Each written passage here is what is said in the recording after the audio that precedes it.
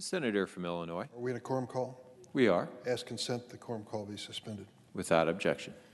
Mr. President, the random violence on the streets of Chicago results in Monday morning reports that break your heart. 100 people shot. 100 people shot on the 4th of July weekend. The following weekend, 50. The weekend after that, 70. It never stops. These mass shootings have become part of life in many cities across America, and it's a heartbreaking reality. There are many ways to look at it. I've tried my best to understand it and to respond from a legislative point of view. But as we contemplate the possibilities and debate the opportunities that we have to change things, the killing just goes on and on and on. The city of Chicago, like many cities in the United States, is awash in guns. Awash in guns.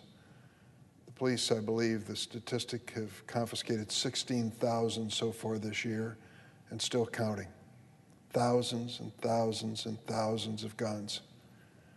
In the roughest parts of Chicago, you wave a couple $20 bills and you'll have a handgun in a matter of minutes. And that really is no age check involved in it. Young kids, as much as older folks, buying these guns right and left, claiming they're for self-defense, and many times just putting them into the machinery of crime and death that has become such a predictable part of life in that great city. Chicagoans across every possible demographic this morning are shocked and grieving to learn that another Chicago police officer was killed in the early morning hours. The slain officer was just 29 years old, 29. She was assigned to the community safety team, a special unit of officers from various districts who were pooled and sent to the meanest, most dangerous hotspots in the city. Her name has not been released. She and another Chicago police officer were shot last night when they pulled over a car in the Inglewood neighborhood on Chicago's south side. The second officer is hospitalized as well and fighting for his life. 2 suspects have been arrested and a third is being sought. Gun violence and gun death are daily threats in many neighborhoods. Neighborhoods where it's easier to find a gun than to find a job. Sadly, it's increasingly a mortal threat to the Chicago police officers who work in these neighborhoods. Several months ago, I had an impromptu, unreported meeting with Chicago police force and just invited anyone in who wanted to sit with a senator and try to explain what's going on. Well, 8 of them showed up. They're pretty well representative of the Chicago Police Department, black, white, and brown, male and female, Hispanic, African American, young and old. And they talked about the world they lived in and how the odds were against them on the streets of Chicago. The bad guys just have too damn many guns. And that is a reality. They don't buy those guns in the city of Chicago, incidentally. They buy them outside of Chicago, Northwest Indiana. Gun shows with no background checks. The gangbangers just take a 15, 20-minute trip over the Indiana-Illinois border, go to a gun show and load up their trunks with more guns, bring them back in and sell them in the streets of Chicago. That's a reality. And guns come from unlikely places. Too many guns come from states like Louisiana and Mississippi, where they have gun standards that are weaker than some other places. But they also come from downstate Illinois. I'm not going to try to sugarcoat that. Those are the reports. It troubles me too, because when I talk to the police, they say we need federal help. What they'd like to be able to do is to try to track these guns, try to determine their sources and cut them off. The agency that does it is the Alcohol, Tobacco, and Firearms Agency. We are trying now, desperately trying now, to get the approval of the Senate for a person to head that agency. And no surprise, the ranks are closed against this person on the other side of the aisle. Those who are listening closely to the gun lobby are trying their best to make sure that ATF, this federal agency, doesn't have strong leadership, doesn't exercise all its authority under the law, to make us safer. That doesn't make it any easier for the Chicago police, and they end up paying the price. The latest fallen hero is the first Chicago police officer killed by gunfire in more than 2.5 years. But nearly 40 Chicago police officers have been shot or shot at in the line of duty this year. That is part of the duty, a responsibility they face as they prowl the streets and alleys of that great city.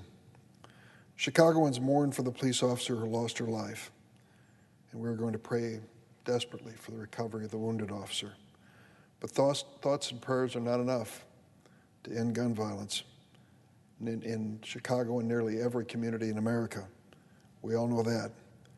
We need better laws to keep guns out of the hands of criminals and also out of the hands of people with serious mental illness and others who shouldn't have them either. America's families and police officers deserve our best effort to make the streets safer in Chicago and many other American cities. Mr. President, I ask that the next statement I make be a separate part of the record. Without objection. Thank you. I've been listening to criticism from the other side of the aisle about our plan to improve American families' economic security and interest in the long term and to strengthen our economy. And I have to wonder, why do Republicans never worry about deficits when they're passing trillion-dollar tax cuts that shower nearly all of the benefits on millionaires and wealthy corporations? Why do Republicans only rediscover a concern about the debt when they're asked to support policies to help middle-class, working families, low-income individuals? These are people struggling to get into the middle class. Or when someone proposes a long-term solution to make America's economy more resilient and more prosperous for everyone, they're opposed to it. That's big spending. Republican welfare for the rich has always been a bad investment. 40 years of trickle-down economics has given America the greatest income inequality since the Gilded Age in our history and the largest national debt in our history. Republicans' devotion to trickle-down tax cuts has given us a shrinking middle class, a hollowed-out industrial base, and crumbling infrastructure. It has made a small sliver of lavishly wealthy people in our country and left the rest behind. The Republican economic agenda has left the majority of Americans asking, how are we supposed to pay for child care, our kids' college education, medical bills, or for the skilled nurses that mom and dad are going to need? Will we ever be able to retire? Trickle-down economics doesn't have answers for those real-life questions, but our Republican colleagues keep doubling down on it. I predict, without fear of contradiction, now that we have a Democratic president, someone on the Republican side of the aisle will come around again with a balance the budget constitutional amendment. It happens without fail. The Republicans always turn to that whenever there's a Democratic president, even though the debt that president inherited was historic. And when their trickle-down tax cuts add trillions to our national debt, are they really worried? They never say a word about deficit and debt until they're in the minority. Donald Trump proposed more than $1 trillion in tax cuts, with most of the benefits going to wealthy corporations and individuals. Did the Republicans complain about the national debt then? No. Did they insist that such an expensive gift must have bipartisan support? No. They passed their trickle-down tax cut through reconciliation without a single Democratic vote. Donald Trump promised that his tax cut would be, quote, rocket fuel for the economy. Well, that may be a rare Trump boast that turned out to be true, although not exactly the way he meant it. We now have a handful of billionaires who've decided to launch their own personal space programs. They are so wealthy that they are racing each other into space, while regular working people worry about rent, child care, and getting on here on Earth. The Trump tax cut gave the wealthiest Americans a fat windfall. According to Americans for Tax Fairness, the nation's 651 billionaires saw their net worth spike by more than $1 trillion during the first 9 months of the pandemic. while the rest of America worried about how to pay the bills with a smaller paycheck or no paycheck at all. After Donald Trump signed his tax bill, surrounded by quite a few of my Republican colleagues in the Senate, he headed to a Christmas Eve dinner at Mar-a-Lago in Florida. And like Santa Claus, he announced to the wealthy members of his own private club at Mar-a-Lago, "You all just got richer." That was the real effect of the Trump tax cuts and a real intent. The Congressional Budget Office estimated in 2018 that Trump tax cuts will add $1.9 trillion to the national debt over 11 years. Where is the Republican outcry over that? The notion of $3 trillion to help working families pay less for the essentials of life, cut their taxes, give them an opportunity to be in an economy creating jobs, is really pales in comparison to the $1.9 trillion in tax cuts to the wealthy. Economists at the London School of Economics recently analyzed the economic effects of trickle-down tax cuts in 18 wealthy nations over 50 years, 1965 to 2015. You know what they found? Trickle-down tax cuts consistently benefit the wealthy, but had no meaningful effect on unemployment or economic growth, and they led, inevitably, to wider economic inequality. The authors of the study were asked why some politicians still keep pushing for these tax cuts for the wealthy people. They pointed to one major reason: the power of wealthy individuals and corporations to set policy agendas through their lobbying and campaign contributions. Mr. President, you know what's going on with dark money in this country.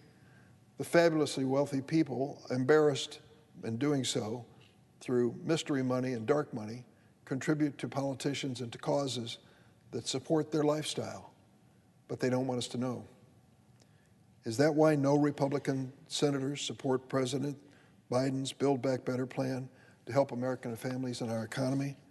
Because billionaires have more lobbyists and deeper pockets than struggling kids and families? Two renowned economists at Princeton University, Alan Blinder, former vice chair of the Federal Reserve, and Mark Watson, looked at the major economic indicators of America's economy for every president over the last 80 years, all the way back to Franklin Roosevelt.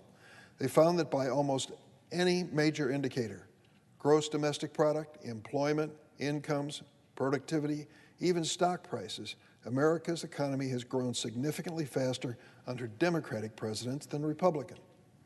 On jobs, since 1933, the 6 presidents who presided over the fastest job growth have all been Democrats. The 4 presidents with the slowest job growth, Republicans. Donald Trump campaigned for president promising to be, quote, the greatest jobs president God ever created.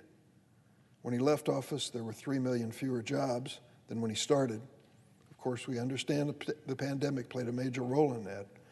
But he's the first president since Herbert Hoover to lose jobs on his watch. Democrats are once again cleaning up the Republican mess. With the help of the American Recovery Plan, which not a single Republican senator, congressman supported, America's economy has added 4 million jobs during the first 6 months of Joe Biden's presidency. That's the fastest growth for the start of any president ever in American history. Here's another economic fact from the National Bureau of Economic Research. Between 1953 and 2020, America's economy was in recession for 23% of the time that the Republicans held the White House, compared to 4% of the time that a Democrat sat in the Oval Office. Back to deficits and debt. For the last 40 years, Republican presidents have run up larger deficits than Democrats. Let me say that again. In the past 40 years, Republican presidents have run up larger deficits than Democratic presidents. Donald Trump ran for president promising to get rid of the national debt in 8 years through trade policy. Instead, his trade policy was a costly disaster, and the national debt skyrocketed by more than $7 trillion during his tenure. ProPublica and Washington Post analysis found that growth in the annual deficit under Donald Trump ranks as the 3rd biggest increase relative to the size of the economy of any U.S. president, with his tax cut being the major culprit. I could go on citing facts and figures, but the point is obvious. Democrats believe in investing into human priorities like quality child care, education, medical research, renewable energy, and climate resilience. Investments will actually grow the economy, raise wages, and living standards for everyone. We should have no apologies as Democrats for the investments we're making in the future, particularly when it comes to climate change. That is a fact of life, sadly, in America. And we see the results reported every night on the news, whether it's fires or extraordinary weather events. They're happening with increased frequency. It seems the Republicans ignore that reality. We cannot afford as a nation to do that any longer. History shows that our approach has worked in responding to many of these challenges. Our solutions produce a stronger, more sustainable economic growth that benefits everyone. Stronger economic growth allows us to pay down our debt rather than continuing to add to it with more tax cuts for the top 1%. Republicans can refuse to support our plan to build better. That's their choice. But please spare us lectures about fiscal responsibility. There's nothing responsible about repeating the same trillion-dollar mistake over and over and making small businesses and working families pay for it. Mr. President, I always thought the Laffer curve, which is the inspiration to the Republicans for trickle-down economics, was the most appropriately named economic device in history. It's a laugher, and we've seen over and over again why it is. Giving tax breaks to the wealthy may make for a happy Christmas at Mar-a-Lago, but not for the rest of America. We want to invest in this nation, first in the infrastructure, and we're on a path to do it. I see the senator from Delaware is here, Senator Carper. And I just want to tell him the real test is not just whether we put votes on the board, and that is the bottom line in the Senate, but whether the center will hold, whether or not we have a strong enough center in the Senate dedicated to responsible investment in infrastructure and can overcome the forces outside. Former President Trump has been making all these speeches about how bad it is to have an infrastructure program. Well, I'd just like to remind the former president he had no infrastructure program. Talked big, delivered nothing. Now we have a chance under President Biden to have one that is bipartisan in nature and truly will help this economy and this country over the long run. In addition, I believe that we have to move further, and we certainly will with the budget resolution, in investing in America. The notion of having childcare, quality childcare, available and affordable to families is something that, unless you're a grandparent or a parent and know the reality, you may overlook and shouldn't. It is a critical factor in family welfare and good outcomes for children. In addition, 2 extra years of education beyond the 12th grade provided by our quality community colleges across America is the ticket for better jobs and better training and better workers in the 21st century. As we stand here, our major challenge, I suppose, nemesis, foe, is China. Some of us can remember something called ping-pong diplomacy, which occurred when I was roughly coming out of college. That was kind of opening up Red China, we call it Red China then, to the world and giving them an opportunity to compete and to be part of the world conversation. And it happened dramatically. I remember visiting China several times, and first time watching them in their Mao jackets on bicycles, taking their kids to school, and then what I found in future visits or later visits, a really developed economy. The Chinese have a plan. They are mercantilist first, and they are marketing around the world successfully, because they have a plan. We don't have a plan, not until this president arrived. President Joe Biden has started this plan by saying, first, we invest in our people and make certain that their lives are easier to be led and successful. I support him completely in that effort. I hope many will. It should be bipartisan. If we have sympathy for the wealthiest in our country, I beg my Republican friends, have some sympathy for the middle-income families who are struggling every day to get by. Mr. President, I yield the floor. Morning business is closed. Under the previous order, the Senate will resume consideration of H.R. 3684, which the clerk will report. Calendar number 100, H.R. 3684, an act to authorize funds for federal aid highways, highway safety programs, and transit programs, and for other purposes.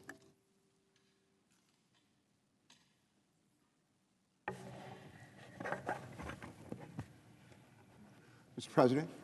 Senator from Delaware. Mr. President, we've just heard from Senior Senator from Illinois. I remember when he was a junior congressman from Illinois, elected in 1982, along with about 80 other Democrats and Republicans from all over the country. One of them was me. One of them was me. And he has been a colleague off and on. I left the House to become governor of Delaware, and he came over here to the U.S. Senate, and now we get to work again. He is a smart guy, very bright guy, and a very caring person, and very good at not just working with Democrats, but working across the aisle. I admire that about him in the House, and I admire that about him in the Senate. He's passionate about a lot of things, but one of those is an important one is immigration reform.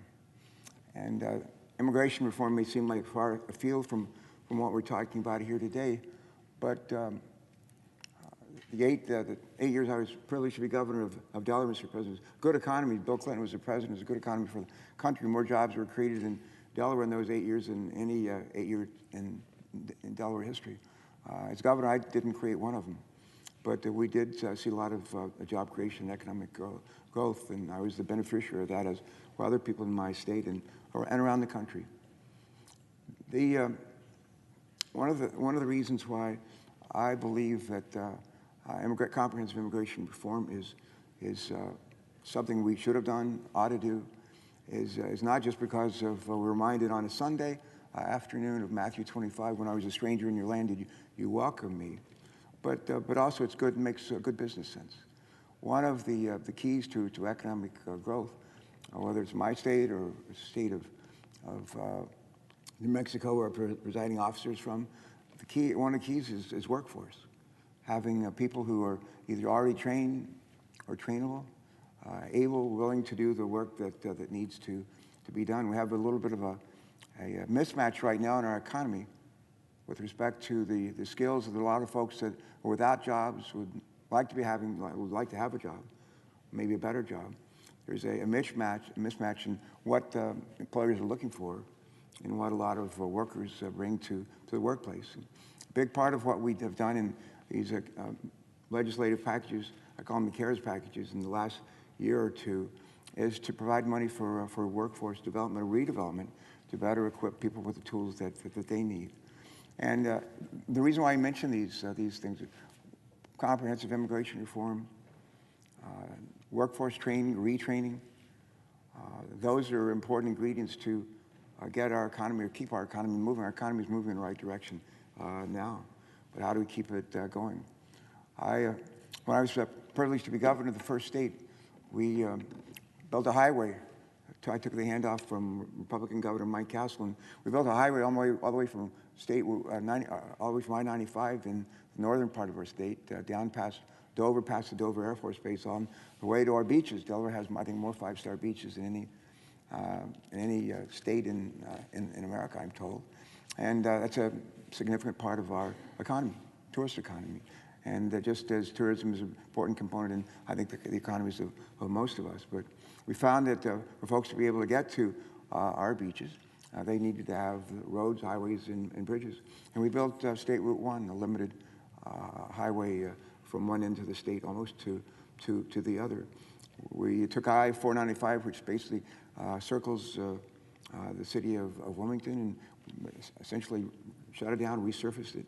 Resurfaced I-95 from Wilmington all the way up to the Pennsylvania line. We did a lot of things that were designed to, not just to help people of Delaware get where they needed to go, wanted to go, and move products, but also to help interstate commerce. And that's a key ingredient if we're serious about growing the economy of our country. We've got to invest in our roads, highways, bridges, and in our rail. As it turns out, Mr. President, I came down here today on a train, as I do many days. I'll go home, God willing, I'll go home tonight on a train. It's an Amtrak train. But interesting enough, if you were to take a ton of freight and move it from, we'll say, Washington, D.C. to Boston, you can do it on about a gallon of diesel fuel. Think about that. A ton of freight from Washington, D.C. to Boston, Massachusetts on about a gallon of diesel fuel. You can move a lot of people on Amtrak. In the Northeast Corridor, they travel on electricity. Out of the corridor, they use different fuels to move their locomotives. But one of the beauties about the legislation that we've been debating here for the last week or two is that we actually, in terms of getting the economy moving or keeping our economy moving, we provide significant investments in passenger rail service. We also provide significant investments in roads, highways, and bridges. And we provide significant investments in rail, would be used by freight, and we make significant investments in our ports. A lot of people are going to be involved, as the presiding officer knows, a lot of people are going to be involved in doing all the work that involved in the different kinds of investments I've just mentioned. And those are good jobs. Many of them are union jobs. They'll pay the prevailing wage and provide a lot of income for the communities and for the folks who do that work. The other thing, at the end of the day, when the work is more or less completed, we've made a lot of progress on roads, highways, and bridges, on broadband deployment, on our ports, on our rail, and our airports. At the end of the day, we will have created a ton of jobs, and we're going to leave in place an economy that is more efficient, more productive at the same time, and will enable us to grow our economy. One of the things that I most enjoyed in the last campaign was hearing Joe Biden talk about climate change or global warming. And he said when he heard the words climate change or global warming, the words that came to mind for him, or the word that came to mind for him were jobs, And I like to say it's possible to do good and do well at the same time. It's possible to build a more efficient, more productive economy and a cleaner economy, but puts people to work as we do that, and then they'll continue to work in the years to follow. And we'll also end up, at the end of all those investments and all that work, we'll end up with far fewer emissions from our cars, trucks, and vans. God willing, we'll end up with a lot fewer emissions from our stationary emitters of greenhouse gases. The second major source of emissions in our country are power plants. And the third greatest source of emissions in our country is from manufacturing operations. Think cement plants, for example. Those are the three top ones. And the legislation that's before us enables us to probably make greater progress with respect to those three sources of carbon pollution than just about anything I can think of. The President hosted a press conference the other day out at the White House. He invited several of our colleagues to join him and participate. He also invited the auto industry, big three, to come, and the other auto companies as well. And there were folks there from the environmental community. It was a great celebration. And what the President did is he signed an executive order that said, basically, why don't we, just like this legislation before us is built on a foundation of legislation that was reported out of the Environment and Public Works Committee on drinking water, wastewater, sanitation investments, and also legislation reported out of the Environment and Public Works Committee that Senator Capito and I have the privilege of leading, that focuses on roads, highways, bridges, and climate. But the press conference was designed to really complement what we're doing here today. And the presiding officer was there, along with others, as I recall. But the President, in concert with the auto industry, basically come to an agreement that just like our legislation on the floor today and for the last week was built on the work of several committees, including Commerce Committee, Rail Safety, including the Energy and Natural Resources Committee, including energy, nuclear energy. It's built on the work of the Banking Committee with respect to investments in transit, and we're built on the work of our committee too. The President's executive order was based on an agreement between five auto companies from about a year ago, and the state of California, California Resources Board, to gradually step up over a period of years from 2022 to 2026. The requirements for required reductions by our mobile sources in reductions in greenhouse gases, and with the idea that after 2026 we expedite and increase the amount of reduction that would be expected in greenhouse gases from our mobile sources. In any event, it's going to be hard for the auto industry, which was represented at that press conference. It's going to be hard for them to meet the kind of goals that is laid out in the president's executive orders unless we make investments. And not just in roads, highways, bridges, but also in charging stations and fueling stations. And as the presiding officer knows, there are investments in our committee's bill, in this bill that's before us today, that makes significant investments in charging stations and fueling stations.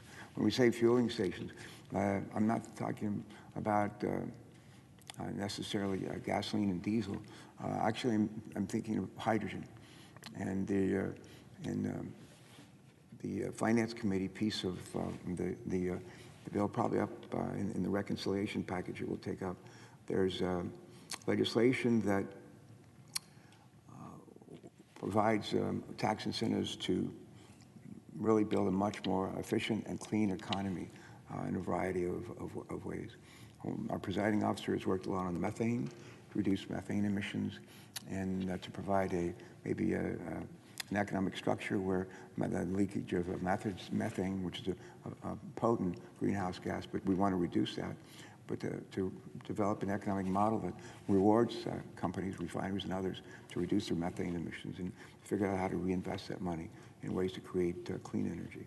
But one of the most encouraging investments in clean energy is with respect to hydrogen. And I remember going, Mr. President, I remember going to the Detroit Auto Show. Delaware used to build more cars, trucks, vans per capita than any other state. Not a big state. We have about 1 million people. But we had, as recently as, 10 years ago, about 3,000 or 4,000 men and women working at a Chrysler plant near Newark, where the University of Delaware is located, and a GM plant near Wilmington, and also had about 3,000 employees.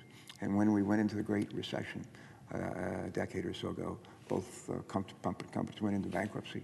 We lost both of those plants. The question is, what do we do about it, and how do we recapture those jobs, really good jobs, union jobs, high-wage jobs, high-skilled jobs? How do we recapture those jobs? And one of the ways that we can do it is providing an infrastructure that supports energy-efficient vehicles, electric vehicles, and hydrogen-powered vehicles. I remember being at the Detroit Auto Show 10 years ago. It's the first time I met Mary Barra, who was a rising star at General Motors, later to become first woman CEO. And Debbie Stabenow, Senator Stabenow, was nice enough to introduce me to Mary Barra that day. And I also remember that that day, I think the Chevrolet Volt was named the car of the year. And the Chevrolet Volt runs on battery. And at the time, it got about 38 miles on a charge. And then when the electricity went away, it was all used up. And the battery, then they could run on gasoline, and did. It was a classic hybrid. But that was 38 miles on a charge. 10 years later, my family and I just bought an electric-powered vehicle. And it gets 326 miles on a charge. 326 miles on a charge. And if you think about from 38 miles on a charge a decade ago to 326 miles on a charge today, that is one heck of an improvement and increase. And if we want to lead and that's where people are going to go. I drove to the train station this morning. It is just a fun car to drive. It has great torque, and it's just a fun car, great looking car. And when you drive, you have the joy of knowing that you're not polluting our planet. And if we can provide the electricity in sustainable ways, renewable ways, offshore wind, for example, solar, it's even better. It's even better. And we're at a point right now where I think about 3% of the vehicles on the road in this country are powered by electricity or hydrogen or some other sustainable source. 3%. That's up from about 1% just a couple of years ago. And that may seem small, but when you look at the market capitalization of Tesla and compare it to, I think, any of the big three, the market capitalization of Tesla is enormous compared to the other companies from which I bought our family's cars for decades, and they're getting into the race on renewable energy, electric vehicles, hydrogen-powered vehicles. Have a little bit of catching up to do, but the market signal here that we're getting from Tesla's market capitalization is the market says EVs, hydrogen-powered, with fuel cells. That's where the market's going, and it sends a very strong signal for investment purposes, and that is where we're going. And we in this country can choose to sort of like follow the parade, or we're going to lead the parade. And we can follow the parade led by the Chinese and Japanese and others toward this new future, or not. I want to go back to the Detroit Auto Show. I was there a couple of years after the Chevrolet Volt was named the car of the year. And I was walking around the place, a huge place, and I was walking around, Mr. President, and I came across they call it a stand.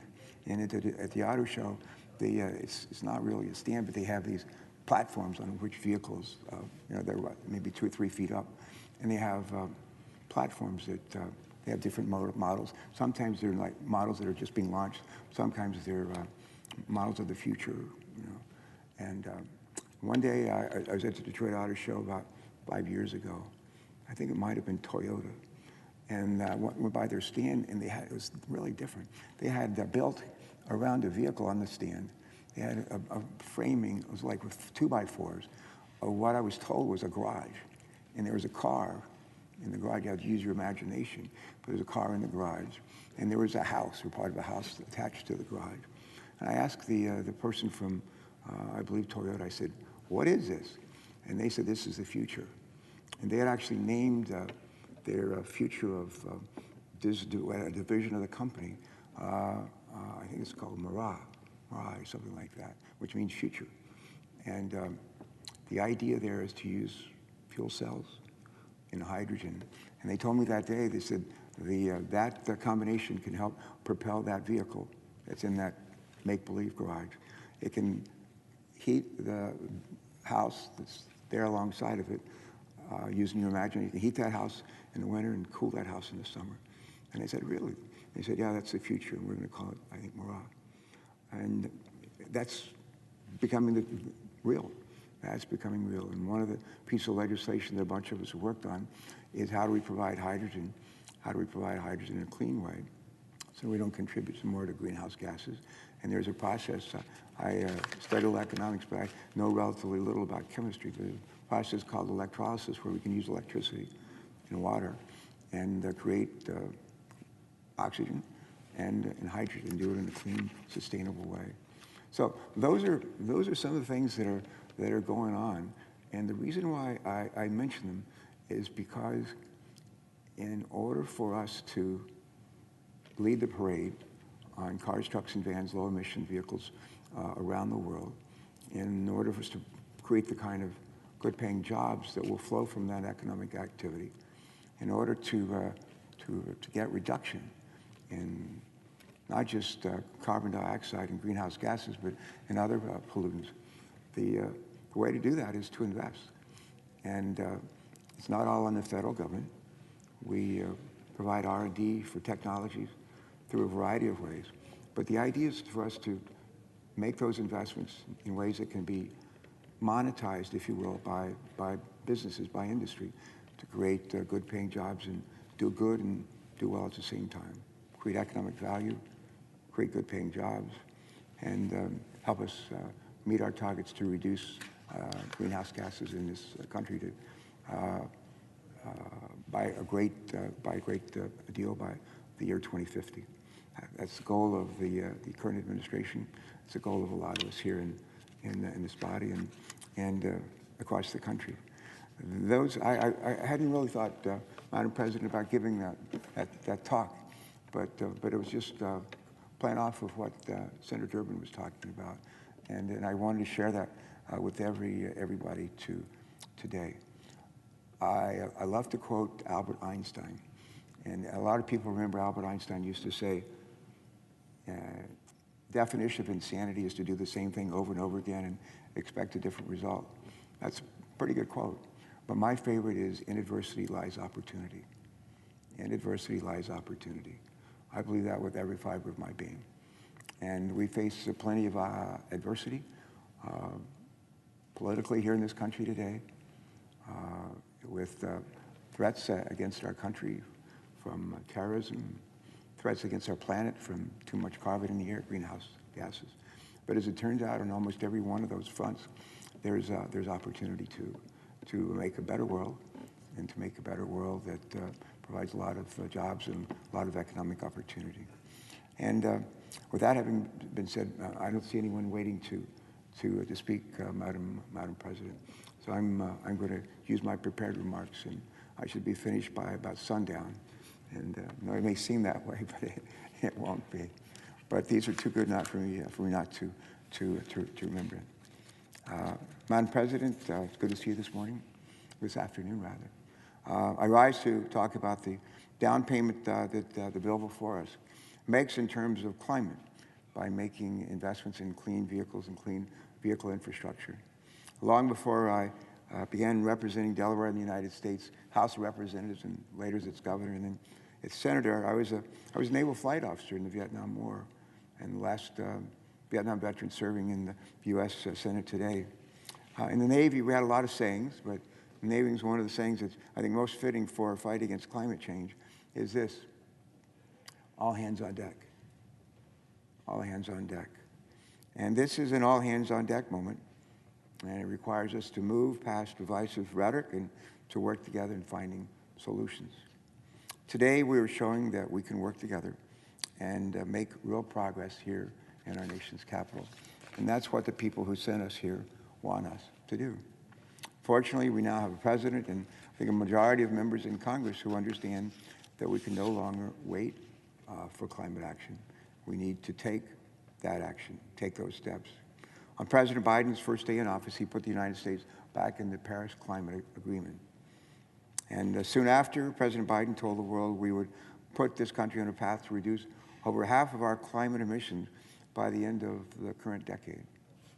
The president then laid out a roadmap through the American Jobs Plan on how he would reduce emissions, replace our crumbling infrastructure, and grow our economy all at the same time.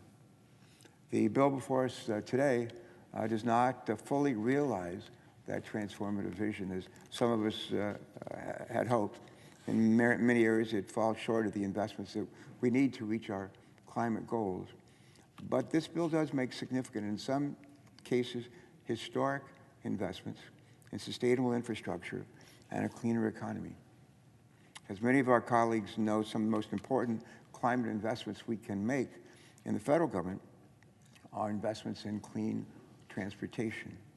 The transportation sector is the largest source, as I said earlier, of greenhouse gas emissions in our economy. Roughly 28% come from cars, trucks, and vans that we drive. So reducing emissions from our mobile sources, our cars, trucks, and vans, is a critical part of reaching our nation's climate goals.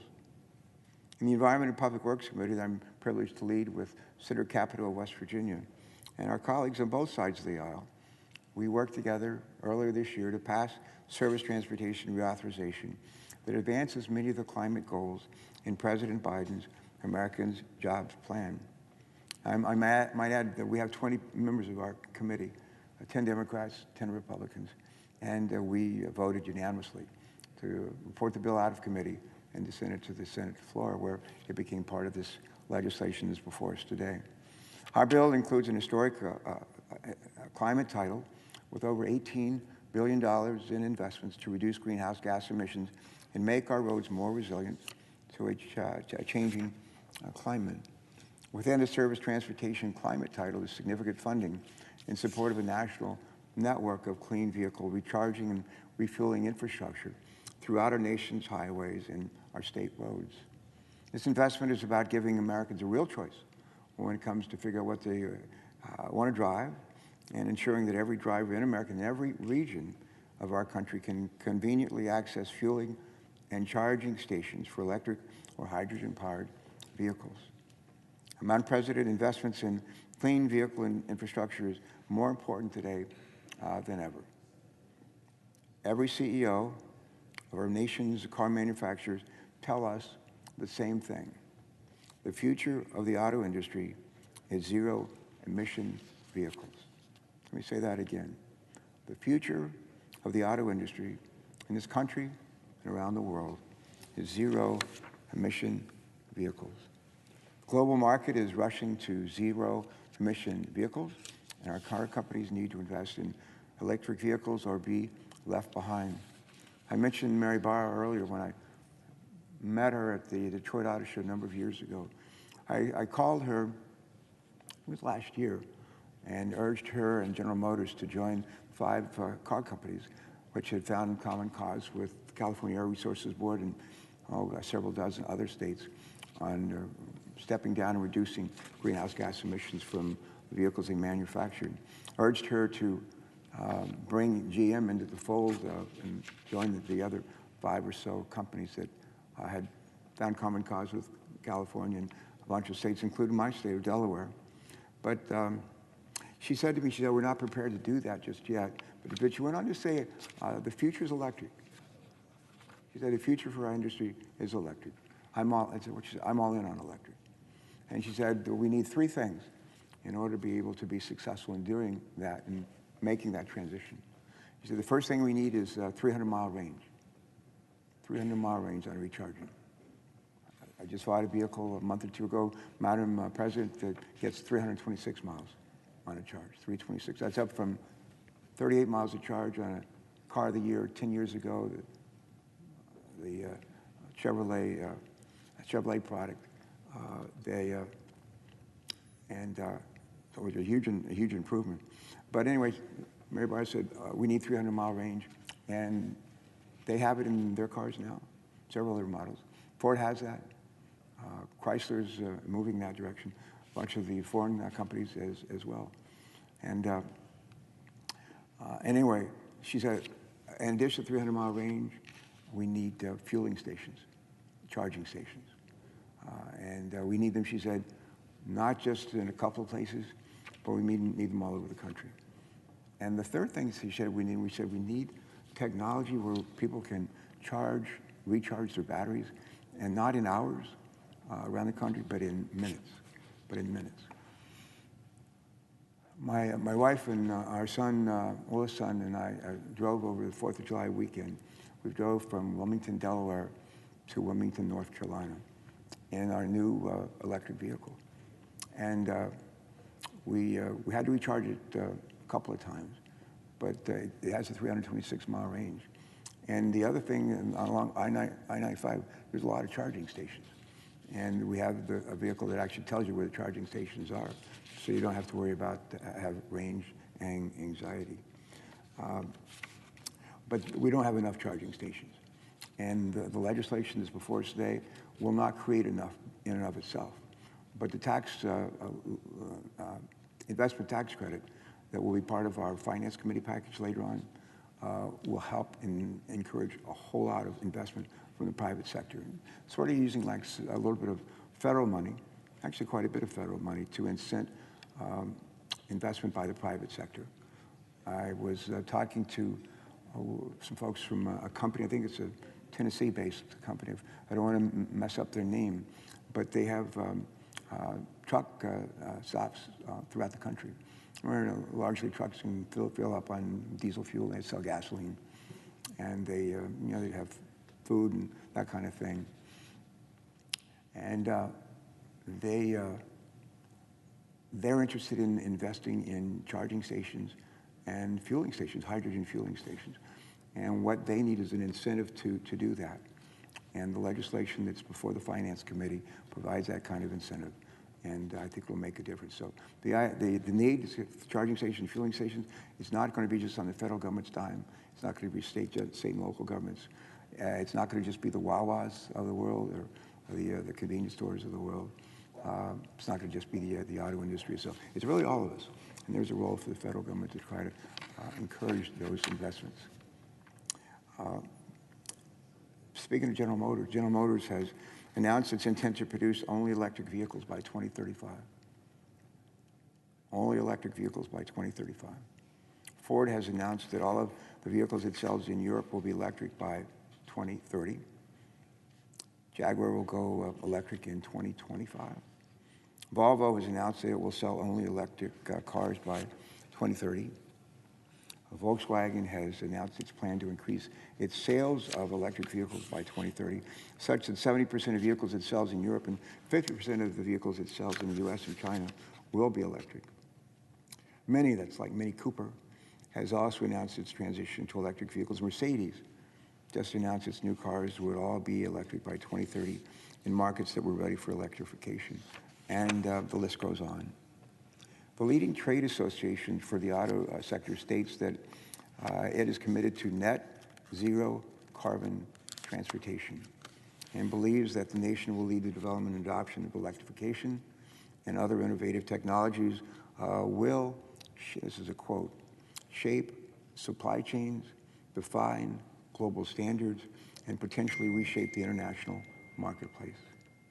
A recent letter from the Alliance for Automotive Innovation, the United Auto Workers, and the Motor and Equipment Manufacturers Association states that both business and labor is committed to working toward net carbon zero transportation future that includes a shift to electric drive vehicles. To accomplish this, they believe that the United States must have a comprehensive national vision and strategy. A comprehensive national vision and strategy. Expanding and improving access to clean vehicle infrastructure will facilitate increased consumer demand for more clean vehicles, spurring cleaner air and healthier climate and growing economy. And the other thing that we love most of all about our electric vehicle is it is just fun to drive. It is, as we say in Delaware, a hoot. And great torque, great acceleration, a lot of fun to be out on the road. And that, as much as anything else, will help sell a ton of them if we provide the infrastructure that they need. With all the good work that we did in our EPW Committee on Service Transportation Bill, though it shouldn't be a surprise that the EPW bill is part of the foundation of the $1.2 trillion bipartisan deal that's before us today. Bipartisan compromise before us expands investments for charging and refueling infrastructure to a total of, I think, about $7.5 billion. The bill also includes funding for electric school buses and electric transit buses. Specifically, our bill authorizes a grant program for alternative fuel corridors that will provide much-needed funding to strategically deploy publicly accessible electric vehicle charging infrastructure along designated alternative fuel corridors that will be accessible to all drivers. And we also create a community grant program to provide funding to expand access to electric vehicle charging infrastructure, especially in rural and disadvantaged communities. This bill will also provide an additional $5 billion distributed by formula to the states to build out EV charging so that drivers and car buyers can be confident of having access to a nationwide network of charging infrastructure. As I said before, Madam Chair, Madam President, this is just a down payment on what we can and must do in terms of climate action. However, as everyone who's bought a house knows, sometimes down payments are the hardest to do and the most important step towards success. I'm going to close with this. My colleagues know that I try to focus on the areas where we can find consensus. We just had a funeral out in Wyoming a couple of days ago to say goodbye to our beloved colleague, Senator Mike Enzi, who's the the author of the 80-20 rule. It says, we agree, in his words, he used to work with Ted Kennedy on the Health, Education, Labor, Pension Committee. They have an amazingly productive committee, important committee. And Ted Kennedy was senior Democrat, Mike Enzi was a senior Republican. And I once asked Mike Enzi on this floor, and I said, how come the two leaders of this committee, one very liberal Democrat, one a real conservative Republican, how can you get so much done? And he said, we believe in the 80-20 rule. And Ted and I focus on the 80% that we agree on most of the time, and the other 20% we set it aside to work on it some other time. And if Mike Genzi's looking down today, I know that he would be saying amen, and we should follow his lead, their lead, and this is one good place to do that. I always want to get things done by working with our colleagues across the aisle, because I think bipartisan solutions are lasting solutions. And I like to find those where we can. And I'm committed to working with our Republican friends in the Senate on getting all these actions across the finish line in this Congress. We will continue to work toward these urgent needs in the budget reconciliation process, again, as an all-hands-on-deck moment, requiring meaningful investments in climate actions in a lot of different ways. The last thing we cannot afford is inaction. The last thing we cannot afford to do is just to wait and delay. We got to put in place common sense policies, some of which I talked about today, a lot of which are included in the legislation before us. Policies that can spur economic investments in our nation's aging infrastructure, reduce our transportation pollution, support the millions of Americans that are considering buying a clean car today or sometime soon. My hope is that we can work together to support our nation's clean energy infrastructure and move our economy to a brighter future. And before I yield the floor, let me just say to the presiding officer my appreciation to her and the work that she and the committee that she serves on and helps to lead, the Energy and Natural Resources Committee. I mentioned that major source, the largest source of carbon emissions comes from our mobile sources. But number two is our power plants. And our presiding officer is doing good work that helps to address emissions there. The rest of us look forward to being able to partner with you on that in the days ahead. So thank you for your good leadership. And with that, I would reserve the balance of my time and yield.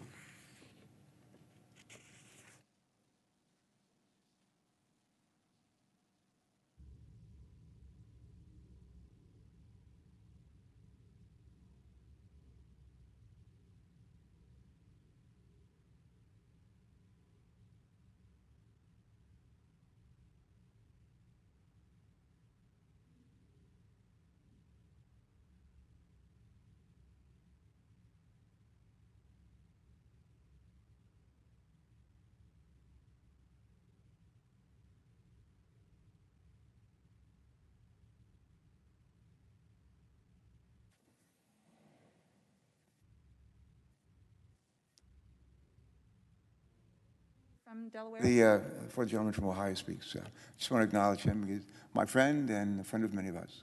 And Democrats shouldn't say complimentary things like this about our Republican colleagues, I suppose. But I just want to applaud him for the leadership that he and Senator Sinema and 20 other colleagues have offered us in trying to get us to a good place and bring the legislation here before us. We're grateful for his leadership.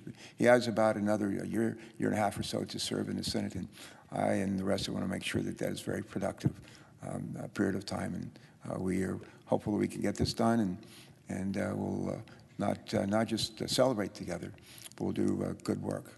We'll have done really good work together. Thank you. I yield. Madam President. Senator from Ohio. Madam President, I appreciate my colleague from Delaware. He is the chair of the committee that produced a lot of the work that went into this package. Roads, bridges, the highway bill, the surface transportation bill comes through his committee. He and Senator Capito from West Virginia worked together on a bipartisan basis. And my recollection is the underlying bill that we pick up in this broader bill that has to do with roads and bridges and so on passed with a vote of 22-0 out of this committee. And that's because they did good work in finding out where there was common ground. And frankly, you know, the American people deserve to have good roads and bridges and infrastructure to drive on, travel on. And so it's a big part of this bill, and I thank him for his work on that. We have now voted twice to proceed to this very important legislation to finally after a lot of years of talking about it, make a major improvement to our nation's roads and bridges and railroads and ports and waterways, water infrastructure, electrical grids, our broadband networks, and more. It's overdue. And I'm delighted to say that twice now we have voted to proceed to final passage. One was a vote of 66 to 28. The other was a vote of 67 to 27. And frankly, there were a couple of people on our side of the aisle who were not able to come vote, one of whom has COVID. The others, in both cases, somebody had travel difficulties. So we would have had 2 more votes on our side that were positive votes as well. So this is a supermajority, and it's because the legislation makes sense for the states represented here in this chamber and for the American people. It will improve the lives of all Americans. I mean, it'll make life better. So the mom who's stuck commuting, who'd rather be spending time with her family every day, is going to have the ability through better transportation infrastructure to have fewer minutes and hours every day in gridlock. The truck driver who leaves the home, says goodbye to his family and goes on a long haul and thinks, am I going to be safe? We'll be safer thanks to this legislation. We had 2 trucks collide on a bridge in Ohio recently. It's not safe. There's no shoulder on the bridge anymore because the traffic is bearing twice the number of vehicles that it was designed for. The mom who has been taking her daughter to the public library parking lot 30, 40 miles from their home to get internet access in order for her daughter to do her homework will now be able to have internet, be able to have broadband in her community right up to her home because of this historic investment in ensuring that the digital infrastructure is put in place so you don't have this divide. We've got counties in Ohio that just don't have internet, period. Others have very slow internet. We've got about 30 counties that are part of Appalachia. We've got about 18 of those counties that are unserved and another large group that are underserved. And that digital divide makes a huge difference because, again, those kids are going to fall behind. Certainly during the pandemic when they had to be accessing the internet to just stay up with school. But even post-pandemic, we want to be sure that that learning opportunity is there. And then in terms of telehealth, there are veterans in Southeast Ohio who aren't able to make the drive to the VA clinic in Columbus or elsewhere, but they can take advantage of telehealth, and they have to the extent they have access to it during the pandemic, and it's been actually quite helpful. But if they don't have access to internet and high enough speed internet, they can't get the health care at home that they need for appointments. It's also important for business. If you're a small business owner in these parts of the country that don't have internet access, it's really tough to get off the ground. And these are the very areas of the country where we want to have more economic development. So that's in this legislation as well. And in terms of water infrastructure, Ohio's got a lot of aging water infrastructure. I saw someone wrote a story recently saying that only about a quarter of this bill goes into hard assets. That's just not accurate. I mean, about a quarter of it goes to roads and bridges, and even more, I guess. But water infrastructure is a hard asset. Ask the communities in Ohio that have been told by the EPA in Republican and Democrat administrations, you've got to fix your sewer system, you've got to fix your drinking water system, you can't have combined sewer overflow, and they just can't afford it, particularly these mid-sized cities. They're really excited about water infrastructure. Our ports, that's hard infrastructure too. So ships are lined up at some ports right now, including out west, and so if you're a consumer and you're trying to buy something, you're wondering why you can't get it, including, maybe an electronic device you want, or maybe it's a part to an automobile that you want. A lot of it is that stuff is stuck right now because our ports are not efficient enough and capable enough to handle what they should be able to do. Our land ports, if you're concerned about the southern border and the ability to screen trucks and cars coming in to try to keep some of this deadly fentanyl and other drugs from coming over our southern border, you should want this legislation because it's going to provide more infrastructure for our ports So there's a lot in here that will make people's lives better. And that's obviously one reason that this is so popular, because people do expect that here in America, this great economy we have, we should be able to also lead the world in infrastructure, and we don't. There's a study out saying, in fact, we're not even in the top 10 in terms of infrastructure around the world. It also will make our infrastructure more resilient to natural disasters and other crises. It'll make our nation safer and more secure. It'll grow our economy in a million small but meaningful ways. What the economists say when they look at this legislation, and by the way, again, every president in modern times has proposed a big infrastructure package for this reason. They say it'll make your economy more efficient. So we have fallen behind on infrastructure, and if we can catch up, the economy is more efficient, therefore we're more productive, therefore the economy grows, therefore more tax revenue comes in from infrastructure. So it's a good long-term investment. It's not money that's going to be spent next year. Think of the project in your community that might be helped. That project may last for 10, 15 years, even before it's finally completed. So this money goes out over time for hard infrastructure. That's one reason it doesn't affect inflation in a negative way. In fact, it's counter-inflationary because it invests in hard assets and in jobs over time. Think about, if you're in business, think about your capital expenditures. Your CapEx budget's going to be different than your day-to-day spending, and you probably borrow for your CapEx. It's going to also take some important steps to repair, replace, and build assets that will last for decades. Again, that makes life better for people, makes the economy more efficient.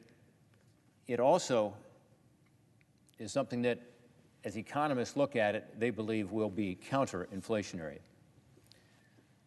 It's been made clear in poll after poll this is something that brings this country together. So, unbelievably, there was a poll by CNBC showing 87% of the American people think it's important that we here in Congress invest in improving our roads and our bridges. Within a couple months, another poll by CBS found exactly the same number. 87% of the American people support more federal spending on repairing roads and bridges. An Associated Press poll found that 8 in 10 Americans favor plans to increase funding for roads, bridges, and ports, and for pipes that supply drinking water. That's what the bill does. And we need the investment. Let's be honest. The American Society of Civil Engineers gives our infrastructure in America a grade of C-. That's not very high. And they project our economy stands to lose more than $10 trillion in GDP, $10 trillion in our economy by 2039 if we fail to invest in these repairs. We have fallen to 13th in the world in infrastructure, while key foreign competitors like China spend now 4 times more on infrastructure than we do. China is spending 4 times more as a percent of their economy on infrastructure than we do. Why? Because they want their economy to be more efficient. They want to compete with us and win. We want to compete with them and have American workers win. 13th in the world is based on a study that's done periodically to ensure that we're comparing apples to apples. You know, they look at all kinds of things. America has a very strong competitive economy generally, but infrastructure is a weakness for us. So this is the World Economic Forum. They put this study out periodically. I follow it, I look at it because it has a lot of different things in it, not just infrastructure, as to how our economy is working. How are we doing on permitting? Not so good. Guess what? We have permitting reform in this package. And the permitting reform will allow the federal dollar to go further. So think about it. If it takes 6, 8, 10 years to permit a project, the enormous cost involved in that. But if you can do it in 2 years, which is the goal of our permitting reform, that makes a huge difference. And a lot of it's because you have a lot of different federal agencies that are requiring permits. If you have an energy project, whether it's a fossil fuel project or whether it's a renewable energy project, you can have as many as 30, I'm told in one case 35 different permits. By the time you finish the first 30, you got to go back to the first one again to get it again. It's crazy. We had a project in Ohio actually shut down because they just couldn't handle the permitting. It was actually hydropower along the Ohio River. So That's in this legislation too. Historic permitting reform. And that should make sense to every taxpayer. Yeah, we want to go through the environmental studies, that's fine, but let's do it quickly and efficiently, require one agency to be in charge and accountable, that's what this does. Require there be a dashboard that anybody can look up and find out where that project is, that keeps it moving, very transparent. That's in this proposal. So there's some good things in here that ensure that the money that is spent more wisely than it has been in the past. Let's be sure people can't come back and sue after the fact. We take the amount of time that someone can come back after the fact and sue on a project from 6 years to 2 years. That's very important to developers. That's very important to our workforce. It's very important to the building trades in this country. You look at the list of supporters of this project, I mean, it's unbelievable. The American Farm Bureau and over 30 farm groups have now come out for this proposal. So for those in big ag states, I would just say listen to your Farm Bureau, you usually do, and they'll tell you this is very good for the farmer that wants to get his crops to the market. In Ohio, we've got a lot of soybeans. We want to get them to the elevator, we want it to be efficient, but we also send them all over the world. So we want our ports to be efficient. But it's not just the Farm Bureau. You have the National Association of Manufacturers supporting this, the American Chamber of Commerce, the Business Roundtable, and the AFL-CIO Building Trades Council. The men and women who do the work. They strongly support this legislation. So it's going to help in terms of jobs, competitiveness. And again, it's no wonder that so many people over the years have said, we need to fix our infrastructure. Every president in modern times, by the way, has had a proposal to do so. A joke here in Washington is, oh, it's infrastructure week again. Because frankly, administrations over time have had infrastructure week. We're going to get infrastructure done this week. And nothing has happened. Congress has been stuck. We've been in gridlock on this, kind of like the gridlock during rush hour in so many of our cities today that we want to fix with this bill. Well, that gridlock here has kept us from doing what we're trying to do in this legislation. $550 billion in additional funding over the next 5 years is what this is.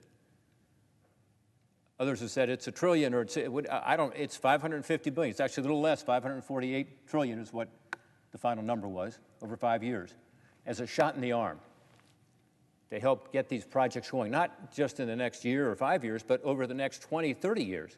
This money will be spread out over time. But this is part of how we get America on a track where we have good paying jobs and more efficiency in our economy long term. Every president, as I said, has tried to get the infrastructure bill done. One of those presidents is our most recent president, President Donald Trump, who pushed to pass a $1.5 trillion infrastructure bill during his time in office, in his budget. As a developer, he gets it. He understands the importance of infrastructure, and I applaud him for that. And honestly, I think he changed the discussion a little bit on my side of the aisle. I think he got more Republicans thinking, you know, one of my colleagues told me recently, the two things the government ought to do and do well is national defense and infrastructure.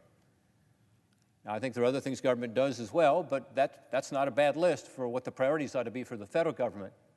Look at the interstate highway system as an example. Well, it needs help now. So I appreciate the fact that President Trump got the discussion going among Republicans who might not previously have focused on that. Here are just a few highlights of what we've secured in this legislation. We're going to provide billions in funding for some of our most pressing hard infrastructure needs, $110 billion in new spending over the next 5 years to construct, rebuild, and maintain our interstate highway system, our roads, and our bridges. That's going to make a big difference for us in Ohio. We have 123,000 miles of roads, and where traffic congestion occurs in Ohio, we have an estimated $4.7 billion lost each year. Lost time, wasted fuel, according to the American Society of Civil Engineers. $4.7 billion because of traffic congestion in Ohio alone. They also say there are currently more than 46,000 bridges in our country that are considered structurally deficient and in poor condition. Think about that.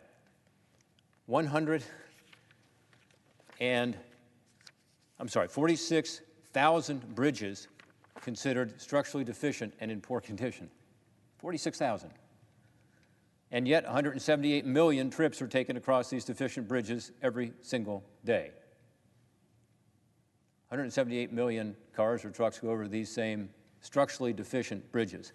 Ohio, by the way, is number 2 in the nation for bridges. We like bridges in Ohio. We have lots of creeks and rivers and railroad tracks to go over. We have over 40,000 bridges.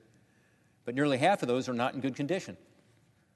That's one reason I'm pleased this bill provides $12.5 billion to fund the Bipartisan Bridge Investment Act that will award competitive grants to improve our nation's bridges based on whether they are major bridges of commercial activity, based on their condition, based on their safety. We've got $60 billion total to help state and local government fund major construction projects, like the long-awaited Brent-Spence Bridge corridor in my hometown of Cincinnati, Ohio. We've been talking about replacing the Brent-Spence Bridge as long as I have been in elected office, and that's been a while. It's been probably 25 years of talking about this. Let's get it done. We're going to make needed reforms to the permitting process, as I said, because that'll help with regard to that bridge and others to do it more quickly, more efficiently, with less cost to the taxpayer. Again, I want to commend the Trump administration because they prioritized that issue. But the legislation that we had passed here to help with speeding up permitting sunsets. And so this legislation that we're voting on here actually ends that sunset and therefore ensures we can continue that permitting going forward. If we don't do it in this bill and don't do it soon, we're not going to have projects signing up for this interagency council on permitting because of the sunset. They know that they're not going to be able to take advantage of it. So that's really important. We also strengthen the provision, make it cover more projects, and ensure that, again, we're going to get these permitting reforms to make this federal dollar, go further. And we're going to make a necessary investment in the future of our economy by providing $65 billion to increase access to broadband services to connect more Americans to the internet. In Ohio, it's estimated that about 300,000 households lack access to the high-speed broadband that many of us just take for granted. We assume everybody has it. People don't. It's holding folks back from being able to get the schooling they need, the health care they need, or to have the economic opportunities that come with being connected to the internet. These are just a few highlights, and I could go on, but the bottom line is that we are dedicating almost $550 billion to new infrastructure spending over the next 5 years to go toward a wide range of priorities that will collectively have a positive impact on the people I represent and all Americans. Importantly, we have funded our bill through a number of responsible pay-fors without any new taxes on working families, on small businesses, on large businesses, on anybody. This is being done without tax hikes. That's significant because, remember, when we first started talking about infrastructure, it was in the context of a proposal from the Biden administration for a huge increase in taxes. It was a $2.65 trillion package and included incredibly steep tax increases. In fact, taxes increased to much more than taxes were cut back in 2017 in that proposal, about 4 times more. Some say 5 times more.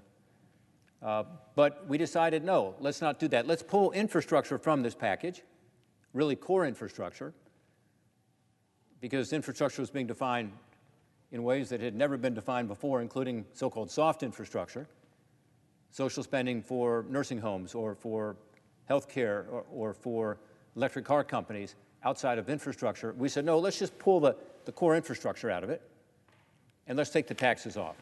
And that's how we got down to, again, $548 billion, and without taxes. So from the start, we've said some of our pay-fors will not be fully reflected in the formal CBO score that came out on Thursday, but instead will be reflected in CBO estimates. What's CBO? CBO is the Congressional Budget Office.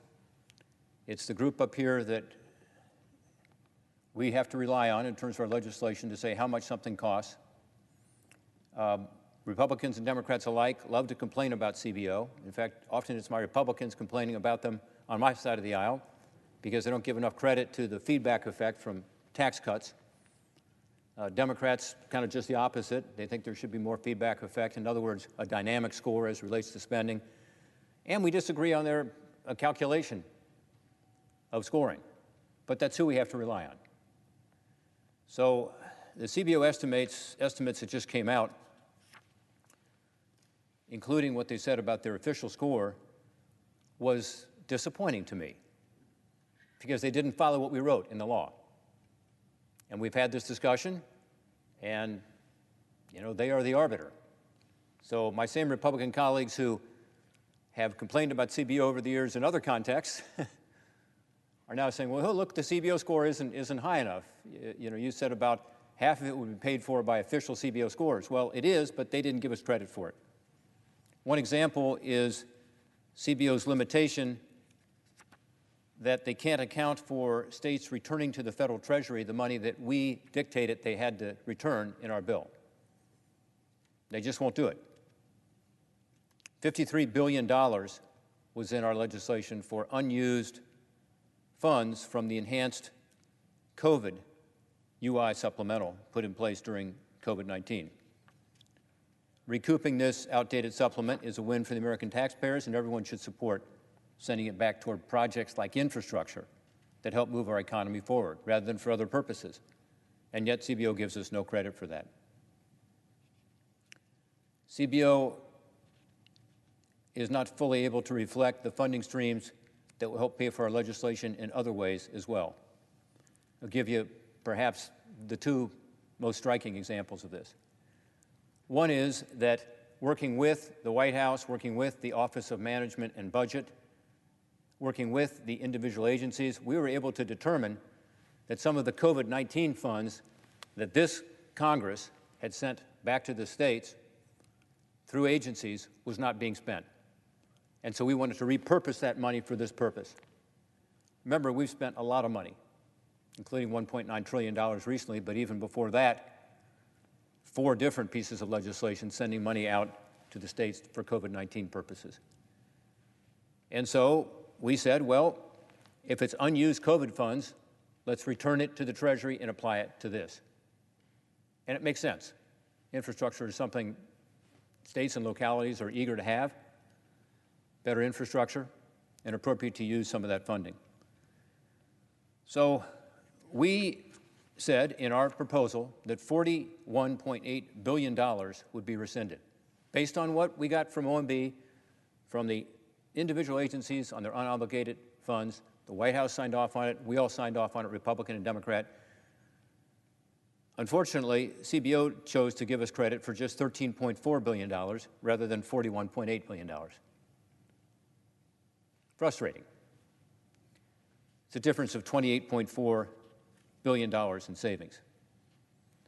Now, what they say is that we're not convinced that even though these are unobligated balances, which we've been able to prove, by the way, and we have documents from the White House now after the fact showing this again, but they said, well, we don't believe that these agencies that have extra money are going to spend the money.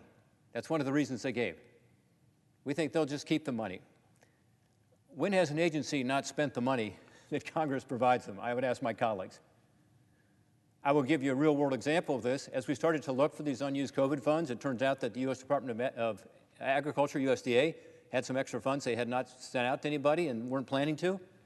When they heard that we were nosing around with the Office of Management and Budget and with the White House to pull back some of those funds for this purpose, for a good purpose, for infrastructure, guess what?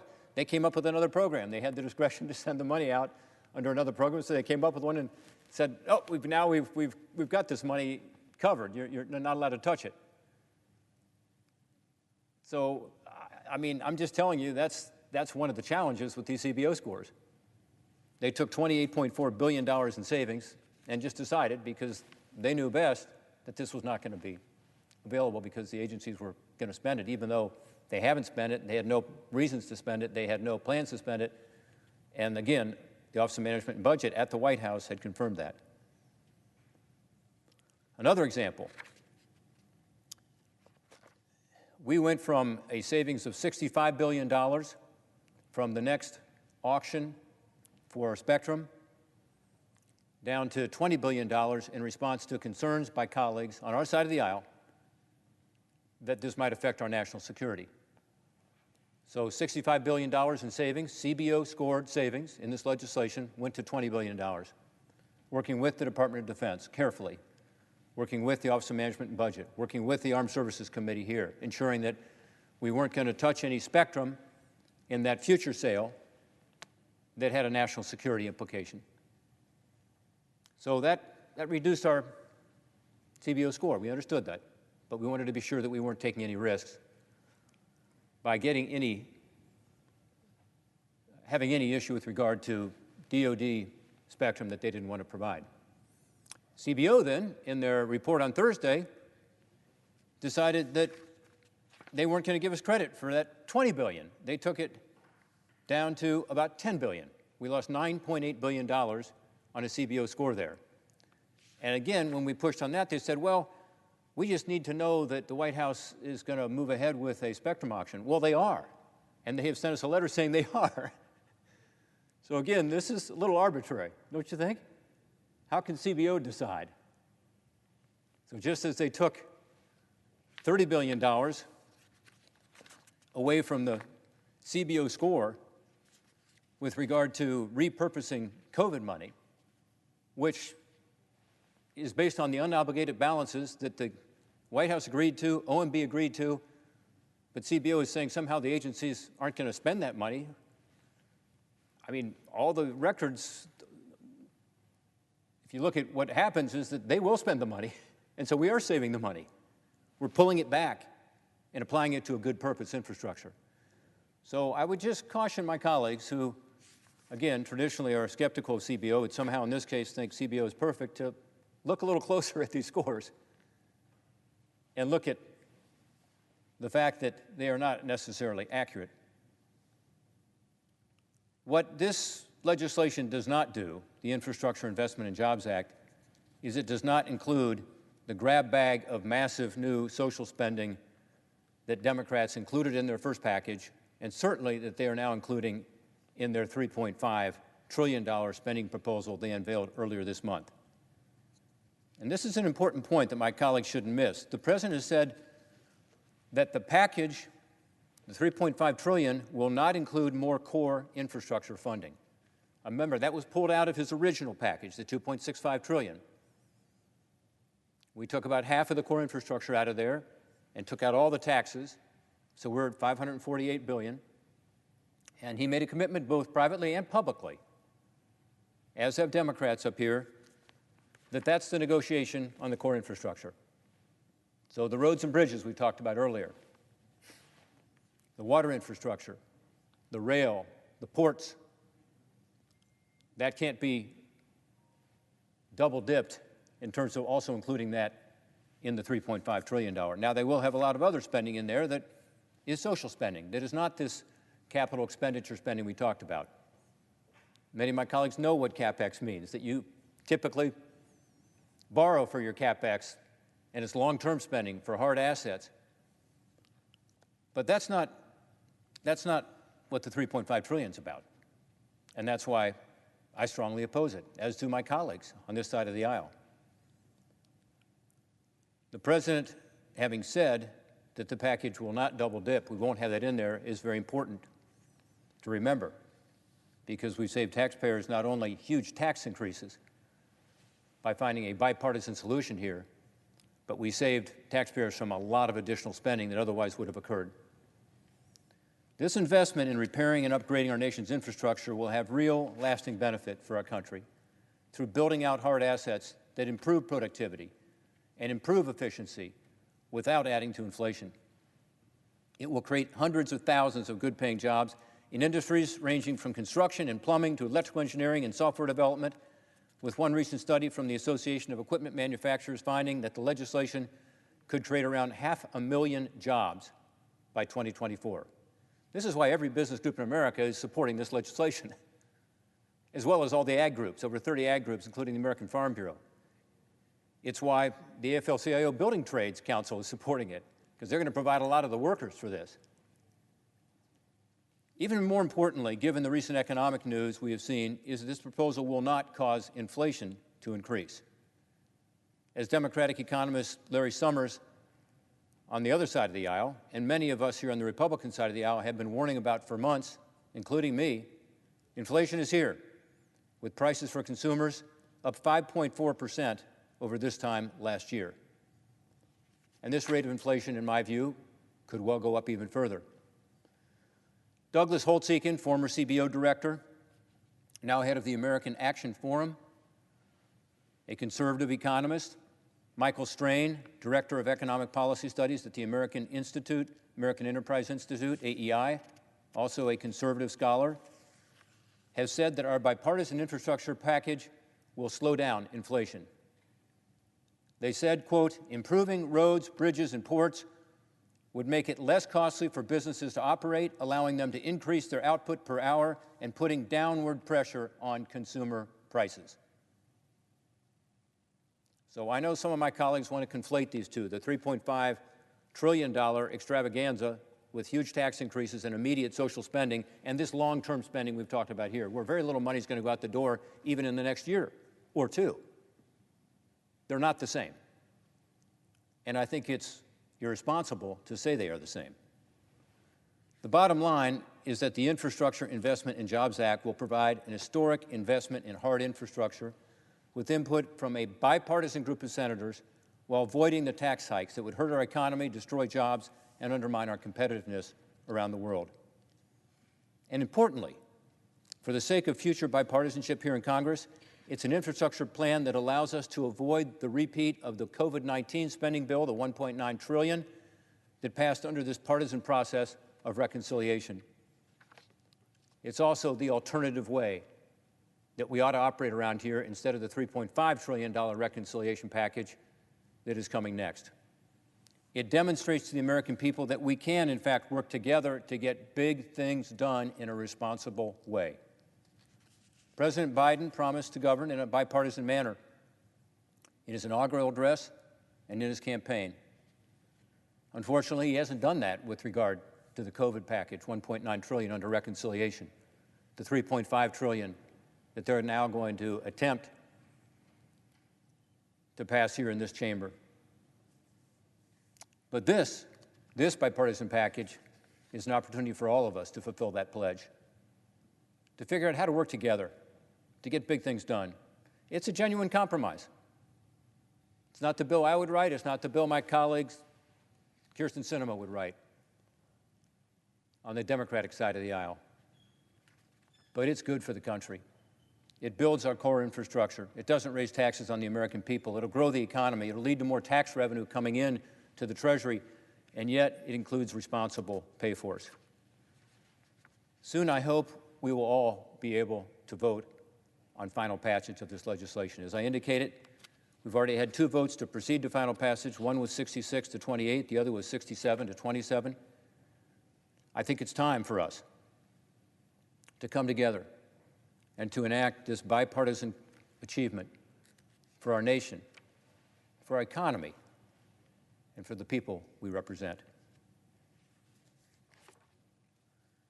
Madam Chair, I'd now like to make another entry into the journal, but in a separate part of the journal with unanimous consent. Without objection.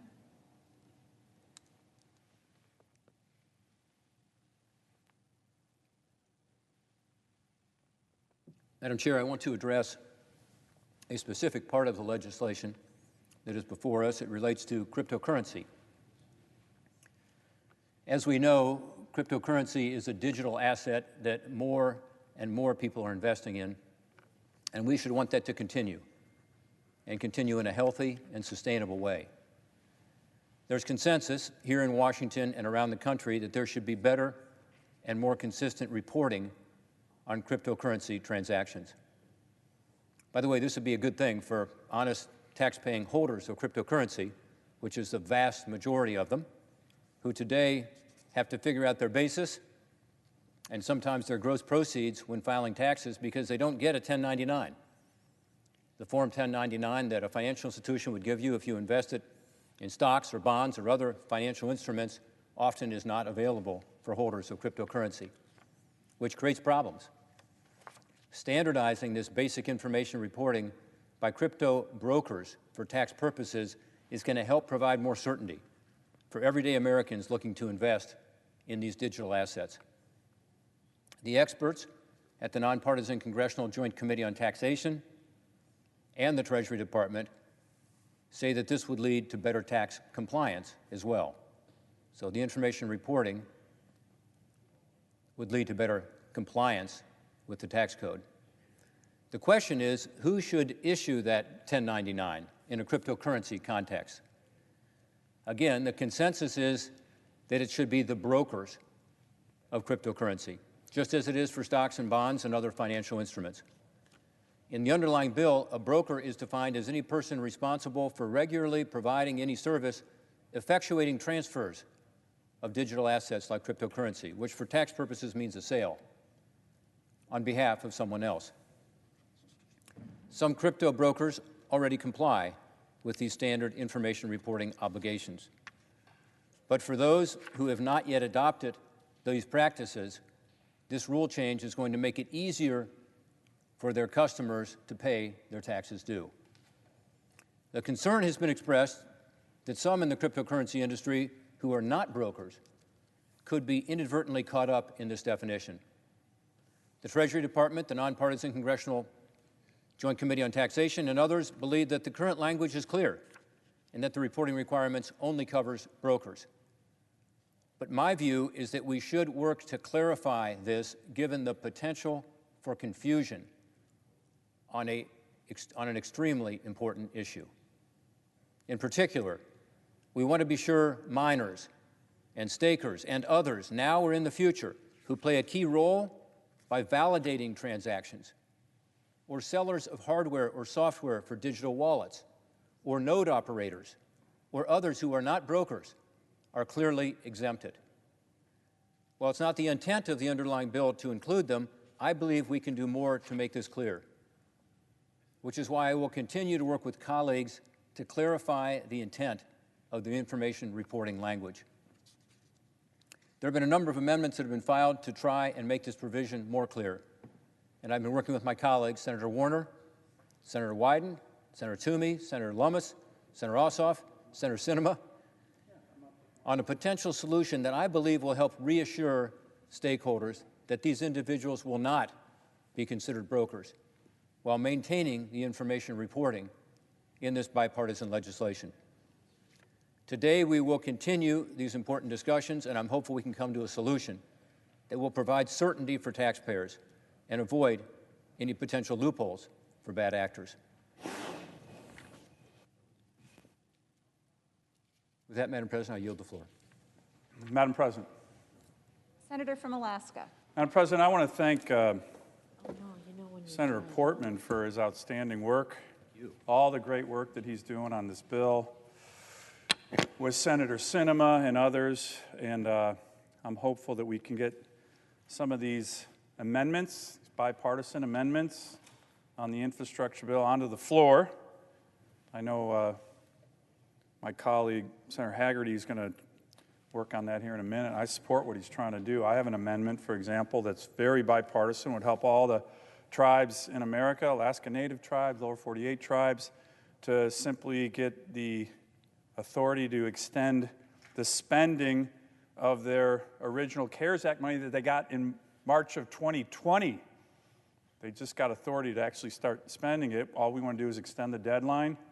No additional money for anybody. I think every senator here supports it. These are some of the bipartisan amendments that we're debating. And hopefully we're going to get votes on these, because whether you're going to be for the bill or against the bill, I think most of us would agree they're going to improve the bill. My amendment would, but I know a bunch of amendments. Senator Cornyn has one that I'm supportive of and co-sponsoring. So there's a number of amendments that we hope we can getting debate here on the floor. But as you know, Madam President, the Senate has a lot of other work besides just this. And I just want to talk about a little bit of that work that's going on right now. We're going to turn to the Senate Majority Leader, Senator Schumer. After this debate is going to want to turn to a completely different bill. And that's the $3.5 trillion partisan tax and spend spree that is just completely inappropriate right now for our country, especially after the Democrats finished up a partisan bill in February of $2 trillion. This is a reckless amount of spending that they're looking at doing. And I'm pretty sure some of my colleagues know that. But part of what's going on here, Madam President, is a hijacking of the Democratic Party by the far left. You're seeing that in a whole host of areas. Let me give you one other area that's really important from the Senate's perspective where that's starting to happen, and that's on nominees. I've been coming down to the floor to talk about nominees, where we have advice and consent role as U.S. senators. One in particular who is being put up for a position, the Bureau of Land Management, that has enormous power over my state and my constituents, enormous. And yet somehow the President of the United States has decided to put forward someone who's not just an extremist, but a violent extremist, a former eco-terrorist, named Tracy Stone Manning, to be the head of the Bureau of Land Management. I've been coming down the floor and speaking out against this. This nominee clearly undertook activities as part of a group called Earth First, tree spiking, they call it, that's actually meant to harm Americans who are legally harvesting logs and timber. It's unbelievable that we're actually even debating this nominee. Now, some of my colleagues said, well, that was a while ago. She's sorry about that, but then she came before the Senate, didn't tell the truth to senators. That should be number 2. Strike 2, you're out. But here's strike 3, Madam President, and this just happened. Her husband, in a Harper's Magazine, I guess he's some kind of far-left radical too, said that firefighters who are trying to put out fires in national forests should just let the homes built there burn to the ground. Burn to the ground. She, 10 months ago, applauded her husband's views on that. The person who looks like they're going to be the BLM manager is saying that if there's a fire, in, say, National Forest in Alaska, you have a cabin there, let the fire burn the cabin down. I mean, this is just outrageous. And this was only 10 months ago. It's disturbing, Madam President, and again, I ask that the President pull that nominee. I'd also request that another nominee, here we go again, that has been put forward by the Biden administration should also be withdrawn. And I think some of even my Democratic colleagues have concerns about Mr. David Chipman to head up the Bureau of Alcohol, Tobacco, Firearms, and Explosives, ATF. He is another extreme activist, this time against the Second Amendment and Second Amendment rights. He will be in charge of an agency, if confirmed, that's actually in charge of law enforcement with regard to firearms. As the senior senator from Iowa so aptly put it, many see putting a committed gun control proponent like David Chipman in charge of the ATF like putting a tobacco executive in charge of the Department of Health and Human Services or Antifa in charge of the Portland Police Department. Well said, Senator Grassley. I agree 100% with you. Count me and the vast majority of my constituents in Alaska for feeling the same way.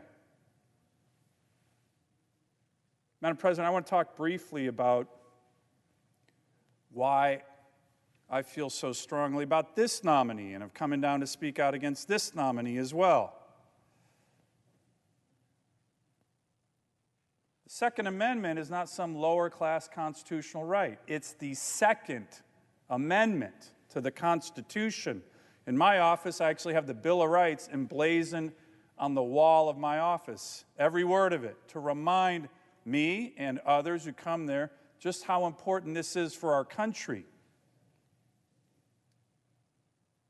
If my colleagues believe that the Second Amendment was as important as other amendments, freedom of speech, the right to a jury trial, protections against search and seizures, they wouldn't be supporting Mr. Chipman as head of ATF, the law enforcement agency tasked with enforcing our nation's firearm laws. They just wouldn't. Let me talk a little bit about his background. I respect Mr. Chipman's 25 years as an ATF agent, but when he left government, he has spent his time working as a gun control advocate and is well known for his views, extreme views, on restricting the Second Amendment. For instance, on an online site in 2019, he said the following, which is remarkable, quote, "While at ATF, I conducted studies involving people who failed background checks to determine how many later committed crimes with a gun. Many did." I'm still quoting him. "This is a perfect opportunity to arrest people before committing crimes rather than responding after the fact." Let that one sink in. Anyone here seen the movie Minority Report with Tom Cruise? That's exactly what that movie was about. Let's arrest people before they commit a crime. He's actually advocated arresting people who failed background checks. This is extreme, to say the least. And it's apparently not only the Second Amendment he wants to do away with. In his recent confirmation hearing, he appeared to want to ban all rifles larger than a .22 caliber rifle. Couldn't define what constituted a so-called assault rifle, but good luck protecting yourself in the Alaska wilderness with a .22. He also called for more burdensome regulations on popular sporting rifles under the National Firearms Control Act. And in his work restricting the Second Amendment, he's lobbied Congress for universal background checks and instituting age-based gun bans, which would definitely not work in my state, and wanting to establish a national firearms transfer delay period. Madam President, not only is he hostile to Second Amendment rights, but remarkably, the person they want to put in charge of firearms is condescending to the people in America who actually own them, as so many on the far left are, especially first-time gun owners. In an interview in April 2020, during the height of the pandemic when it started, he mocked first-time gun owners who were purchasing firearms. Remember, this was a rather uncertain, troubling time during the country. And he talked about these people putting themselves and their families in danger because they're going to go buy a firearm. He said first-time gun owners should put their guns away in their cabinets behind their, quote, beef jerky and cans of tuna. They have presumably been saving for the apocalypse and only take out the weapons when the zombies start to appear. This is the guy the president has put forward to be in charge of firearm laws. I guess he thought he was being clever, in the same way that former President Obama thought he was being wise when he spoke on high about people in rural states clinging to their guns and their religion. But most of us don't find this funny, Madam President, especially my constituents. In Alaska, we take our gun rights very seriously. We need firearms to put food on the table, to defend ourselves in the wild. Rural, urban, native, non-native, all races, all income levels. Responsible gun ownership is part of the fabric of my state. So is valuing our constitutional rights, especially our Second Amendment. We understand these rights form the foundation of our democracy. And when these rights begin to erode, when people in power pick and choose at will which rights of our Bill of Rights they want to protect and enforce, our democracy erodes with it. My constituents in Alaska do not think Mr. Chipman is remotely qualified. And by the way, I'm starting to hear that it's not just Republicans who have this view, but some of my Democratic colleagues have this view, and I hope that's true. Further, 7 former ATF career officers with whom Mr. Chipman served sent a letter recently to the Senate saying his strong personal belief on firearm issues will create serious, long-lasting problems for the Bureau in the effective execution of its law enforcement mission. Madam President, the Biden administration should withdraw his nomination just like it should withdraw Tracy Stone Manning's. Our country doesn't need radical officials in charge of very important agencies, particularly important for my state, who do not view the law and the Constitution in the way they should. I hope my colleagues on both sides of the aisle work to defeat these nominees if and when they come for a vote in the Senate. I yield the floor.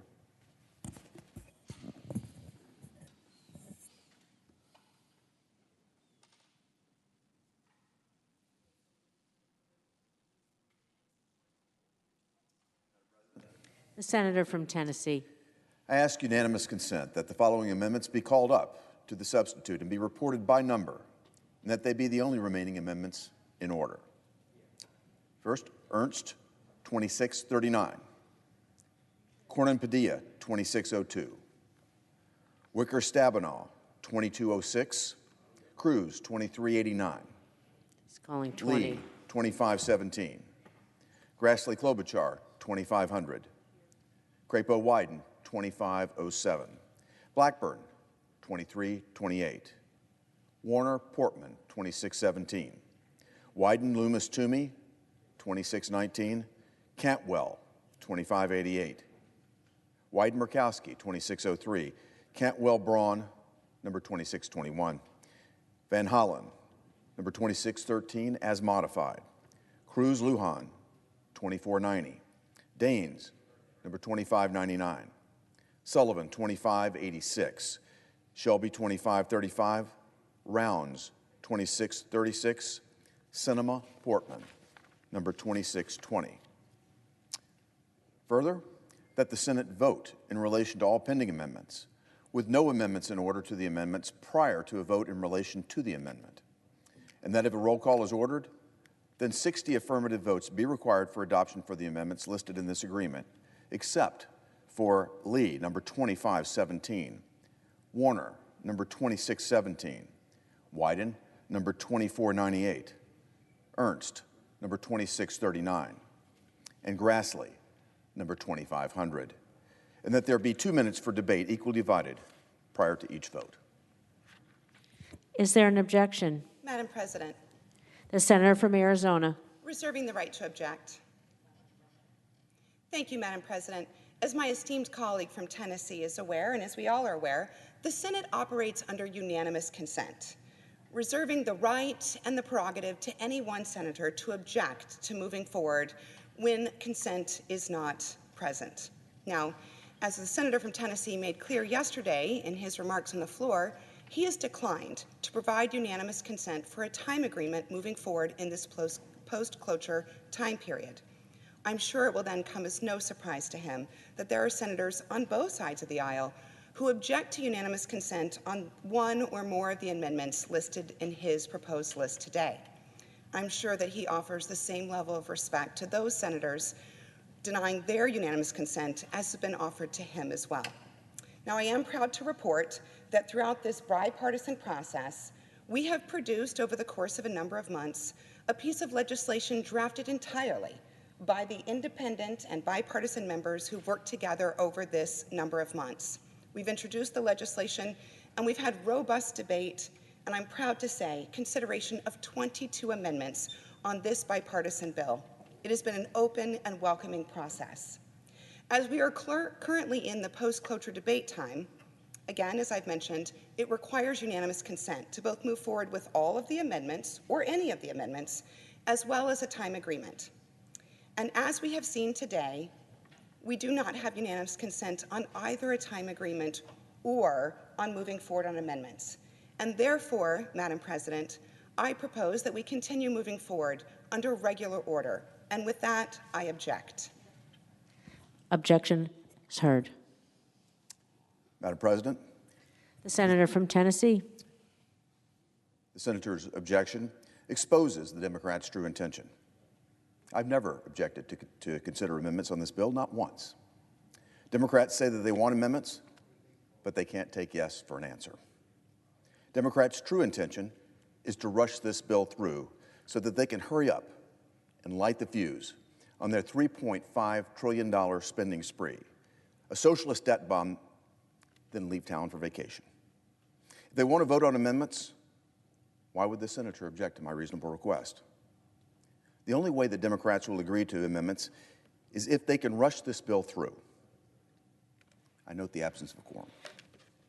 The clerk will call the roll. Ms. Baldwin.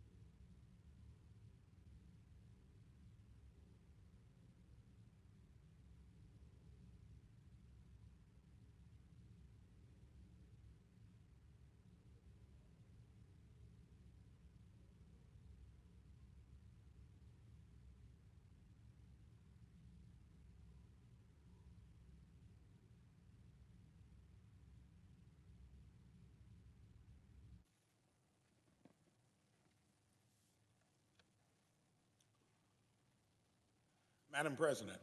The senator from Indiana. Madam President, listen. Oh, we're in a quorum call. Please suspend the quorum call. Without objection. Was listening with interest earlier, Senator Durbin and then Senator Carper talking about not only the bill in front of us, but I think there's a lot of merit, by the way, to address difficult subjects like infrastructure. I believe defense is the most important thing we need to do, and I generally have questions about that, why we don't do audits, why we don't adhere, especially to budgeting there, why we don't do budgets across the entirety of the federal government. I think, give or take, been 20 years since we've done one and have adhered to it. So, in looking at our infrastructure plan and the merits within it, everyone's going to find something that they like. And I'm talking about the $1.2 trillion infrastructure plan. I think probably for roads and bridges and a lot of that physical hard infrastructure, the need is even more than that. But Senator Carper, who used to run a state, I used to be on a school board in my hometown for 10 years, served as a state legislator with the intention of going there to do something on infrastructure in Indiana, the crossroads of America, living in the southern part of the state that has never had its fair share.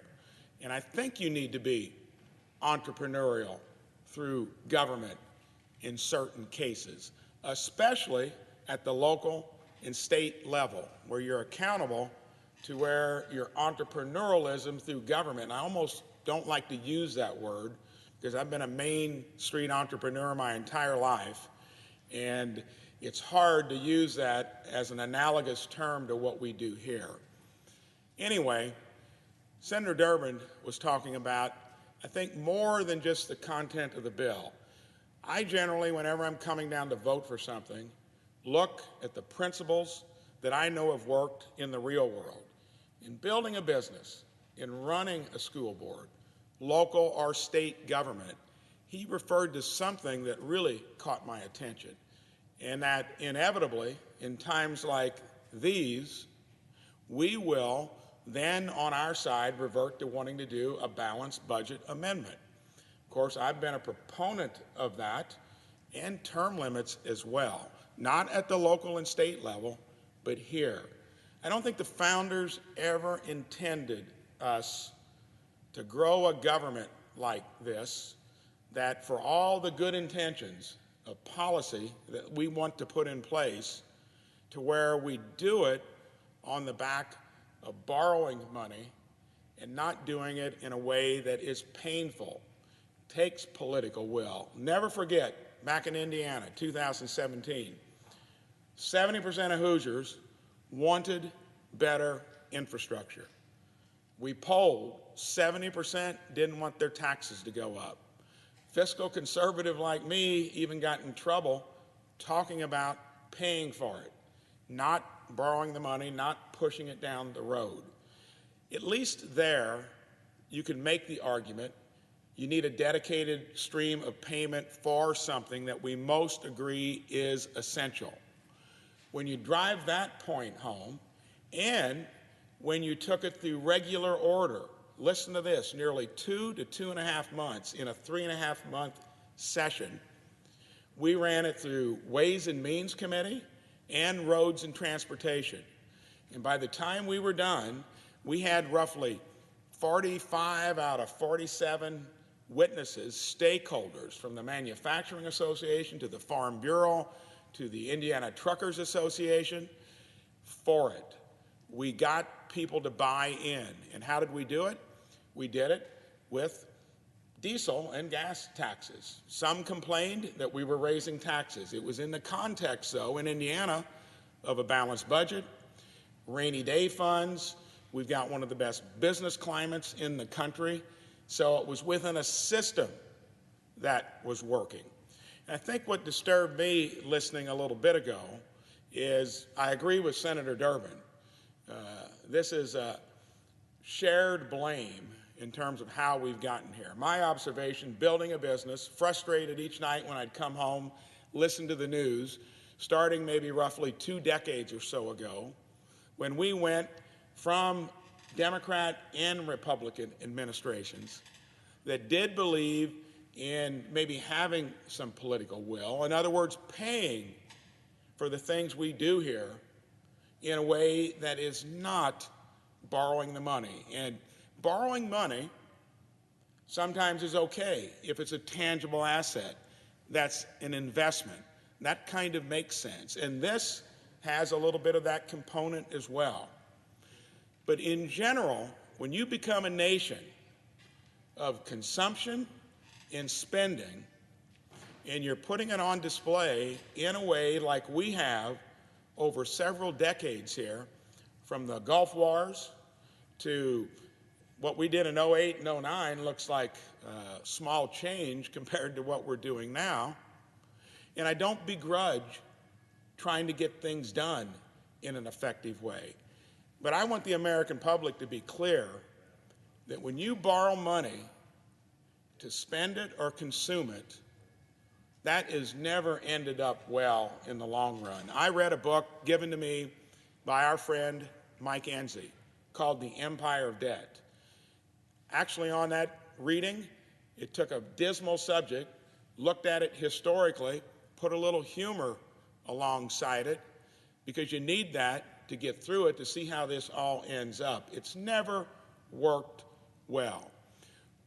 If you are, by nature, spending and consuming and borrowing the money to do it, I did not need to be a finance guy from business school and have an economics degree from undergrad to know that that doesn't work. Even the folks that lean towards Keynesian economics, the Milton Friedman proponents that like to look at the money supply, no one, and even current liberal economists, are buying into this idea of the modern monetary theory. That, to me, just does not make sense. When I look at where we're at today, talking about infrastructure, which polls well because the American public knows we need it, but then when we dispense it in a way that's irresponsible in terms of how we pay for it, I couldn't have been for that from the get-go. And it was also inextricably linked to the $3.5 trillion of using a word like infrastructure, which we all know refers to tangible, and now trying to do it on stuff that isn't tangible. That's consumption.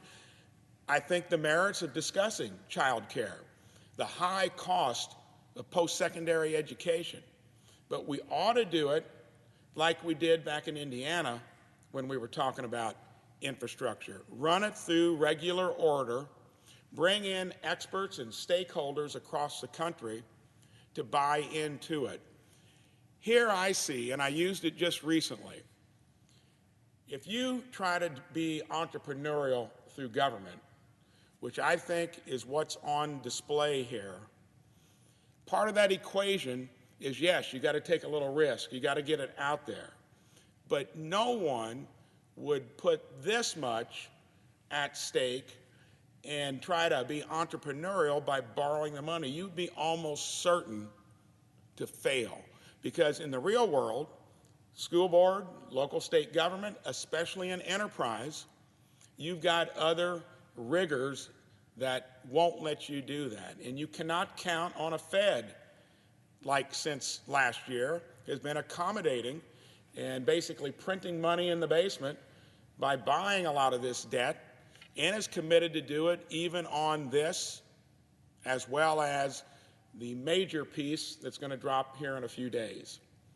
So, my concern is that maybe we as Republicans are a little slow-footed when it comes to engaging in real issues. I agree with Senator Durbin that we've been on this journey for a long time. That doesn't mean you double down and triple down and listen to this. I got here 2.5 years ago, roughly $18 trillion in debt. We're now roughly $28 trillion in debt, not including what we're going to do here on this hard infrastructure bill and the $3.5 trillion. All of it has merit for discussion. But if you spend money and consume it and borrow it without having the political will of doing what you have to do in any other entity, pay for it sustainably, it's not the foundation for this place or any entity. I want to give you a little description about what we do here currently. We spend $4.5 trillion a year. We take in revenues of $3.5 trillion. That's a chronic trillion-dollar deficit. That's borrowing 23 cents roughly out of every dollar that you spend. And again, it's not for a tangible investment, it's for consumption. And now with what we're baselining into the future, that is going to go up close to $1.5 trillion. And we ought to be looking at what's driving the current dysfunction and try to get this place back into a solid footing rather than putting it in peril where history has shown this doesn't work out. Any country that's tried it has not had it work out. The Europeans, who have fashioned a system maybe a little bit erring on that side, have never had an economy that grows much more than 2%. And probably 4 or 5 years ago, when the euro and the European Union looked like it was working, you had some countries within it, Italy, Greece, Spain, Portugal, that showed that you couldn't do it. And then it threatened the integrity of the EU itself. The euro at that time was starting to become a reserve currency. It impacted them as well. They had to go through the hard medicine of getting back in line. So when we get through with this exercise, again, we're talking about something we need. But if we don't couch it in the discipline of having political will and doing it to where it's going to be sustainable and not to where it's going to put us even more in peril in terms of our federal balance sheet, it doesn't end up well for our kids and our grandkids. That's what worries me. End on 2 notes. We've got geopolitical competition. Senator Durbin mentioned that as well. The Chinese, even they have shed communism. They become almost expert state capitalists, have an authoritarian system. That'll probably be their limitation in the long run. If they'd ever liberalize their capital markets, or God forbid, their political system, you can't imagine the impact that would have on us and our currency. So they're playing the long game. They are savers and investors, and we got to be careful because they've at least realized that you can't replace the productive economy with a centralized system. And they're actually moving in a direction, sadly, with an authoritarian political system underlying it. One other place I'll use as an example. We should be looking at what is driving our trillion-dollar deficits. He mentioned the Laffer curve.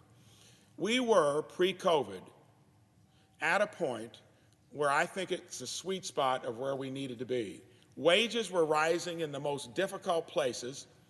I, more than probably any other senator, since I'm the freshest off the street of a Main Street enterprise, there was a little company that grew into a national one over 37 years, basing it on having a conservative balance sheet, not to ruin your business by borrowing too much money, even when you have access to it.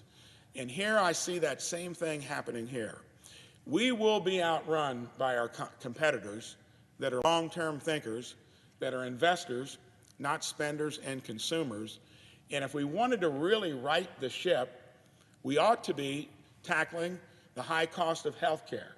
We all agree, I think, that that is a broken system.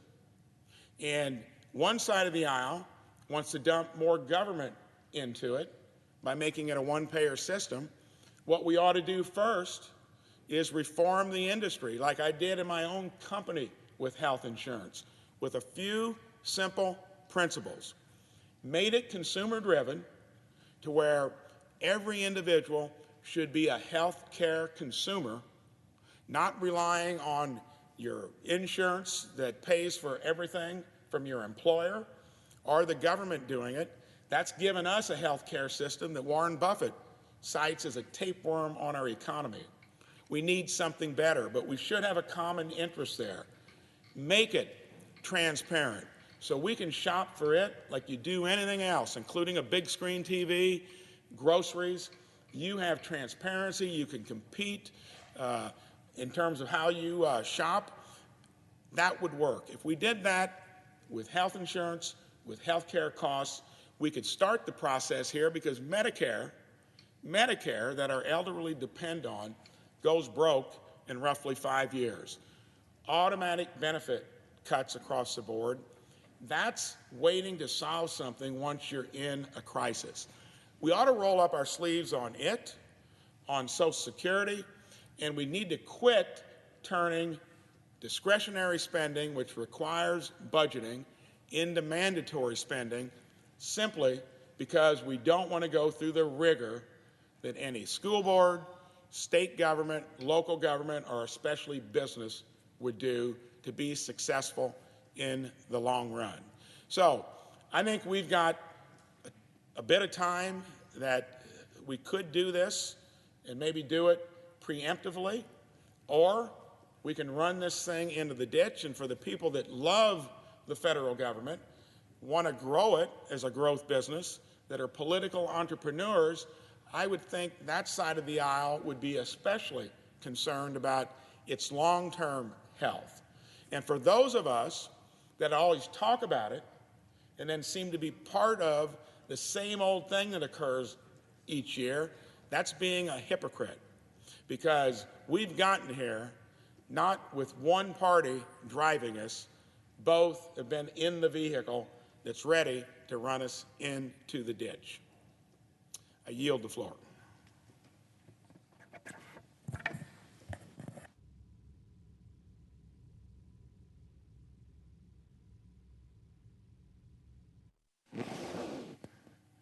Mr. President, I notice the absence of a quorum. Clerk will call the roll. Ms. Baldwin.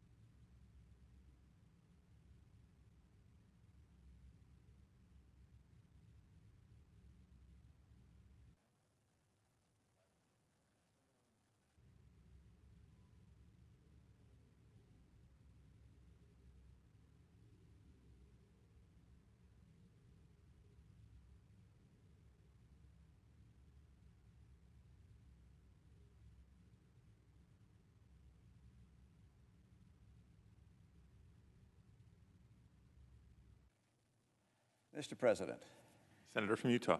are we in a quorum call? Yes, we are. I ask that we vitiate the quorum call. Without objection. Thank you. I have some remarks today, and I've drafted them out. I'd ask that they be available for the record, but I'm going to actually summarize them, so maybe both can be kept as part of the record. I'll submit them in that way. Objection. Thank you. It is said that politics is the art of the possible, and I'm afraid that over time, someone might argue that politics has become the art of confusion. There's so much confusion that goes on around issues of significance that in some cases the media or the public has a hard time quite getting to the bottom of what's a fact and what's not a fact. And perhaps in some cases, the confusion is purposefully spread by politicians like me and by others. And so I hope today to be able to reduce some of the confusion for those that are paying attention to this debate. And I'll begin by focusing on some things that I think we can pretty much all agree on. The first is that we as a nation need to invest in our infrastructure. Our highways are often in disrepair. In many places, people spend way too long getting to and from work. People in business that are shipping goods from one place to another find that they get stuck in traffic for long periods of time. That hurts our economy. It makes it difficult for us to be competitive globally. I think we mostly can agree with that. Bridges as well. We've got our structural engineers that say that literally thousands of bridges across this country are in disrepair. Some are in such bad repair that the trucks have to go to long distance routes to avoid those bridges that are so damaged. We need also to make an investment in our rail. For some time, I lived in the Northeast. People travel from Boston to New York and New York to Washington and so forth on Amtrak. And in many cases, it takes almost as long to get along those places on Amtrak as it would be to drive because the rail is in such disrepair and because we compete on that, passengers compete on that rail with freight. And so we need to upgrade our rail system. Our transit is in many cases also in disrepair, and we use old technology for a lot of our rail cars. Modern technology has the cars themselves that are powered as opposed to being pulled by a huge locomotive or engine. We can improve the technologies we're using. We're just out of date there. And I believe in buses. I think that we can do a better job connecting communities through transit systems like buses that can change their routes as commuting routes also change. I think we can agree that broadband ought to be available to all Americans, whether in rural areas or in low-income areas. Kids need to be able to connect to their school and get their assignments and follow what's going on in the world through the media, through the internet. People need to be able to use telehealth to get consults with doctors. And if we're going to have economic growth in depressed areas of our urban areas or in our rural parts of our country, we need to have businesses know that they have access to high-speed internet or they simply won't go there. Our water systems are in need of repair. We have some water systems that date back 100 years, pipelines back 100 years. We're going to have to upgrade some of these. We have lead pipes, such as in Flint, Michigan. That disaster there can't be repeated anywhere else, and we have to do a better job making sure that we don't have an adjustment to the pH in the water such that we have lead pipes begin to leach. In some cases, we're going to need to remove and replace lead pipes. Wildfires are becoming a bigger and bigger issue on the American West, and we need to have a better program to mitigate and prevent wildfires. Our power grid, in many cases, needs to be upgraded. It's vulnerable to cyber attack. It's also vulnerable to various weather events that have caused blackouts in various parts of our country. Fortunately, with regards to power, in this legislation, we also add some efforts to look at new technologies, nuclear, hydrogen, battery power, and so forth, as a way to reduce our dependence on oil and gas. Permitting reform. I think we also recognize that sometimes it takes us way too long for projects to get underway, and that adds to cost, and it's frustrating to consumers as well. All these elements and more are addressed in this bipartisan infrastructure agreement that's before the Senate right now. That's what this bill is all about, addressing those infrastructure needs. I would note that this is not a partisan issue. It has not been. Every modern president, well, I should say every president in the modern era, has proposed an infrastructure package, the need to improve our infrastructure. President Trump, the last administration, proposed a $1.5 trillion plan. Now, the bipartisan proposal is $550 billion, about 1/3 of President Trump's proposal. Now, again, confusion sometimes reigns here because we hear all sorts of numbers, but this is $550 billion above what we normally spend. So if you add in what we normally spend, that gets you to the higher number of about $1 trillion. People talk about that, but that's a different matter. That's the normal run rate over the 5 years. If you add that to the $550 billion, you get almost $1 trillion. There's confusion also about how many pages there are. I mean, the reality is, yeah, there are 2,700 pages in this bill. And I think the public says, how in the world can anyone possibly read something like that and keep up with it? Well, as the presiding officer knows, about 2,000 pages of this were already passed by the various committees of jurisdiction. And some of the people that are most vocal criticizing these 2,700 pages to read, they've had access to those 2,000 pages or portions of them already because they're on the committees that pass them. And of course, in addition to the 2,000 pages, there are other pages that have been written and are before committees to consider. Something else I'd note, and that is, in addition to not having raised taxes to pay for this $550 billion infrastructure program, this bill is paid for. The Congressional Budget Office has scored about 1/2 of it as being paid for under their rules. The other half is also paid for by real dollars. Not the way CBO scores it under their rules, but just as real. Sometimes, for instance, a pile of funding, a pile of cash, has been previously allocated and not used. And so it goes back to the Treasury, and the CBO says, well, we can't score that because it's already been appropriated once. I understand that, but it's real dollars. And you might say, well, why don't we just let it go back to the Treasury and reduce the deficit? Let me tell you something. That'll never happen because our Democrat friends are planning on putting in place a $3.5 trillion bill of their own, which would surely grab all of that money and everything else that comes along. So it's not going to go back into the accounts of the federal government to reduce the Treasury, to reduce the deficit and the debt. It's instead going to be used on the spending spree that my colleagues across the aisle are planning on carrying out soon. I affectionately call that $3.5 trillion spending spree the blue whale. It's very, very large, the largest. It's soft, and it's blue. But ours is going to be used for real hard infrastructure. Of course, it's about 1/7 the size of the blue whale, and I might call it the roadrunner by comparison. Now, I recognize that there's been some criticism of this bill, and it's not without faults. It was, after all, the product of work by Republicans and Democrats. 10 of us were tasked by our group of 22 to see if we could come up with something. And to get Republicans and Democrats to agree to something together means that there's some things we like better and some things my colleagues across the aisle like better. There's some things, if it were just up to Republicans, we wouldn't have in there. And my guess is there's some things, if it were just up to Democrats, they wouldn't have in there. But it was, after all, a meeting of people from both parties to find something that could actually get a bill done. Because as the presiding officer knows, we've had several presidents try and get a bill done, and it's never gotten across the finish line. So this was an effort to say, let's break the logjam and get something actually accomplished so we can deal with the infrastructure challenges that we virtually all agree America faces.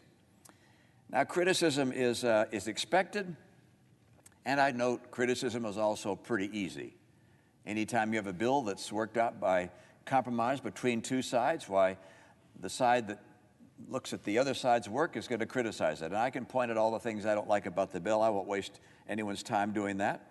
I do ask my colleagues, okay, if you don't like this bill, What bill do you like instead?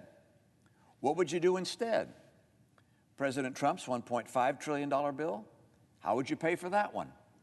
What would you spend that money on? Because ours is 1/3 the size of that proposal.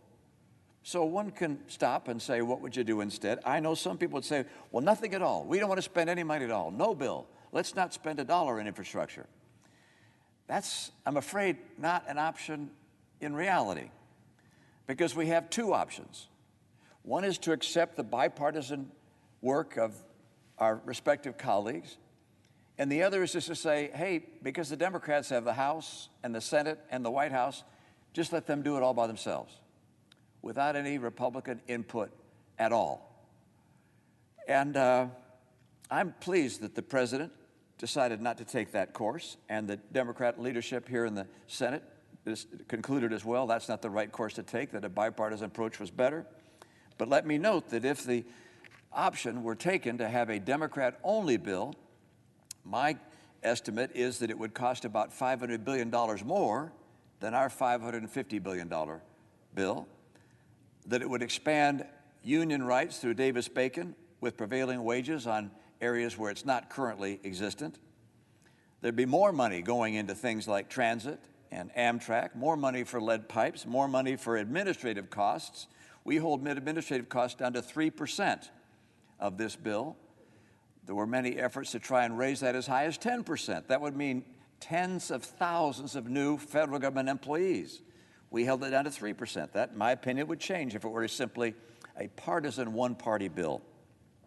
We made some of these funding efforts into loan programs where states or people who would take advantage of the funding would ultimately pay them back.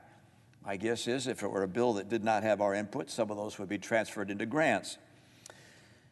Now, there's another criticism that gets raised, and that's that this bipartisan agreement and the bill before us is just a gateway to the blue whale, that this is going to open the door to the $3.5 trillion plan that the president has proposed.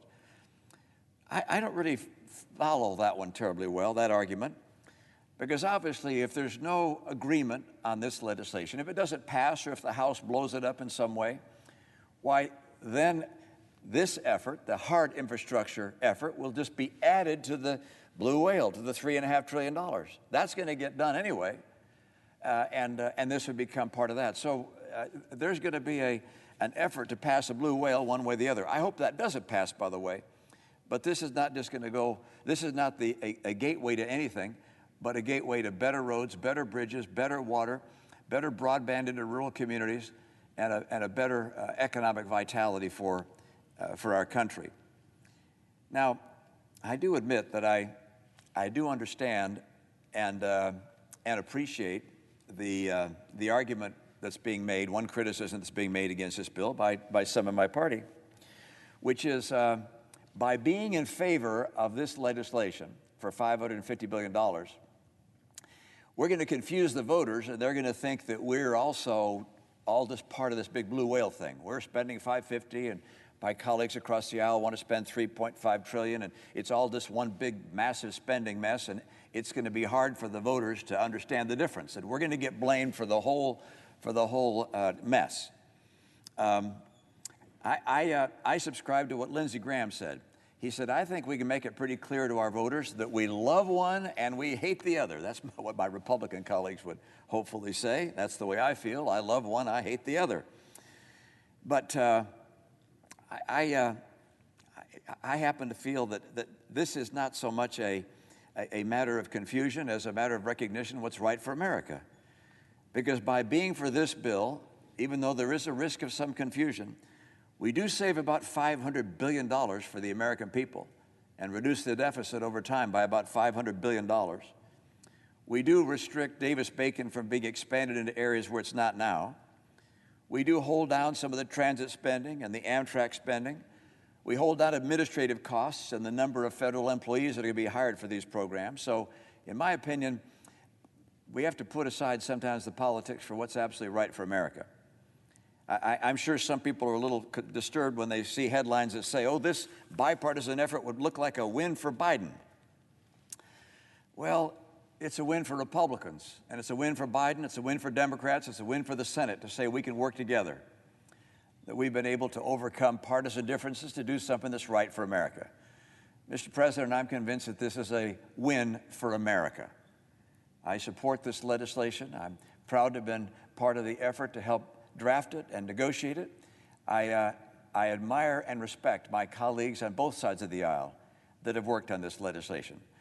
We calculated just the other day that we had over 50 meetings amongst that group of individuals, just ones that I attended, over the last several months in preparation for this bill. It is not a slap-together effort. It was carefully considered. It was drawn upon and built upon legislation already passed by committees, overwhelmingly, time and time again, wherever we could.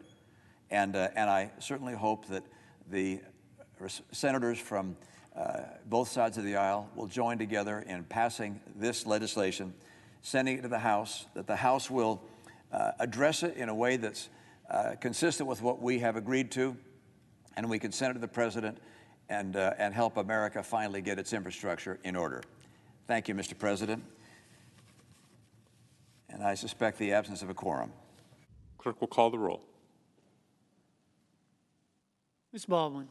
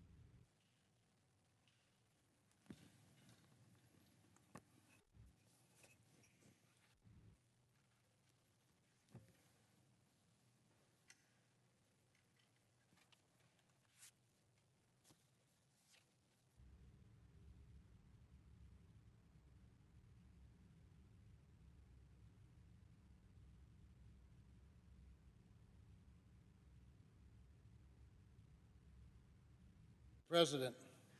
The junior senator from North Dakota is recognized. Thank you, Mr. President, for the time. I wanted to get down here. Senators I'm sorry. notified we're in a quorum I call. would ask unanimous consent. Without objections ordered. Thank you. Sorry about that. I wanted to get down here and spend a few minutes continuing the conversation about this infrastructure package that's before us and that we'll be voting on soon, or at least the next step of that. And I think to start things off, I first of all want to express my great disappointment that we have squandered not minutes, not hours, but now several days. Several days we've been negotiating, evidently, quote, amendments package. And I'm in my third year here, and I still don't understand the way the Senate can not do things as opposed to do them. And I get that every senator has these incredible powers and authorities and can obstruct whatever they want, and I honor that.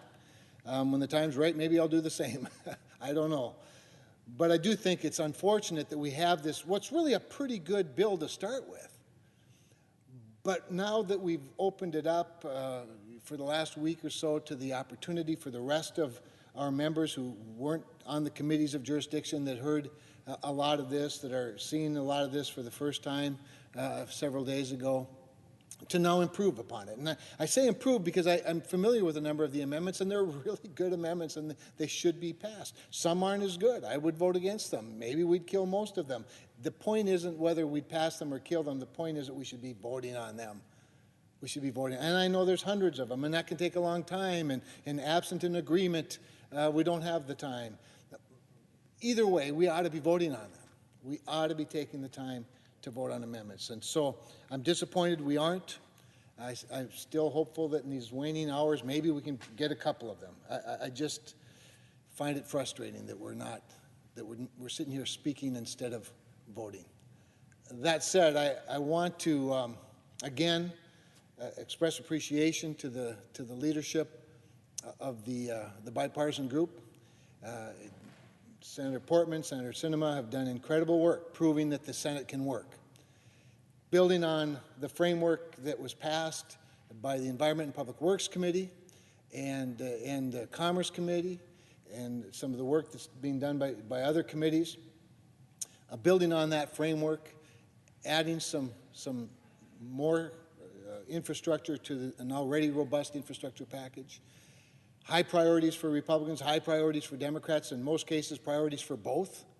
I think that's the way a 50-50 Senate should expect to work, and I think does work. I think one of the things that's most heartening to me that I've seen so far is not even so much the work that's been done, but the work that's been acknowledged. I mean, when I look at the list of organizations that support this, it's a list, I don't know, 140, 150 organizations long, and what I like about it is the diversity of the list. I see that, for example, that the Business Roundtable supports it. Well, you know, those are the biggest companies in America. The U.S. Chamber of Commerce, they represent a wide range of businesses. But so does my local convenience store and the paving company. So does the AFL-CIO. So does the Small Business Roundtable. I love the fact that the Farmers Union and the Farm Bureau support this infrastructure package. That tells you a little bit of something about how compromise and common ground is found, not just by senators. We're a reflection of the people that we work for. I love looking at the list of agriculture entities besides the Farmers Union and the Farm Bureau, but the commodity groups, just about every one that's represented in North Dakota, even the beekeepers. North Dakota is #1 in honey production. The beekeepers support this, as do, like I said, pretty much every other commodity group. I think one of the other things that encourages me as somebody who believes strongly in federalism, as somebody who believes strongly in self-governance as a reflection in Washington of the people back home, is the fact that the Council of State Legislatures supports this. That's where the rubber meets the road in many cases. And if that's not close enough to home, how about the Association of Counties supports this legislation? Now, those are the guys that really know about roads and bridges. They're the ones that are hearing from the constituents on a regular basis. And when they aren't hearing about it from them, they're driving them themselves. And they know where the potholes are. They know where the crumbling bridges are. They know where the roads need repair or where a new road might be built. And if that's not close enough to home, how about the League of Cities? Our mayors in our big cities and our small towns support this legislation. That tells you they're the ones that have their ear to the ground. And of course, our governors. The National Association of Governors supports this. My point being that this isn't something that came from on high. This is not some sort of an ivory tower, contrived in the dome, under the dome of the United States Capitol. These are senators, leaders, who are a reflection of the people back home, the folks back home. Small business, large business, medium-sized business, local government, county government, state government. Even the Association of Agriculture, State Agriculture Department supports it. Our agriculture commissioners support it. Why would an agriculture commissioner care about infrastructure? Why would a commodity group care about infrastructure? I think it's pretty obvious. Infrastructure is what moves our products to market. Oh, and by the way, in case you wonder if broadband is infrastructure, I know there are some people saying that's not real infrastructure, that's not, quote, hard infrastructure. You can't do a transaction today without broadband. Even if you order a load of soybeans or you sell a load of soybeans, it's going to take the broadband internet connection to do the transaction at some point. You might make a deal over the phone and somebody send you a check. I don't know, but your local elevator needs high-speed internet, and on it goes. I always like to use the illustration of food, because I think food, which we grow a lot of in North Dakota, and by the way, if we had to eat it all, it'd be impossible. If we had to just use it all in the United States of America, it would be impossible. We grow food for the world. For the world. Hungry people all over the world need what's grown in places like North Dakota and Ohio and other parts of our great country. We talk a lot about soybeans. Remember, in the last couple of years, we've heard a lot about the importance of soybeans and getting soybeans to market, getting them to the Pacific Northwest. Well, guess how that happens?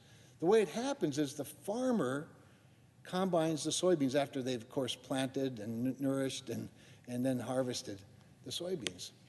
And they get them to an elevator, a grain elevator. And it takes a truck to do that. And by the way, the trucks that go out in the field now, these aren't little pickup trucks. These aren't even big grain trucks. These are big semi-trailer trucks. And they need good roads and bridges. And they get those beans to the elevator, and the elevator markets them, or in some cases they put them in their own bins, wait for the price to go up, protect them. But at some point they get on a train and they go to a place like Seattle or someplace in the Pacific Northwest. And then they get on a ship from there. Well, you can't get on a ship unless you have a railroad track that gets you to the port. Oh, and then you need the port. You need an adequate waterway. And then those soybeans go someplace else in the world to feed hungry people. My favorite illustration, of course, is the pasta. And the reason I like to brag about pasta is not because there are a lot of Italian foods and Italian restaurants in North Dakota, but we are the #1 producer of durum wheat. And durum wheat is produced on these massive fields in the Midwest, mostly in North Dakota, a little bit in Montana, some in Canada. But that durum wheat, again, the farmer takes it off the field, takes it by truck to the grain elevator. But from there, it has to go to a mill, where it's milled into semolina flour. And the semolina flour is sent somewhere where it's then made into pasta of all types. But the 750,000 people in North Dakota can't eat all the pasta that's made in the United States of America. So pasta's got to get to other places. In some cases, it's Manhattan, Los Angeles, or it might be some country overseas. Once again, pasta's lightweight. That couldn't even go by air. Oh, that brings in the airports, which, by the way, bring a lot of the tourism traffic to and from our great nation. The point is that the reason there are some 150, 200 organizations, large and small, medium size, The reason that the overwhelming people in the United States of America support this infrastructure package is because they know of the importance of it. The other thing that I love about infrastructure is that it pushes against inflation. Mr. President, we're experiencing real inflation in this country. And some call it transitory, which I guess is a cooler word for temporary. I think inflation's always temporary. Hopefully it's always temporary. The question isn't whether it's transitory, temporary, or permanent. The question is, when's it over? When's it going to be over? Well, one of the challenges, and by the way, rightfully so, I mean, we spent a lot of money last year, lots of money to keep our economy afloat. And not just so much to keep the economy afloat, as much as keep people afloat. We didn't know what this crisis was going to bring, this pandemic of ours. We didn't know how long businesses would be shut down. We didn't know how long the global businesses would be shut down, and global markets would be accessible or inaccessible. And so to keep people whole, we borrowed a lot of money, we printed a lot of money, our Federal Reserve provided a lot of liquidity into the marketplace. That's all contributing to the demand side of our economy, the demand side. Well, when you have a lot of liquidity, a lot of cash, again, call it stimulus, call it a safety net, whether it's paycheck protection program for small businesses or direct payments to families, or forgiveness of loans, or moratorium on evictions for landlords and renters, whatever you want to call it, it's a lot of money. And it's money on the demand side of our economy. The problem with that, of course, is there's not a supply to support that demand. When you can't shop, that's a problem. When the supply chain of manufactured goods is broken, or you can't get lumber from a neighboring state or from Canada, that's a supply problem. But infrastructure, see, spends the money on the supply side of the economy. It pushes back against inflation by doing that. How does it do that? Well, it does it by all the ways I've talked about, obviously, opening up the supply chain. Guess what? Infrastructure that's the means of the supply in the chain. That's how you get inputs. It's how you get the finished products back out to the market, is on this infrastructure. So it helps the supply chain side for sure. But it also puts people to work in a big way. Obviously, if you're moving commerce to market, that's people. That's people working.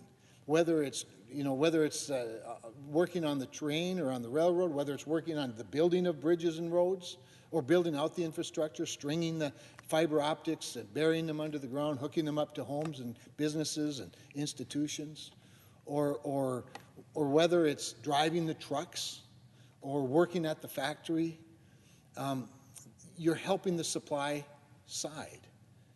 And at the end of it, you have an asset. The great thing about a 5-year spending package like this, a 5-year authorization package, is you're building an asset that's going to last well beyond the 5 years. Now, when you just give cash as a stimulus, it may last a day, it may last 6 months, and maybe it gets saved for a couple of years. But it's not. But we're talking about a transportation infrastructure that lasts decades, decades.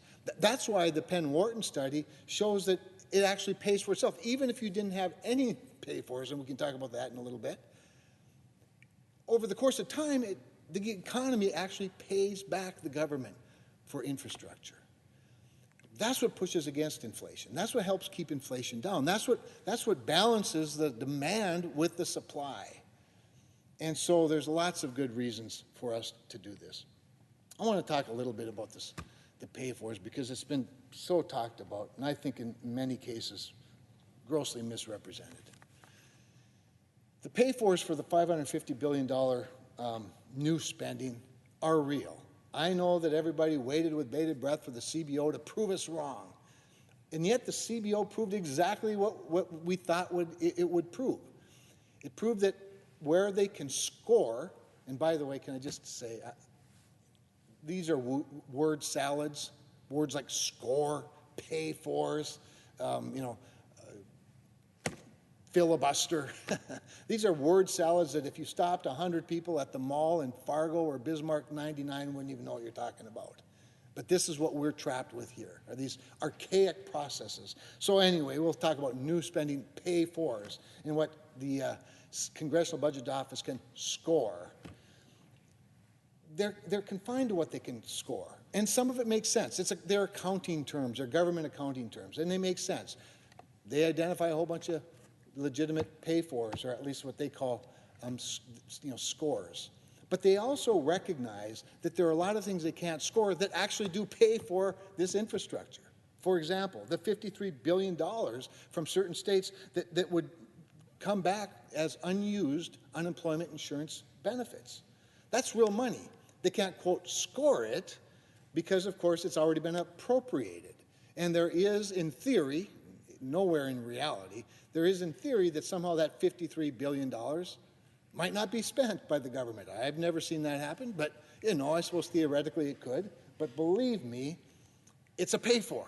It's real money. So they don't call it a score, they call it an estimate. There's another estimate, $67 billion from proceeds from the C-band spectrum auction. Now, the reason they can't call it a pay-for, can't score it, is because that $67 billion has already come in.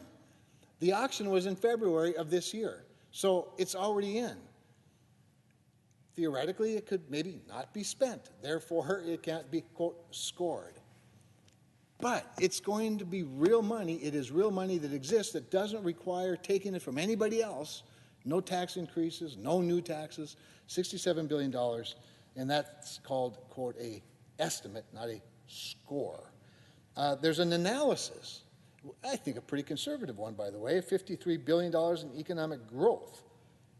Remember I talked about the Penn-Wharton study that showed over the decades, the economy would literally pay for the entire investment. But that's not how we do government, and I understand that, and we shouldn't. But even the CBO, in their analysis, concludes that $53 billion would come back. Now, they can't score that. It's just an analysis. But it's real money. And by the way, it's very conservative. Now, I know there's a lot of political rhetoric that flies back and forth, and these word salads that Republicans like to use, and word salads that Democrats like to use to talk about the same things.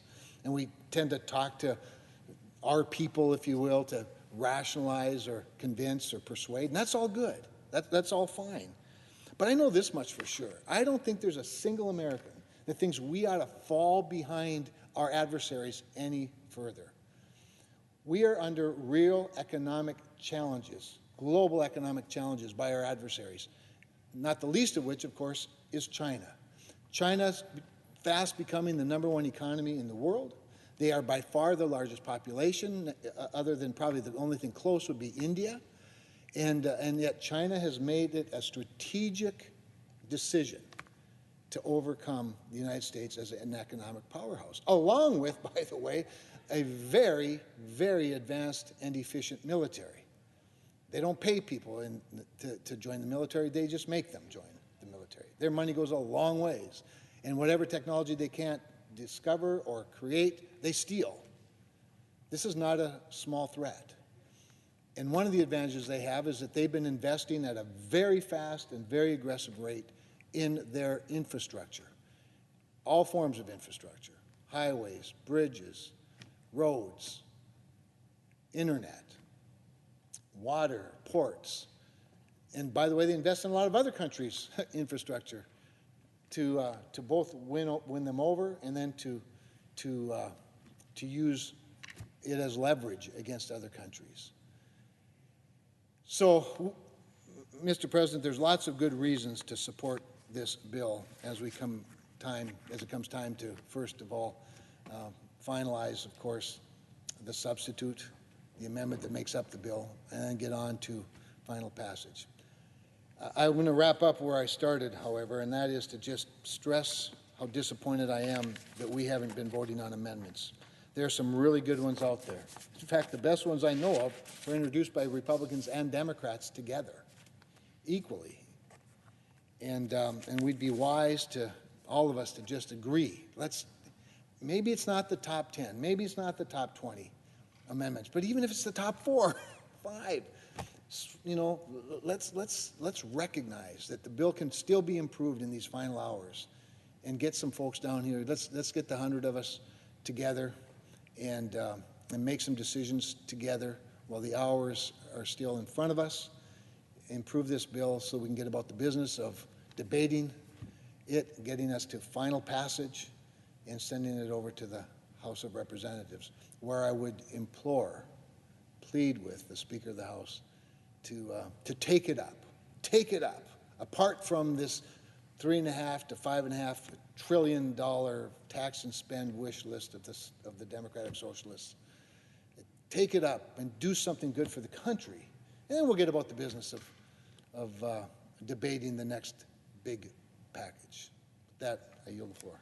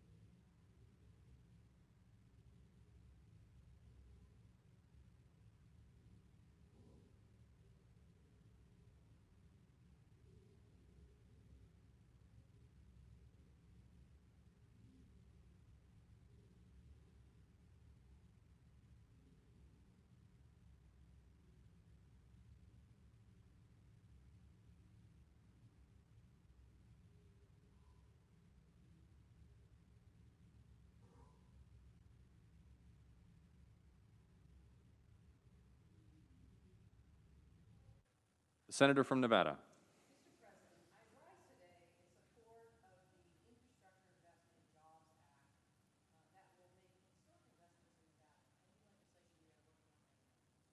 With this legislation, senators from both sides of the aisles were able to come together to negotiate policy that will prepare us for a sustainable future, it will create good, paying jobs, and it will strengthen the economy. This is an example of how Congress can work to the benefit of all Americans. In the Infrastructure Investment and Jobs Act, I work to make sure that Nevada and the western states have the tools that they need to address the drought and wildfires caused by the extreme weather that we are experiencing now. This package includes necessary legislation to fund large-scale water recycling projects that can clean millions of gallons of wastewater a day to keep water in Lake Mead for the Las Vegas Valley. This act also includes measures I wrote to help prevent wildfires and to fund state-of-the-art fire detection equipment. New technologies can keep us one step ahead of disastrous fires, and we need this kind of forward thinking to protect our communities. I also ensured this bill would support Nevada's mining industry and create new union jobs. It does this by strengthening the critical mineral and battery supply chain that provides key components of cell phones and laptops, electric vehicles, solar panels, and more. We should be processing the minerals we mine in Nevada right here in the United States. And this bill will help us do that in a responsible way while protecting the environment and our public lands. I'm so pleased that this bill will also make historic investments in our students. My bipartisan Renew America Schools Act will invest $100 million a year in environmentally friendly school improvement projects. And I work to include additional support for our students, from funding for electric school buses to programs that keep kids safe when they walk, bike, or ride the bus to school. This legislation also includes $65 billion in funding to expand broadband access to Americans across the country. And I helped draft additional bipartisan provisions to promote digital equity and ensure the government is being transparent about how it is spending this funding. The infrastructure bill will also secure improvements for our public transit systems and airports and allow us to produce and charge more electric vehicles. It will make our lives more sustainable, it will bolster our economy, and uplift working families. You know, I like to call Nevada the innovation state. I know we have the technology and creativity to deal with the challenges of the 21st century. My state is full of innovators and inventors, small business owners and students, all of whom are eager to play a part in a sustainable and prosperous future. This package will bring us closer to that goal. I look forward to the positive changes this legislation will bring my state. And Mr. President, that is why I am supporting it. Thank you, and I yield the floor.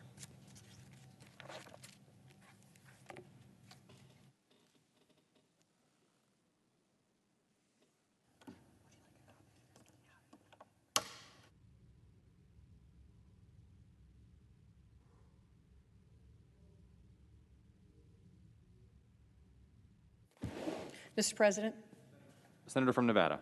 I notice the absence of a quorum. The clerk will call the roll. Ms. Baldwin.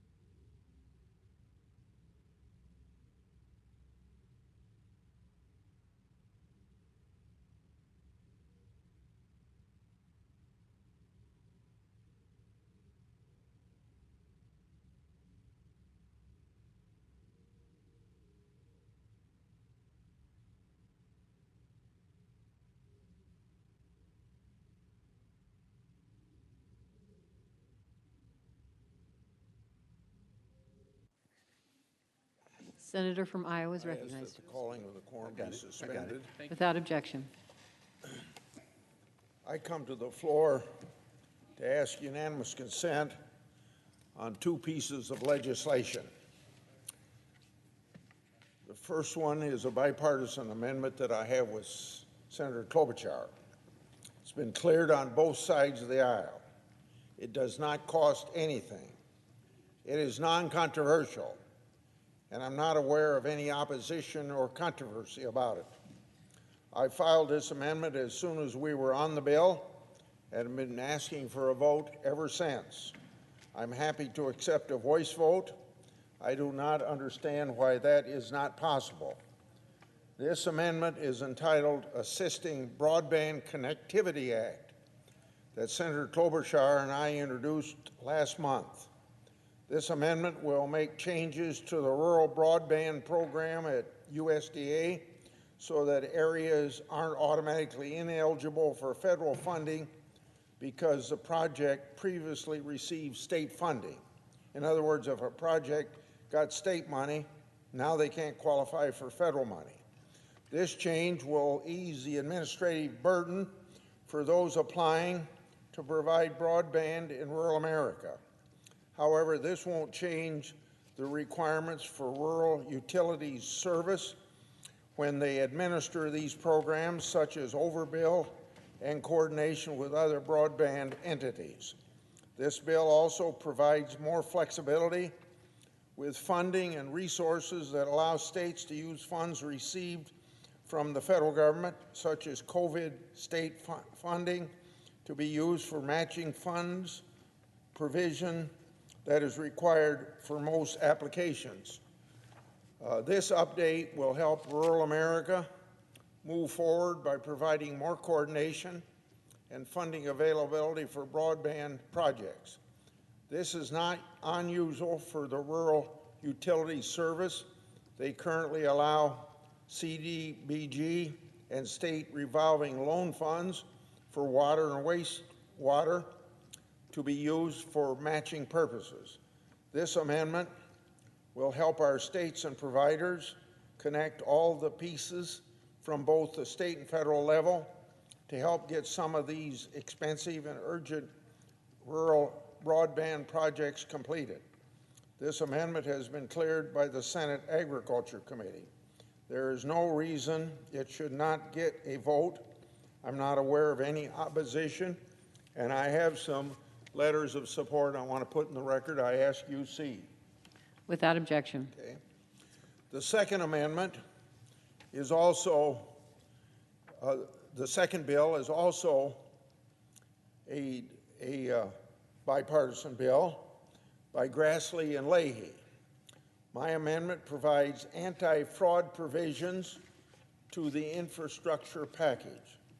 This amendment combines two of my bills, the False Claims Amendment Act and the Administrative False Claims Act, both of which are bipartisan and have garnered support from both the good government and Inspector General communities. By the way, this amendment is scored by CBO to bring in more than $100 million, and it seems to me that's a pretty significant amount of money, particularly when the infrastructure bill was scored by CBO to add $256 billion to the debt. This amendment provides long-needed improvements to combat fraud perpetrated against the federal government. I'd like to thank my bipartisan group of friends that has supported this bill and this amendment with their co-sponsorship. Now, just to make clear, the only business interests that have anything to worry about, and I'm emphasizing this because since this amendment was offered, you'd be surprised all the business interests that have come out in opposition to this provision. So the only thing these business interests have to have anything to worry about with this anti-fraud amendment are the same ones who are already found in a court of law to have defrauded the taxpayers. Since I got the False Claims Act passed in 1986, it has brought in more than $65 billion of fraudulent taken tax dollars. At this time, I'd like to have letters of support to put in the record as well. Without objection. So now, Madam President, I ask unanimous consent that the following amendments be called up to the substitute and reported by number. Grassley 2435, that's Grassley-Leahy, Grassley 2500, Grassley-Klobuchar. So I want to emphasize, both of these are bipartisan pieces of legislation. Is there objection? Senator from Alabama. Reserving the right to object. I'd ask now that the senator modify his request to include my amendment, number 2535, and I'll speak to that briefly. The underlying bill includes billions of dollars for all manner of infrastructure investments in the U.S. However, it fails to address critical infrastructure needs to support our national defense. This amendment that I'm bringing forth would rectify that. I believe that we cannot, in America, continue to spend hand over fist on domestic priorities, a lot of them are important, without investing dime one in our national defense infrastructure. This would rectify that, and I would ask that to include my amendment in this.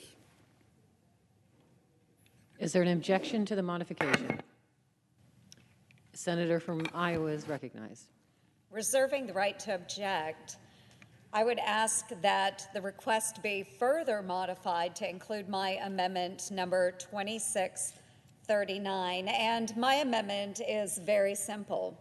It requires a public price tag to be put on projects funded with taxpayer dollars by the Department of Energy and the Department of Transportation. It allows taxpayers to see exactly how their dollars are being spent, whether it's on an airport, a bridge, or any other project. Congress has renewed the provision, referred to as the Stevens Amendment, annually for more than 30 years for some federal agencies, including the Departments of Health and Human Services, Education, and Labor. It was most recently approved by Congress and signed into law as part of both the Consolidated Appropriations Act of 2021 and the National Defense Authorization Act of 2021. The infrastructure bill we are now considering will finance many projects across the country. My amendment would provide some much-needed transparency for taxpayers by showing what projects are being funded with their tax dollars and the actual costs associated with them. In practice, my amendment requires nothing more than a single sentence disclosing the dollar amount paid by taxpayers and what that amount represents of the overall percentage of the project's budget. The only reason to oppose this common sense transparency is if there's something to hide. I urge the consideration of my amendment and ask that my colleagues vote yes. And again, I ask that the request be further modified to include my amendment, Ernst number 2639. Does the senator so modify his request? I will accept that modification, but I want to add, in fact, I think every senator ought to get a vote. We have wasted all day Thursday, Saturday, and now through Sunday. That's enough time to vote on a multitude of amendments, and we just sat around those 3 days accomplishing nothing. Is there an objection to the request as modified? Madam President. Senator from Arizona is recognized. Reserving the right to object. I first would like to associate myself with the comments just uttered by the senior senator from Iowa. I think many of us are frustrated that we have been sitting around together for quite some time without moving forward. But as I remarked in earlier comments today, the United States Senate is a body that requires the unanimous consent of every single senator. And each senator has the right to withhold his objection or consent to any process moving forward. Over the last day and a half, we have seen a lack of willingness to collaborate, to come together to find unanimous consent, to move forward on both the consideration of a number of amendments, including those offered today, and a time agreement. It's not because there weren't many people who were willing to do so. In fact, most of the members of this body were interested in finding such an agreement. But it is the right of each and every senator and the privilege of each and every senator to withhold that consent if he so chooses. And that is the situation we find ourselves in today. So, Madam President and others, I would recommend that just in 1 hour, we will see this post-cloture time expire, and we will move forward under regular order to finish consideration of this broad bipartisan piece of legislation. And I do want to take a moment to commend my colleagues on both sides of the aisle, the 22 Democrats and Republicans who've worked together over the last several months with their colleagues on both sides of the aisle to consider a historic 22 amendments to this legislation to ensure that a broad and bipartisan discussion was held, and I look forward to a swift and positive resolution by passing this legislation. And with that, Madam President, I object. Objection is heard.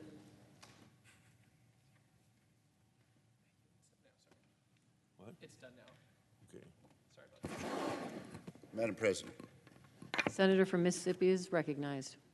Madam President, I rise this afternoon to announce my support for this bipartisan infrastructure legislation.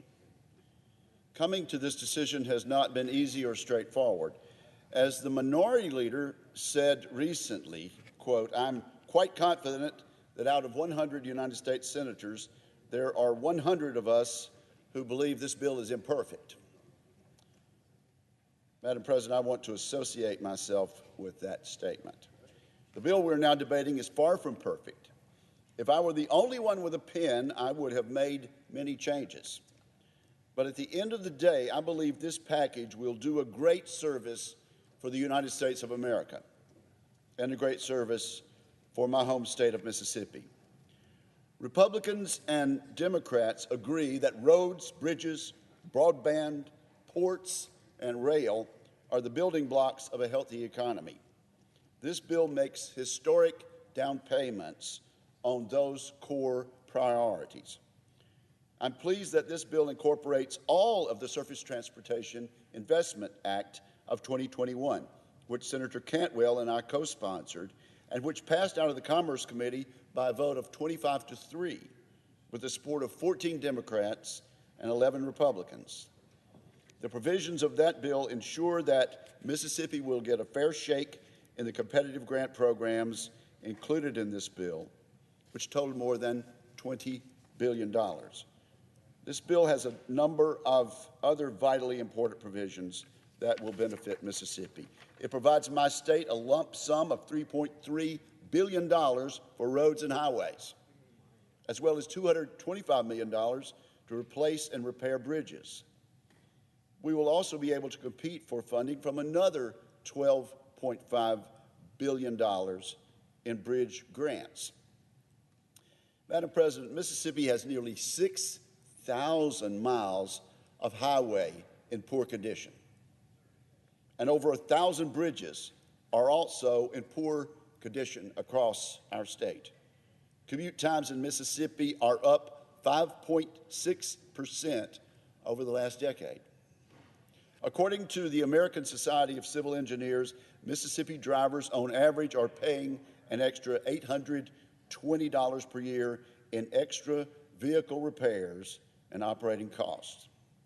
No one disputes that my state and other states are in desperate need of significant new funding for roads and bridges, and this legislation does that. The historic investments in this bill mean that Mississippians can have an easier time dropping off their children at school and shorter commutes to work. First responders will also be able to reach those in need much more quickly, potentially saving lives. Separately, Mississippi will receive $223 million for public transit, $283 million for water projects, and an estimated $100 million for airport upgrades and repairs. Our ports and rail systems also stand to benefit. This bill authorizes $2.25 billion for U.S. ports, $5 billion for rail through the Consolidated Rail Infrastructure and Safety Improvements, or CRISI program, and $3 billion to provide safety features for grade crossings, something that is desperately needed across this country. This bill will also clear away obstacles for major construction projects by streamlining the federal permitting process. The Army Corps of Engineers will get $9.5 billion, meaning Mississippi will have new funding opportunities for flood control projects, which are badly needed. And high-need communities will be first in line for those projects, thanks to an amendment I sponsored with the senior senators from Delaware and Oklahoma. This should benefit urban areas like the Pearl River Basin, as well as rural areas throughout Mississippi and throughout our nation, which have faced the constant threat of flooding for far too long. In another positive provision of this bill, the Senate adopted my amendment authorizing the Minority Business Development Agency, MBDA, for the first time ever. It had never been authorized, Madam President. This will send new business resources to rural areas and a boost of support to historically black colleges and universities, which are economic anchors in their communities. And I would add the good news we got just last month. Mississippi will soon be home to a new MBDA center. Madam President, I also want to mention rural broadband, which will see a tremendous boost because of this legislation. This bill lines up $65 billion to be spent on broadband deployment, taking us one giant step toward closing the digital divide. Based on the federal formula, Mississippi will receive a minimum of $100 million from these funds. That's on top of the $495 million Mississippi was recently awarded through the Rural Digital Opportunity Fund, or RDOF, auctions, and the $275 million in COVID relief funds that we are spending on broadband infrastructure in Mississippi. No senator has been a stronger advocate than I have on broadband build-out. Reliable, high-speed broadband is critical to ensuring rural states are competitive for the next generation, and this bill will help us get there. It is no secret that I have registered my concerns about the way this bill waives some of the normal processes that make for good federal rulemaking. As written, this bill makes it so that the NTIA can choose not to receive public comment on its broadband build-out plans. And it short-circuits the judicial review section of the Administrative Procedures Act, giving stakeholders a much smaller voice in the overall build-out process. I hope the NTIA will take care to avoid the wasteful and costly mistakes of the past and make sure these broadband dollars are spent efficiently, effectively, and with the benefit of stakeholder comment. Madam President, I was pleased that my colleagues included language to prohibit the federal government from setting broadband rates. This would have been an unwelcome intrusion into the private market. And the inclusion of this clarifying language was absolutely critical. The internet in this country has been able to meet the demands of the COVID-19 pandemic in large part because of our light touch regulatory framework, which has encouraged more broadband build-out. This stands in stark contrast to our European friends who suffered severe slowdowns because of their burdensome internet rules. One pivotal moment of this debate on this subject involved a colloquy that I shared last week with the senior senator from New Hampshire, Senator Shaheen, the chief negotiator for this title. Senator Shaheen confirmed on the Senate floor that preventing regulation of internet rates was the express intent of the language in the broadband title. Without this specific language in the legislation and the assurance made during that colloquy, I would not have been able to support this bill on final passage. Now, some have expressed concern about the cost of this bill. Offsets have been provided, and the negotiators provided pay-fors for every expenditure. But admittedly, the Congressional Budget Office did not agree with all the pay-fors. Republicans for decades have advocated more use of dynamic scoring, and I wish CBO had used dynamic scoring in this instance. It is unfortunate that the CBO refuses to acknowledge that economic growth will result in higher revenues. It should be clear to us all that the investments in this legislation will generate a stronger economy and larger sums of revenue. Experts have predicted these investments will make it less costly for business to operate and will lead to greater productivity. For example, the widely used Penn-Wharton budget model has projected this bill will increase hourly wages by 0.1% and reduce government debt by 0.9%. You heard that right. The Penn-Wharton model says this bill will reduce government debt, a prediction not to be taken lightly. Michael Strain of the American Enterprise Institute, a respected conservative think tank, has said these investments in hard infrastructure will ease the pressure on inflation rather than contributing to inflation. In other words, this investment in infrastructure will result in tremendous economic growth that some of our budgetary bean counters are not willing to account for. Now, it is important to make this point emphatically.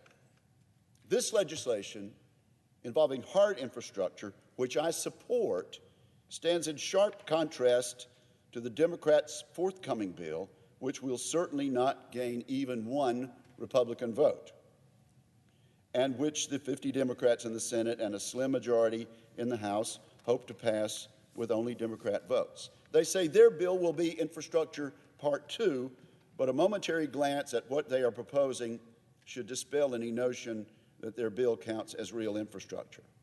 I will say it clearly and for the record. My Democratic colleagues are teeing up for next week a reckless tax and spending spree that our country does not need and cannot afford.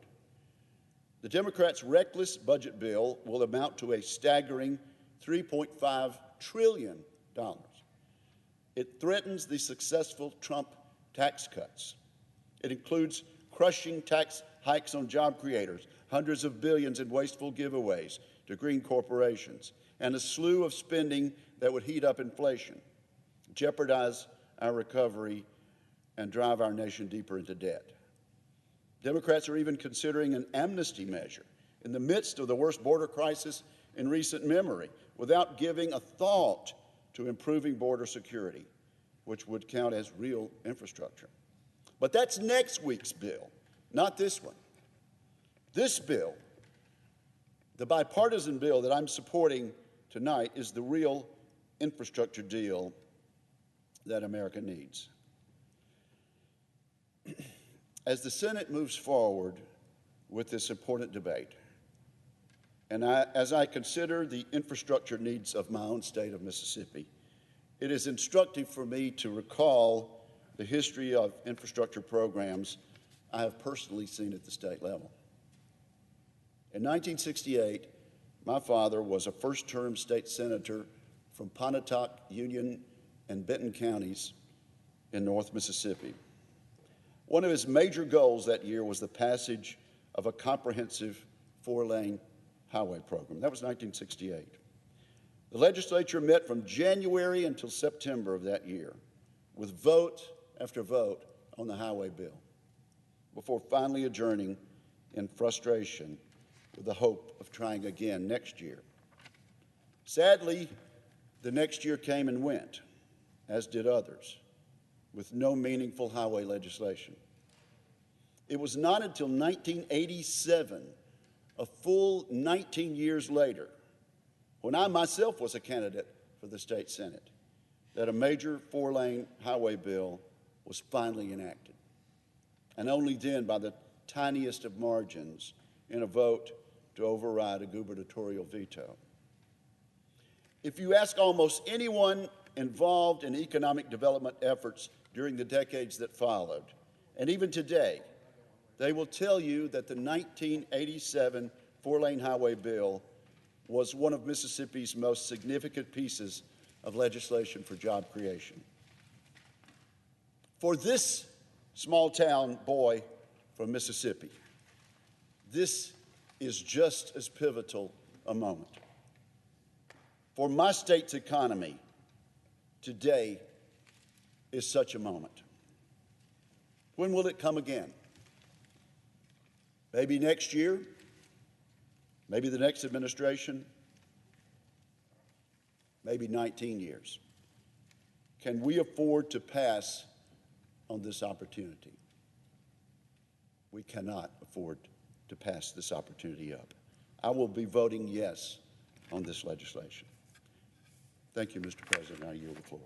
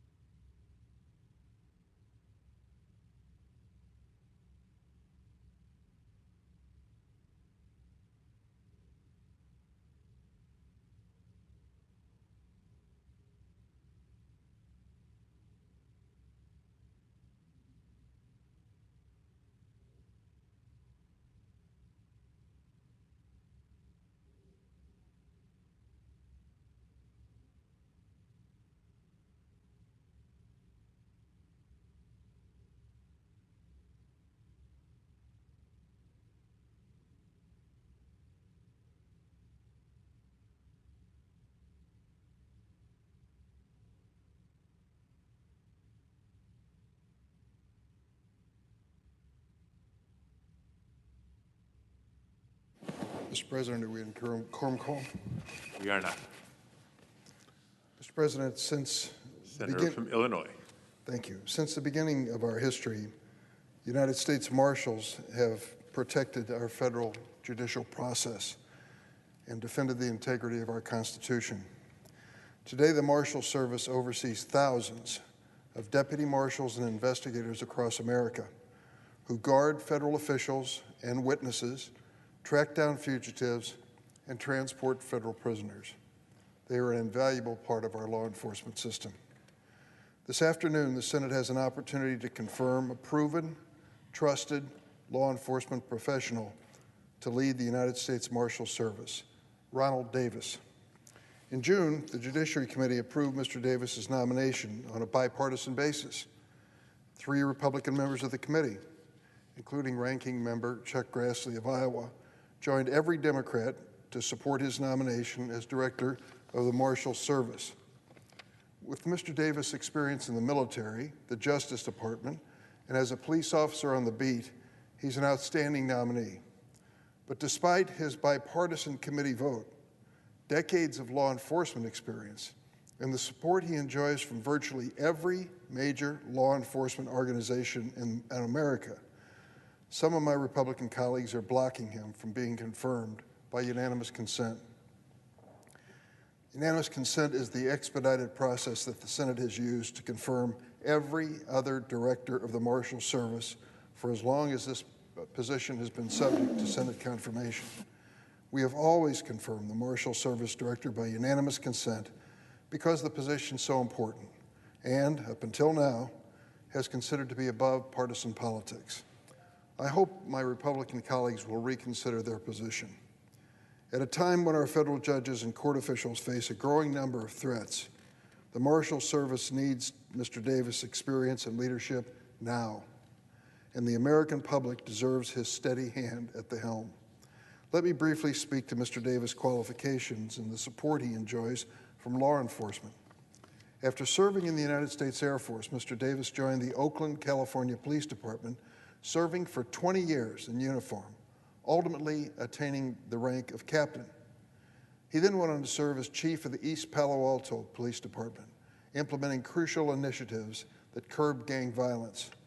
In no small part because of his work in East Palo Alto, Mr. Davis was tapped by President Obama to serve as executive director of President Obama's Task Force on 21st Century Policing. President Obama also selected Mr. Davis to head the Justice Department's Office of Community-Oriented Policing Services, known as the COPS Office. As a COPS Office Director, he dispersed hundreds of millions of dollars in grant money, enabling state and local police departments to retain and hire thousands of police officers. In other words, he was in charge of funding police across the United States. As a police officer with nearly 3 decades of experience, and as the husband of a 31-year veteran of the police force, who was the first black woman to serve as permanent police chief in California, Mr. Davis has a deep and abiding respect for the men and women of law enforcement. Understanding the risks that officers face every day, he said, quote, "There's no greater or more noble profession than policing." And he's been emphatic that police officers deserve our highest praise for keeping neighborhoods safe, families secure, and dangerous criminals behind bars. Mr. Davis also has the backs of members of law enforcement. He earned their respect and trust. Numerous law enforcement organizations are asking the Senate to move, and move quickly, to confirm his nomination as Director of the U.S. Marshal Service. Listen to this group that has supported him, of law enforcement professionals: the Hispanic American Police Command Officers Association, the Federal Law Enforcement Officers Association, the International Association of Chiefs of Police, the National Black Police Association, the National Organization of Black Law Enforcement Executives, the Police Executive Research Forum, the Major Cities Chiefs Association, the Major County Sheriffs of America, the National Association of Women Law Enforcement Executives, the National Sheriffs Association, and yes, the Fraternal Order of Police. Notably, these organizations didn't just support him, they support his immediate confirmation and urge us to move quickly. Consider this letter from the Fraternal Order of Police sent on August 3rd, and it says, "At this time in our history, the U.S. Marshal Service needs leadership we're confident that Mr. Davis can provide. No doubt he understands firsthand the issues facing women and men in law enforcement and we believe President Biden has made an excellent decision to have him lead the Marshal Service. I couldn't agree more. There is simply no basis for delaying this bipartisan choice out of the Senate Judiciary Committee any moment further. If my Republican colleagues really want to stand up for law and order and funding the police, they can start by confirming a nominee who has devoted his entire career to doing just that. That nominee is Ronald Davis. Mr. President, I ask unanimous consent that the Senate proceed to executive session to consider the Davis nomination, calendar number 174, that the nomination be confirmed, the motion to reconsider be considered made and laid upon the table with no intervening action or debate, that the President be immediately notified of the Senate's action, and the Senate then resume legislative session. Is there an objection? Mr. President. Senator from Texas. Reserving the right to object, Mr. President. I voted for Mr. Davis's nomination in the Judiciary Committee, and I support it.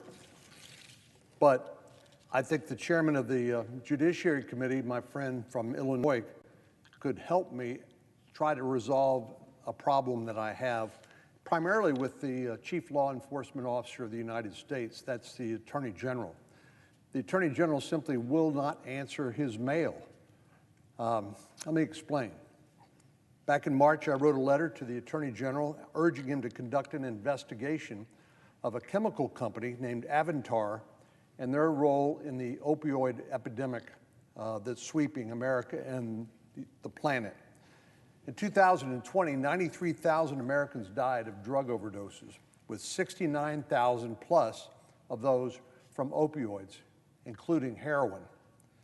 Avantor is a leading producer of a chemical precursor known as acetic anhydride, a key chemical used to convert opium to heroin. Avantar's product has been used extensively by drug cartels and transnational criminal organizations, with the apparent knowledge of Avantor officials who've taken inadequate measures to prevent the diversion of this chemical, particularly in Mexico. Alarmingly, Associate Attorney General Vanita Gupta holds millions of dollars in Avantor stock, and her father sits on the board of that company, raising serious ethical issues. As I said, I simply want the Attorney General to answer my letter. I sent a letter to him asking about the investigative status of Avantor and its involvement in the facilitation of heroin production, but have yet to receive a response more than 4 months later. In light of the serious issues that I've raised in this letter and the lack of a response from the Justice Department, I've placed a hold on this nominee and will not lift my hold until I receive a sufficient response. So I object. Mr. President. Objection is heard. I'm disappointed. This is an issue involving Vanita Gupta, who was approved by the Senate and now is serving in the Department of Justice and has been for months. What this has to do with the person to lead the U.S. Marshal Service, I cannot imagine. But I don't have to imagine the importance of filling this position quickly. It was over 10 years ago when a judge, a woman that I helped to win the appointment in the federal district court in the Northern District of Illinois, learned tragically that a disgruntled client of somebody's firm went to her home, killing her mother and her husband in Chicago. It was a tragedy, an unspeakable tragedy. Because of that terrible event, we turned to the U.S. Marshal Service and said, you have a special obligation to protect the men and women who serve in our judiciary. We're counting on you to make certain that they're safe at work and they're safe at home. And it's a 24/7, 365-day responsibility that the Marshal Service has. Sadly, that wasn't the last of the tragedies involving judges. It was just a few years ago when a judge in New Jersey lost her son. I believe her husband as well, if I'm not mistaken. Another person, demented person, went to her home and killed them. So when we're talking about filling this position, it's more than whether the Attorney General has sent a timely response to a letter. It's a matter of life and death. And now more than ever, because we are in transition, and many of the marshals are in a lame duck status or moved on to other positions, and you need someone to head up the U.S. Marshal Service during this period when we do our work here in Congress to approve the new U.S. Marshals across the United States. It is hard for me to imagine that we would risk the lives of judges, court personnel, and their families, along with many others, by leaving this critical law enforcement agency unfilled. No one questions this man's qualifications. He is a humble man who has an amazing story, an incredible story. He's asking to serve this nation again in a capacity when it comes to security and safety that is really one of the most important in our government. I'm sorry that the senator feels this way. I wish you would reconsider and just reflect for a moment on the importance of this position. I yield the floor. Senator from Texas. Mr. President, the distinguished senator from Illinois, the chairman of the Judiciary Committee, could resolve this issue in the next hour, and I would lift my hold. If he would simply ask the Attorney General of the United States to answer my letter, which I sent 4 months ago, which we've received no response to. Drug overdoses have taken the lives of 93,000 plus Americans in last year alone.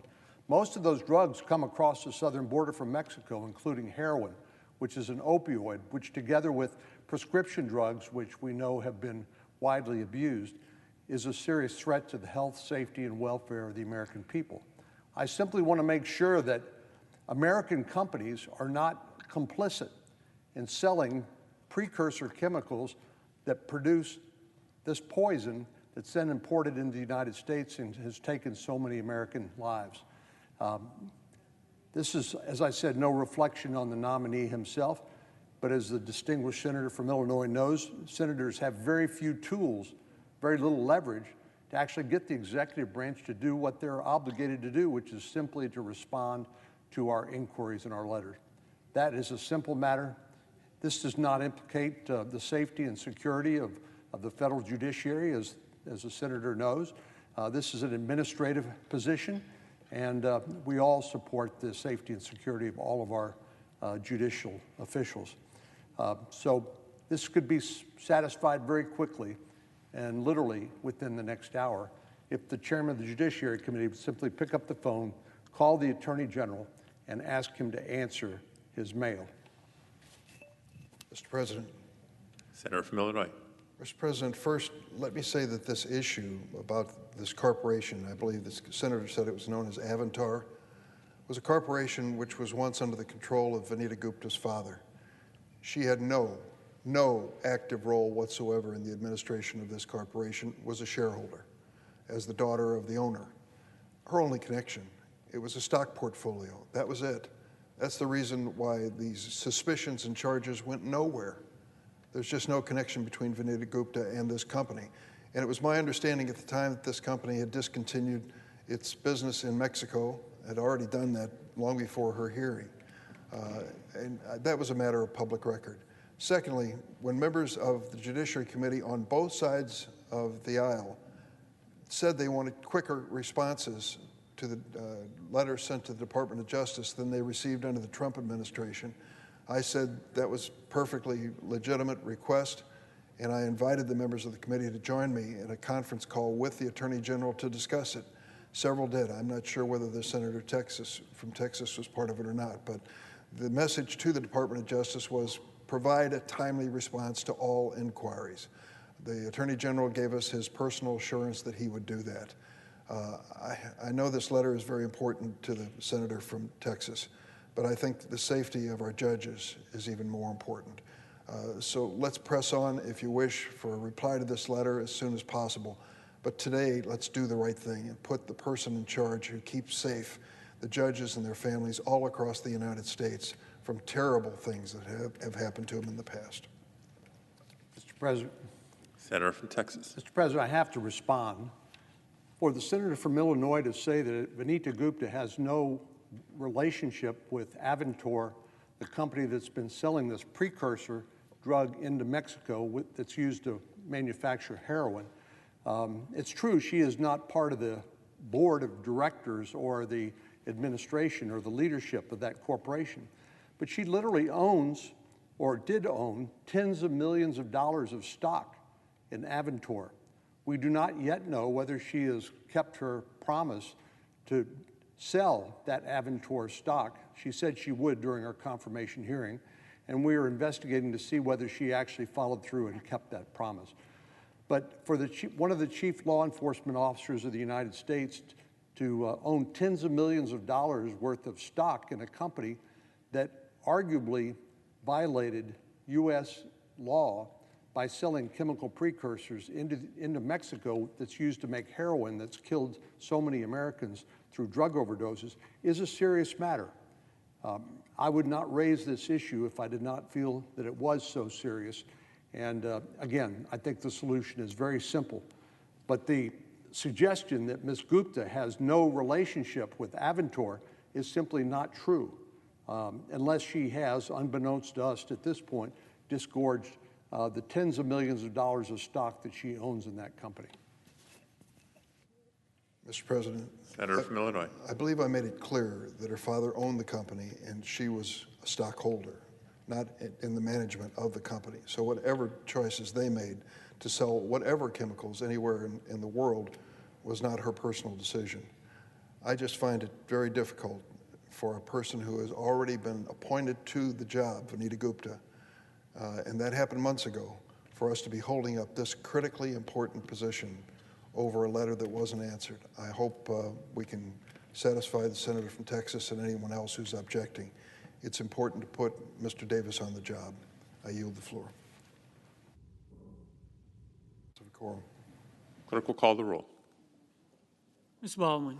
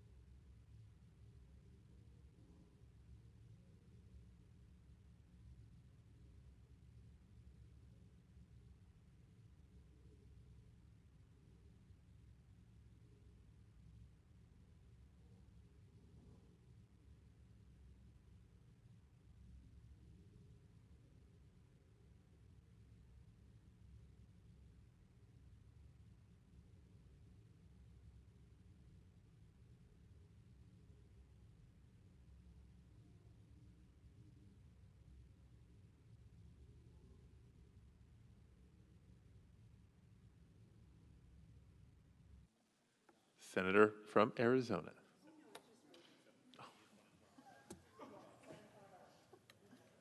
He's up first. I was literally just saying hi. Senator from Oklahoma. Is Senate currently in the quorum call? Yes, we are.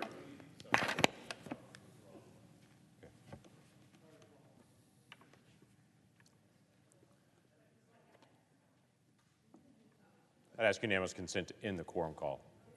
Or at least Is there an objection? Seeing none, without objection.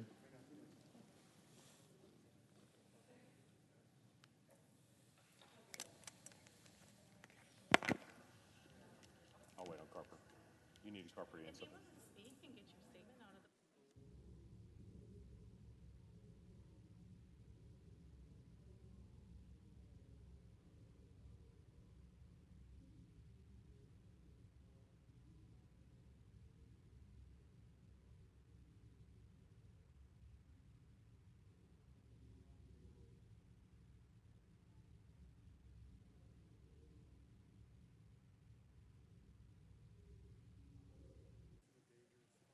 Senator from Oklahoma. I ask unanimous consent that myself, Senator Sinema, Senator Carper be allowed to finish our remarks before the vote begins. Without objection.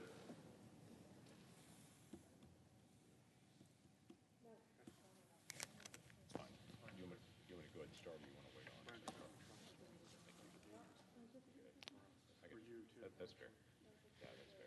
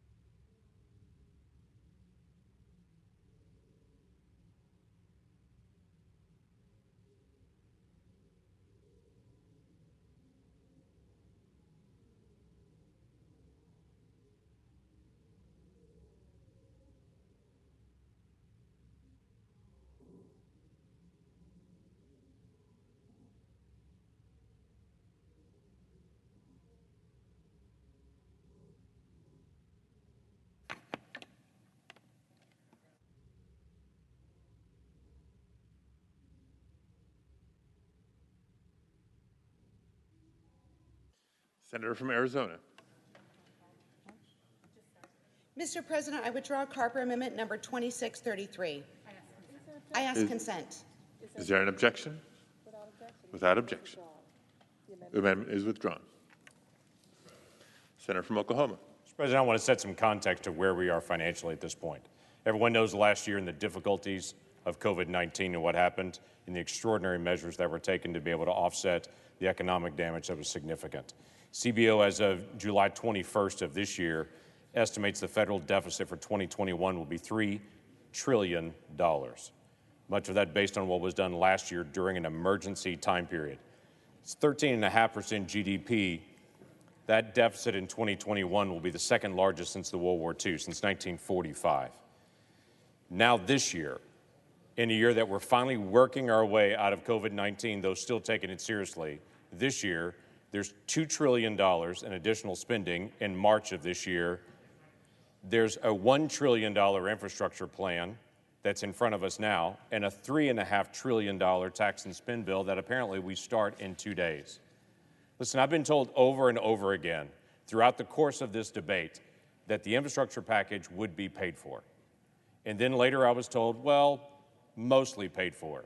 And then CBO came out a couple of days ago and said $250 billion of it is not paid for. $250 billion, according to CBO's estimates. To make matters worse, part of the rest of it that CBO does estimate is still areas where I would look at it and go, that's pretty shaky estimation. For instance, the unused unemployment benefits from earlier this year. That's an area that I look at and I think, okay, if you're taking unemployment benefits that were borrowed with debt money, then not spending them, and then later go back and grabbing them and saying, now we're spending them and they're quote unquote paid for, that would be the equivalent of me taking out a $20,000 car loan, but yet buying only a $15,000 car. So using the extra $5,000 to buy cat food and donuts after that and say it was paid for. It's not paid for. The extra $5,000 would go to debt reduction. In this case, it's $53 billion, not $5,000. That area is total debt spending as well. Though CBO may score it, it's really not there. One of my favorite areas of scoring in this I find fascinating in the course of this conversation. This bill mandates the sale of over 87 million barrels of oil from the Strategic Petroleum Reserve. Almost the identical amount is assumed to be collected from the sale of 87 million barrels of oil to be able to pay for the electric car charging stations. So literally this bill sells oil to then pay for the electric car charging stations. This bill also delays, to get score for this, delays a Medicare Part D regulation that had already been delayed already. My concern is this. We're not paying attention to the most basic element. This is $250 billion unpaid for, according to CBO and many other areas of pretty shaky pay-fors in this. My simple suggestion is this. Let's do infrastructure, but let's do the infrastructure we can afford. If we can't afford an extra $250 billion of this $1 trillion bill, then let's back it up to $750 billion. That should be pretty straightforward. If we can't pay for that extra amount, we shouldn't do that extra amount. So saying that, Mr. President, in the pending measure, the Senate Amendment 2137 to H.R. 3684 contains a matter within the jurisdiction of the Budget Committee that was not reported or discharged from the Budget Committee. Therefore, I raise a point of order against Division J, Title 9, Section 905 of the amendment pursuant to Section 306 of the Congressional Budget Act of 1974. Mr. President? Senator from Arizona. Mr. President, pursuant to Section 904 of the Congressional Budget Act of 1974, I move to waive all applicable sections of that act and any other applicable budget points of order for purposes of the pending amendment, and I ask for the yeas and nays. Is there a sufficient second? There appears to be. Clerk will call the roll. Ms. Baldwin, Mr. Barrasso, Mr. Bennett, Mrs. Blackburn, Mr. Blumenthal, Mr. Blunt, Mr. Booker, Mr. Bozeman, Mr. Braun, Mr. Brown, Mr. Burr, Ms. Cantwell, Mrs. Capito, Mr. Cardin,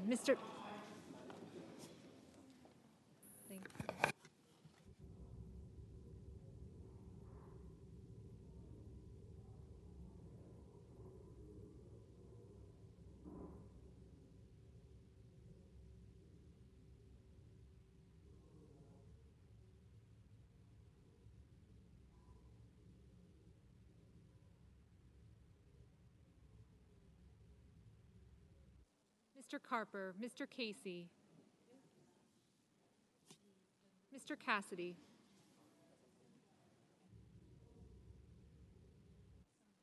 Ms. Collins,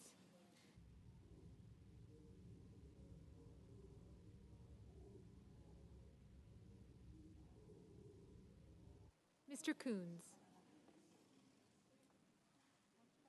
Mr. Cornyn, Ms. Cortez Masto,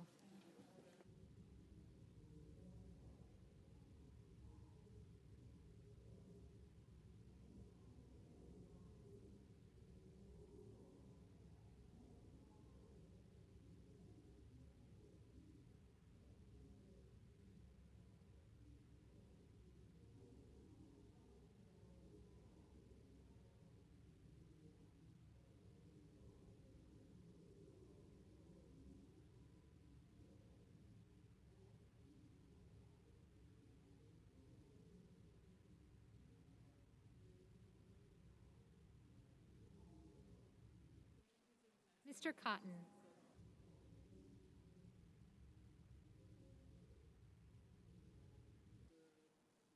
Mr. Kramer,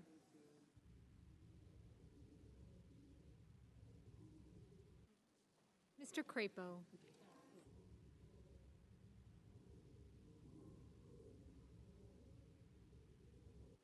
Mr. Cruz, Mr. Daines, Ms. Duckworth,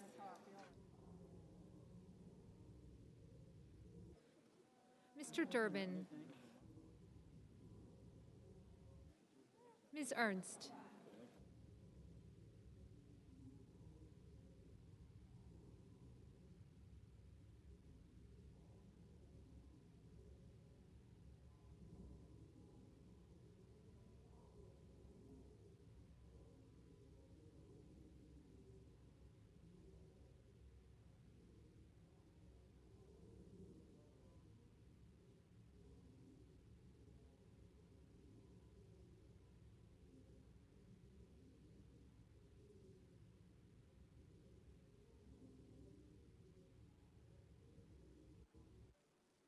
Mrs. Feinstein,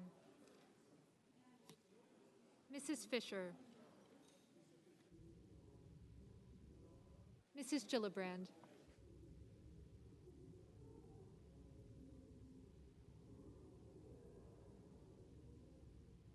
Mr. Graham, Mr. Grassley, Mr. Haggerty, Ms. Hassan, Mr. Hawley,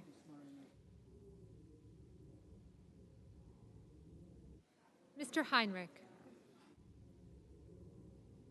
Mr. Hickenlooper,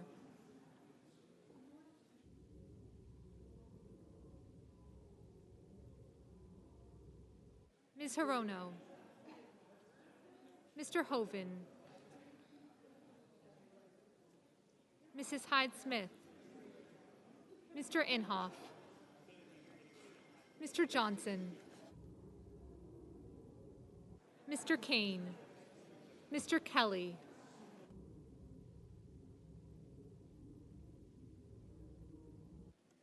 Mr. Kennedy, Mr. King, Ms. Klobuchar,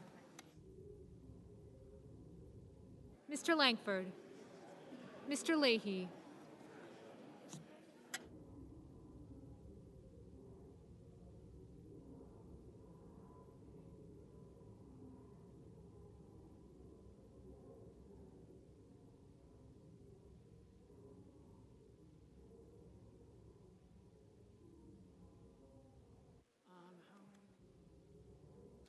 Mr. Leahy, Mr. Lee, Mr. Lujan, Ms. Lummis, Mr. Manchin, Mr. Markey, Mr. Marshall,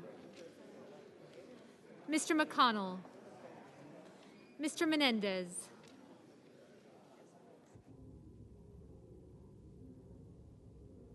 Mr. Merkley, Mr. Moran, Ms. Murkowski, Mr. Murphy, Mrs. Murray, Mr. Ossoff,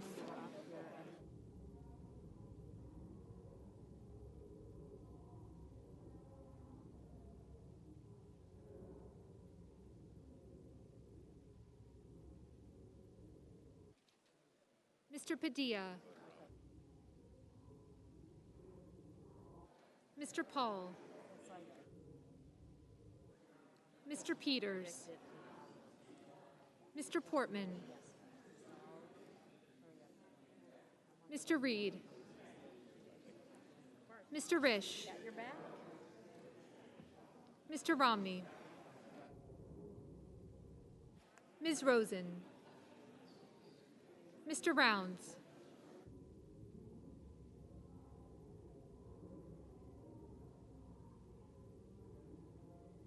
Mr. Rubio, Mr. Sanders, Mr. Sass, Mr. Schatz, Mr. Schumer, Mr. Scott of Florida, Mr. Scott of South Carolina, Mrs. Shaheen, Mr. Shelby, Ms. Sinema, Ms. Smith, Ms. Stabenow, Mr. Sullivan, Mr. Tester,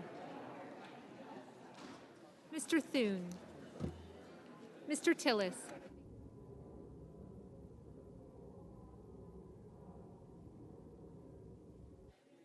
Mr. Toomey, Mr. Tuberville, Mr. Van Hollen, Mr. Warner, Mr. Warnock, Ms. Warren,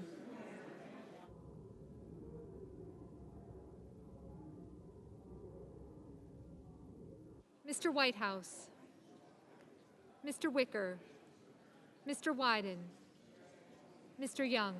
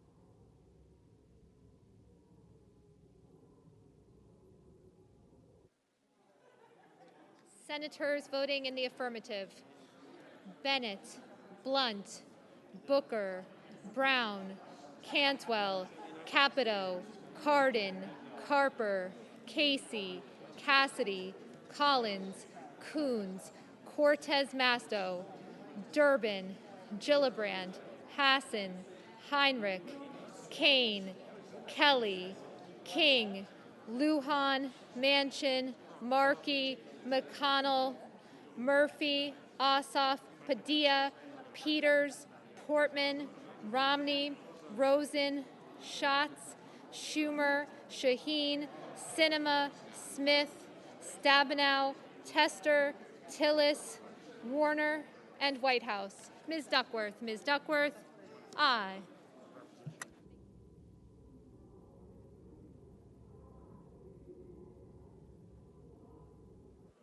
Mr. Reed. Mr. Reed, aye.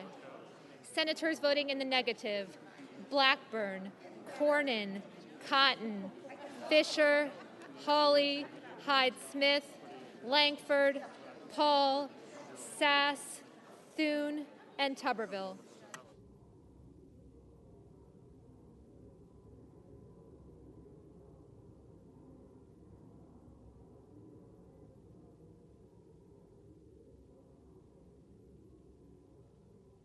Mr. Daines. Mr. Daines, no. Ms. Warren. Ms. Warren, Aye. Ms. Lummis, Ms. Lummis. No. Mr. Crapo, Mr. Crapo. Aye. Mr. Kennedy, Mr. Kennedy. No.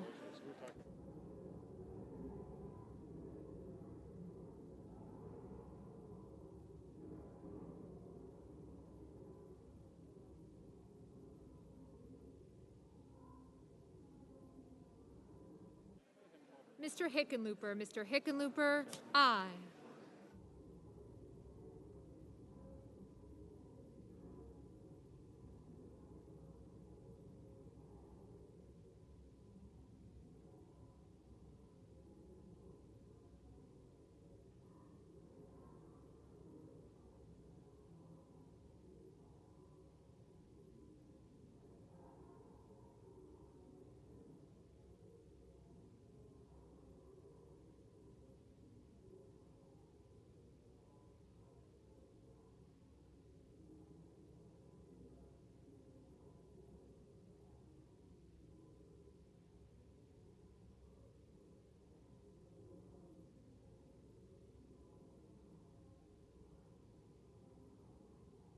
Mr. Toomey, Mr. Toomey.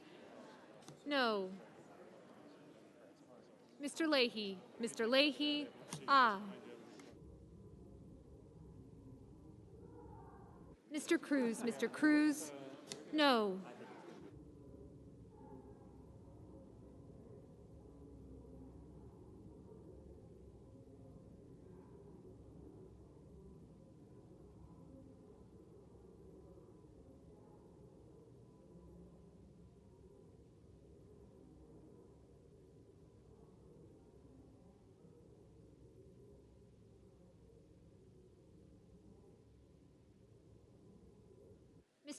Mr. Scott of Florida. No. Mr. Lee, Mr. Lee. No.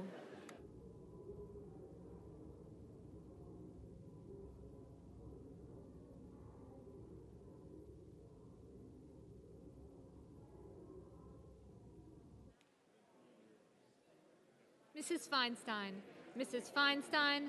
Aye. Mr. Sanders, Mr. Sanders. Aye. Ms. Murkowski, Ms. Murkowski. Aye.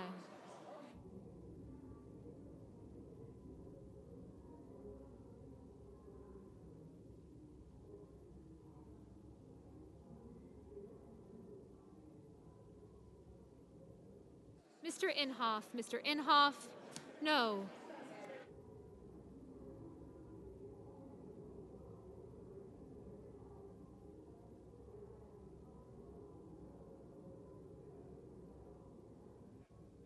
Mr. Merkley, Mr. Merkley. Aye.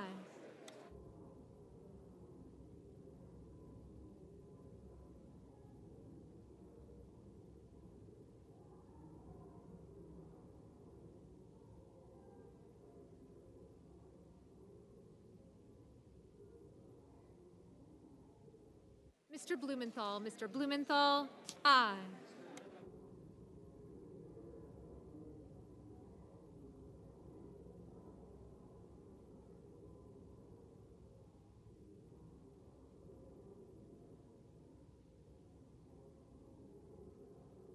Mrs. Murray, Mrs. Murray. Aye.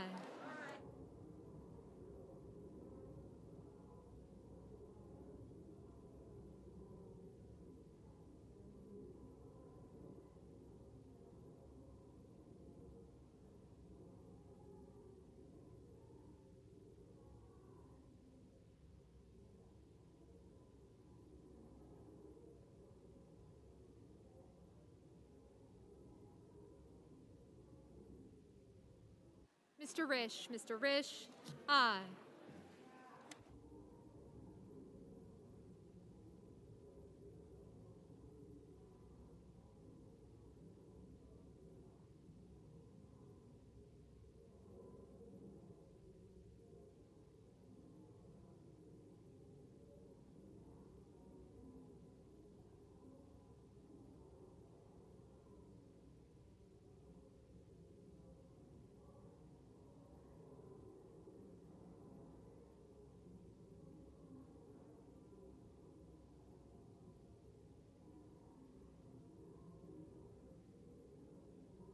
Ms. Klobuchar, Ms. Klobuchar, aye.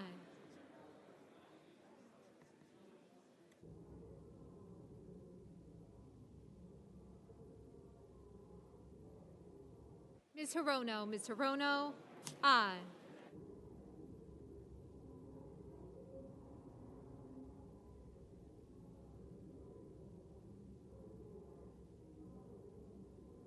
Mr. Johnson, Mr. Johnson, no.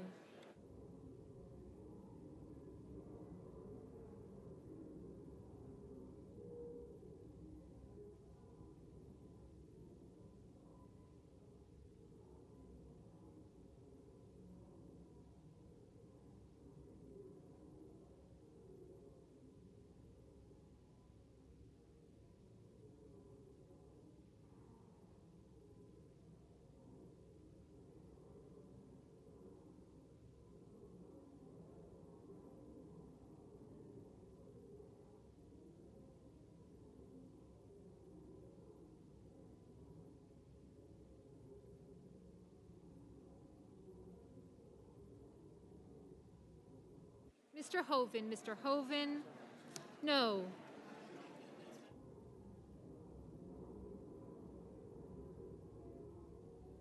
Mr. Kramer, Mr. Kramer, aye.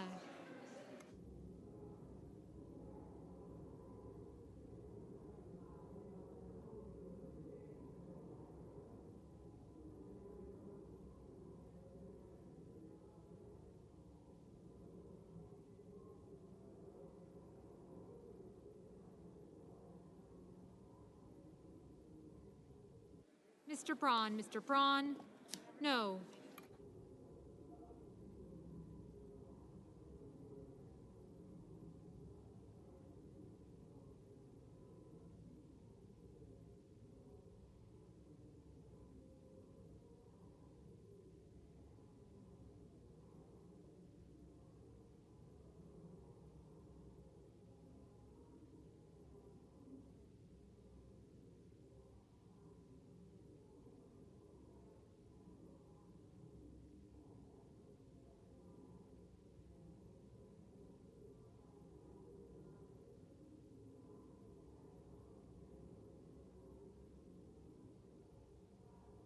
Mr. Wyden, aye.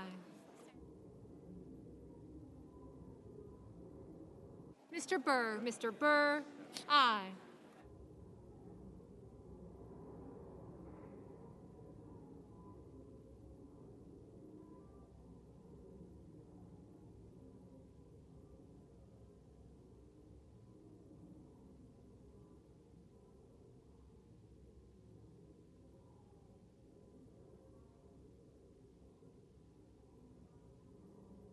Ms. Ernst, no.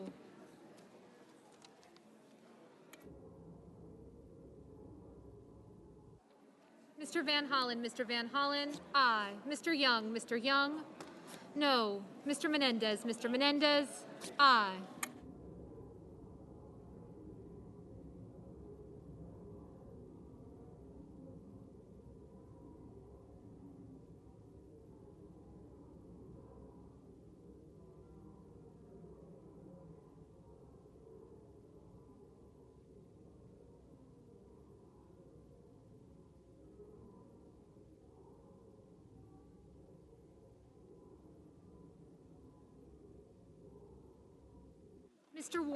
Mr. Warnock, aye.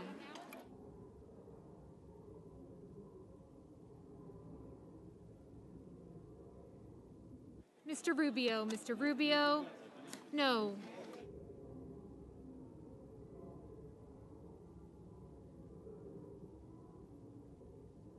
Mr. Moran, no. Mr. Grassley, no.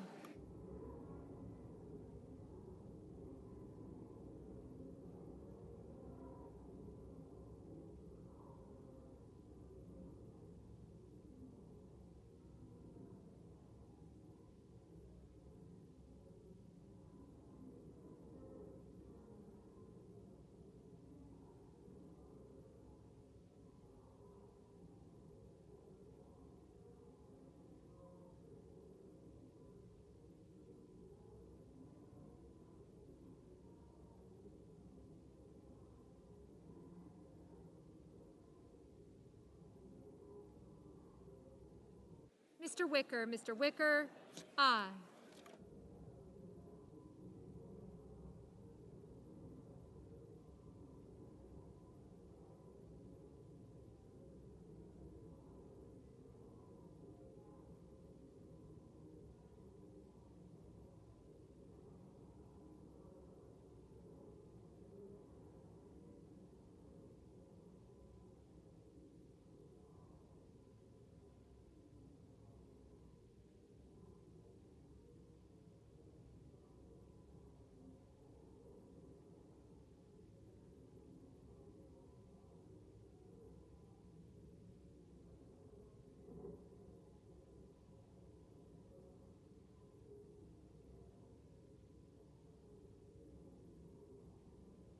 Mr. Marshall, no. Mr. Sullivan, no. Ms. Baldwin, aye.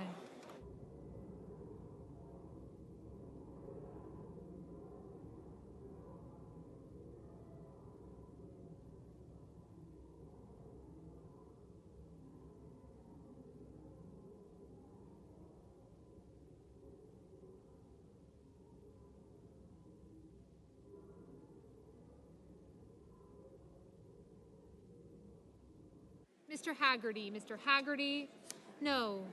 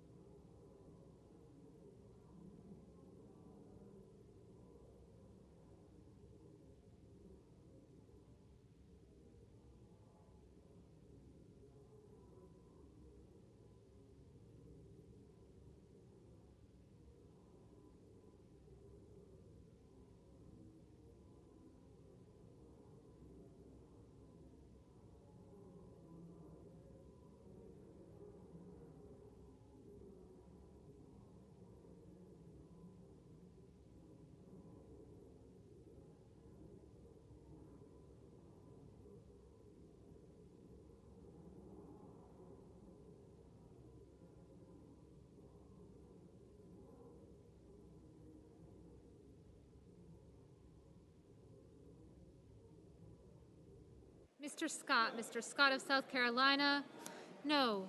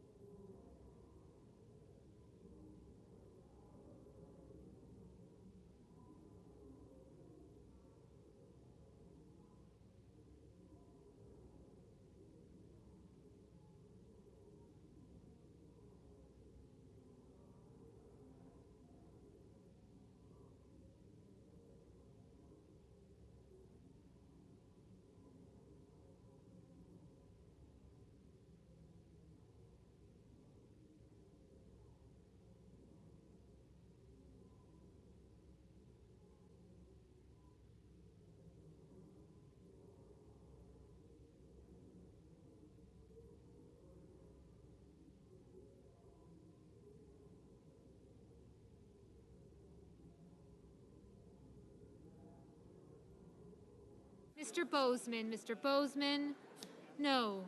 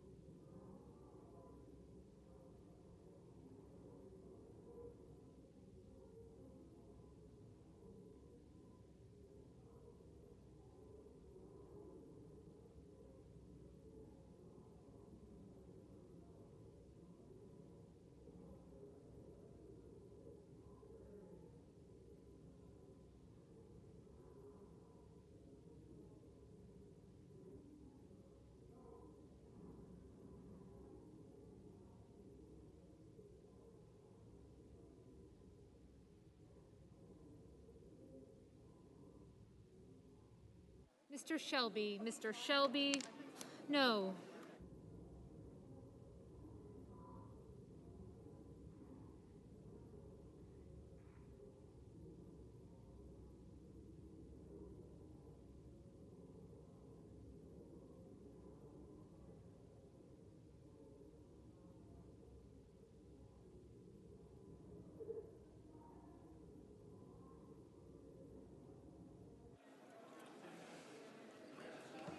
On this vote, the yeas are 64, the nays are 33. 3/5 of the senators duly chosen and sworn having voted in the affirmative, the motion is agreed to. The question occurs on Amendment 2131. All in favor say aye. Aye. All opposed, nay. The ayes appear to have it. The ayes do have it. The amendment is agreed to. Yay. The question is on Amendment 2137 as amended.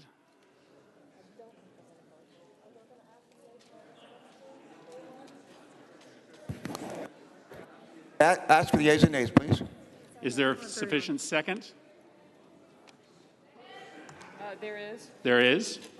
The clerk will call the roll. Ms. Baldwin, Mr. Barrasso, Mr. Bennett, Mrs. Blackburn, Mr. Blumenthal, Mr. Blunt, Mr. Booker, Mr. Bozeman, Mr. Braun, Mr. Brown,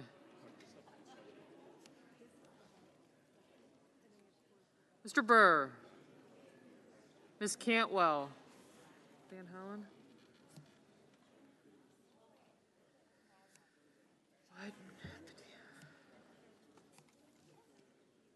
Mrs. Capito.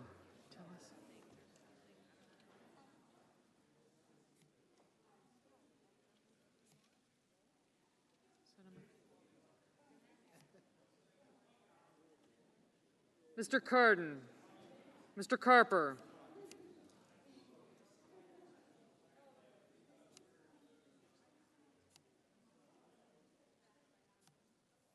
Mr. Casey, Mr. Cassidy, Ms. Collins, Mr. Coons,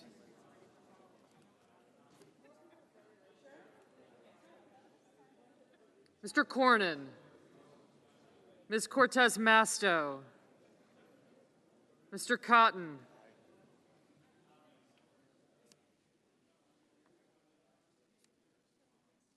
okay, thank you. Thank you. Gotcha. Mr. Kramer, Mr. Crapo,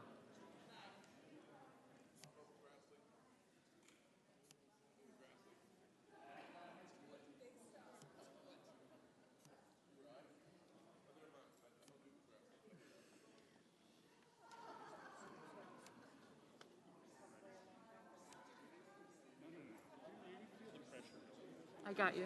I got you. Yes. I got you guys. Thank you.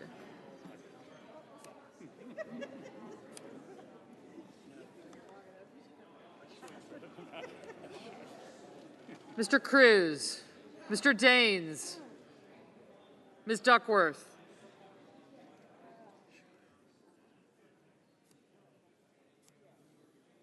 Mr. Durbin, Ms. Ernst, Mrs. Feinstein, Mrs. Fisher, Mrs. Gillibrand,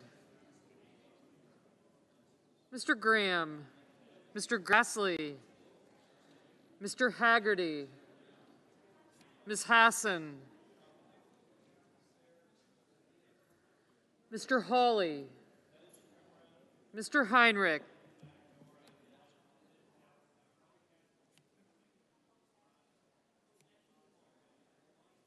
Mr. Hickenlooper, yep. Ms. Hirono, Mr. Hoven, Mrs. Hyde-Smith, Mr. Inhofe, Mr. Johnson, Mr. Kane, Mr. Kelly, Mr. Kennedy, Mr. King, Ms. Klobuchar, Mr. Lankford, Mr. Leahy, Mr. Lee, Mr. Lujan,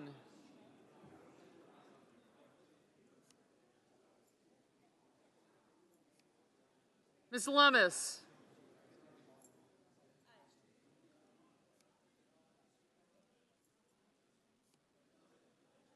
Mr. Manchin,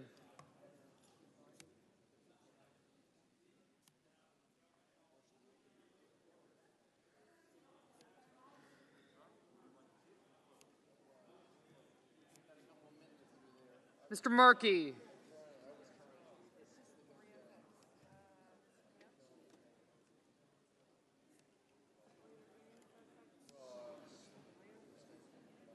Mr. Marshall, Mr. McConnell, Mr. Menendez, Mr. Merkley,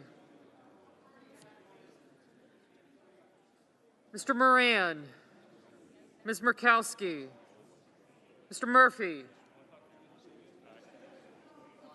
Mrs. Murray, Mr. Ossoff, Mr. Padilla, Mr. Paul, Mr. Peters, Mr. Portman, Mr. Reed, Mr. Risch,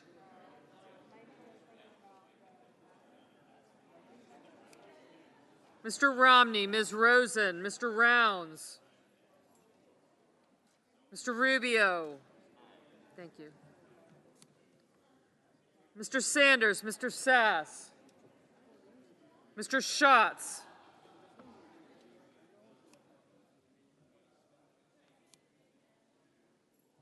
got you,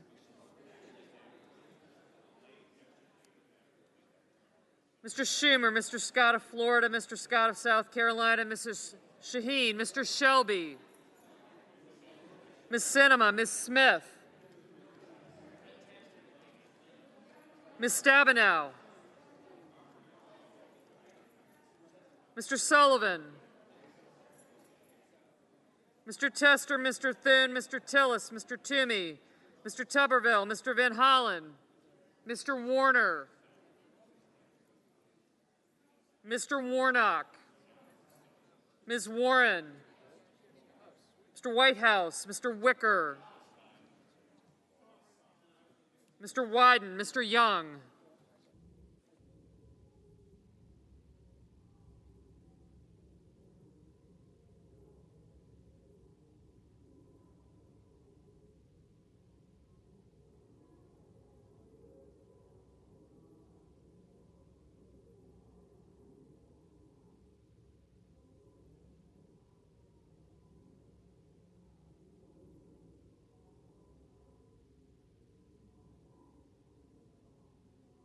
Senators voting in the affirmative: Baldwin, Blumenthal, Cardin, Carper, Casey, Collins, Coons, Cortez Masto, Kramer, Crapo, Duckworth, Feinstein, Fisher, Grassley, Hassan, Heinrich, Hirono, Kane, Kelly, King, Leahy, Manchin, Menendez, Merkley, Murkowski, Murphy, Murray, Ossoff, Padilla, Portman, Reed, Risch, Romney, Rosen, Sanders, Schumer, Shaheen, Sinema, Tester, Tillis, Van Hollen, Whitehouse, Wicker, and Wyden.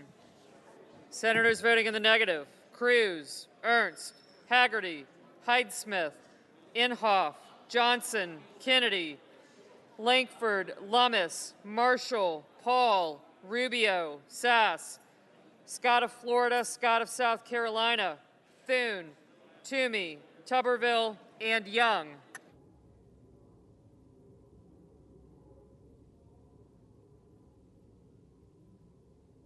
Mr. Bozeman, no.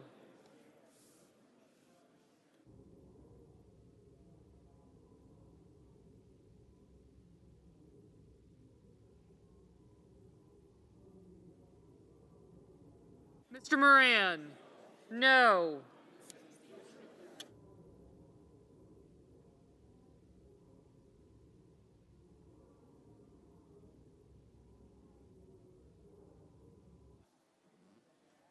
Mr. Schatz, aye.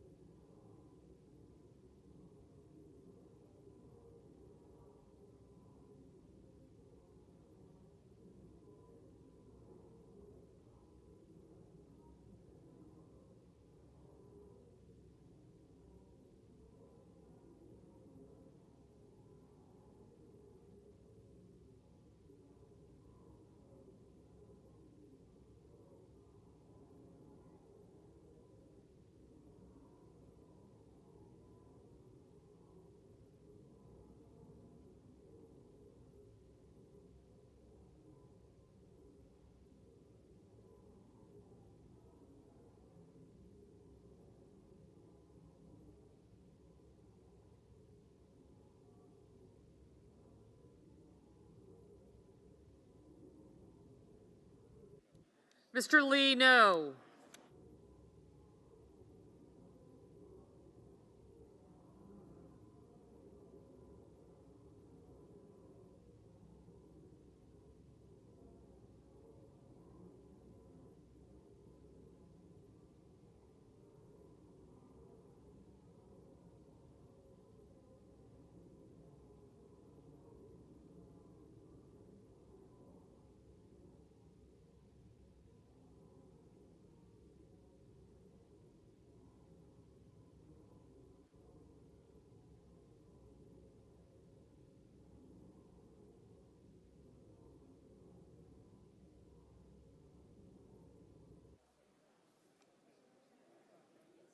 Mrs. Capito, aye. Mr. Blunt, aye.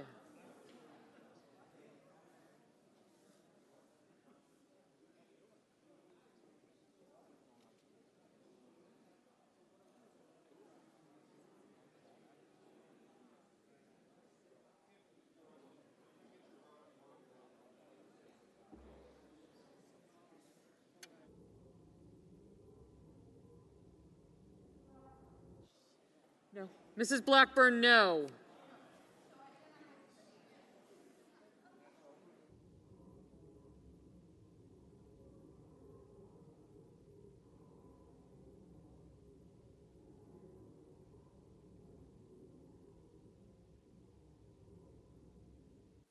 Mr. Hoven, aye.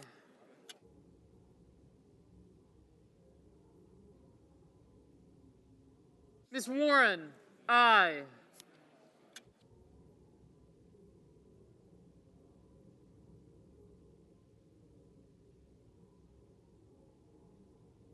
Mrs. Gillibrand, aye.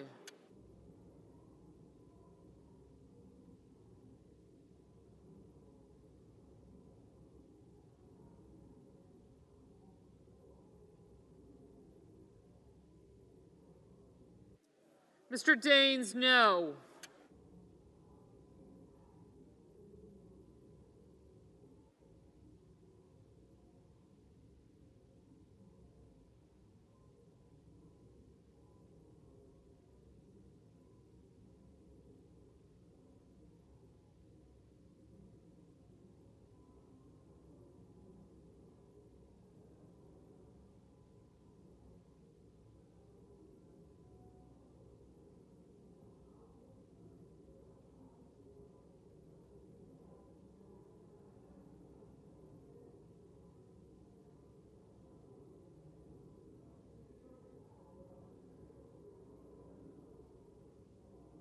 Mr. Hawley, no.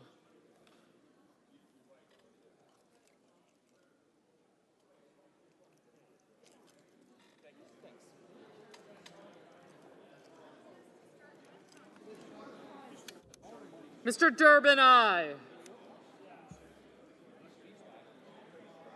Ms. Lummis? No.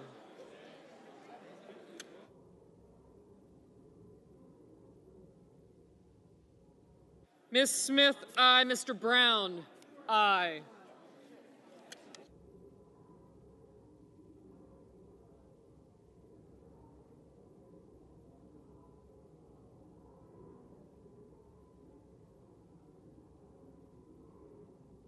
Ms. Cantwell, aye. Mr. Cassidy, aye.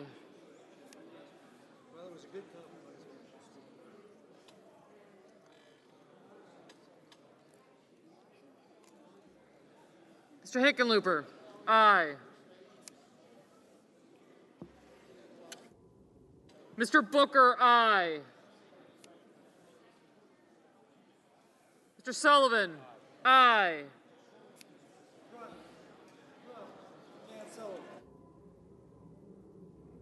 Mr. Lujan, aye.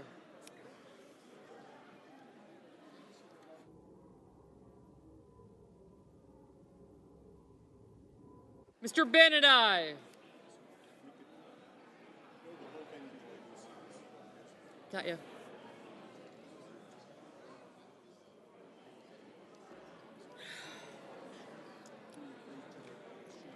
I don't have Warner. Don't let him leave.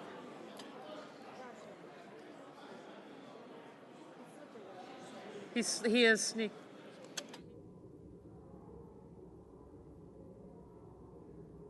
Mr. Warnock, aye. Mr. Markey, aye. Mr. Warner, aye. Ms. Stabenow, aye. Mr. McConnell, aye.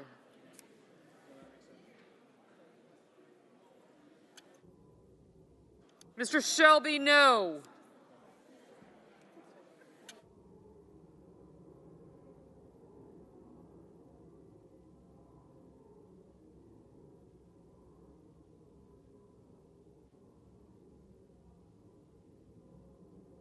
No, I have you. I have you. Mr. Peters, aye.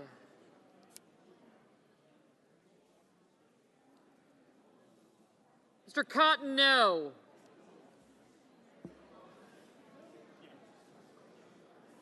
Mr. Braun, no.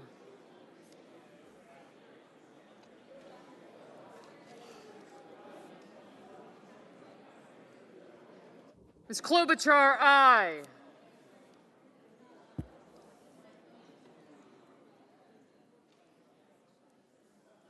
Mr. Burr, aye.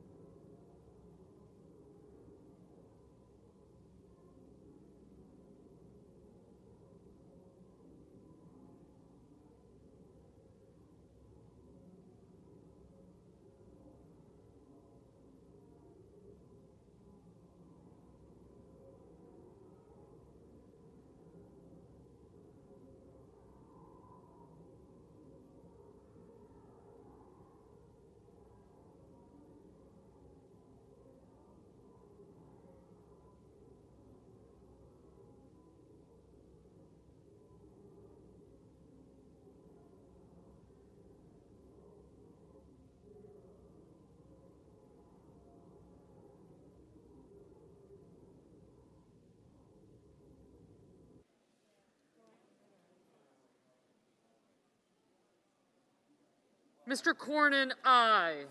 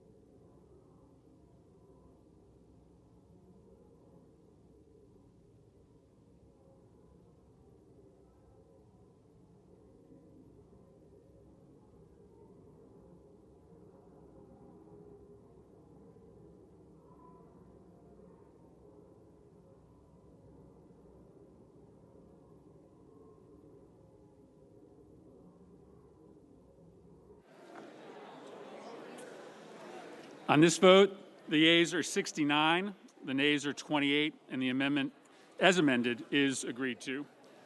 The clerk will report the motion to invoke cloture. Cloture motion. We, the undersigned senators, in accordance with the provisions of Rule 22 of the Standing Rules of the Senate, do hereby move to bring to a closed debate on the calendar number 100, H.R. 3684, an act to authorize funds for federal aid highways, highway safety programs, and transit programs and for other purposes, signed by 19 senators. Consent, the mandatory quorum call has been waived. The question is it the sense of the Senate that debate on H.R. 3684, an act to authorize funds for federal aid highways, highway safety programs, and transit programs, and for other purposes, shall be brought to a close? The yeas and nays are mandatory under the rule. The clerk will call the roll. Ms. Baldwin.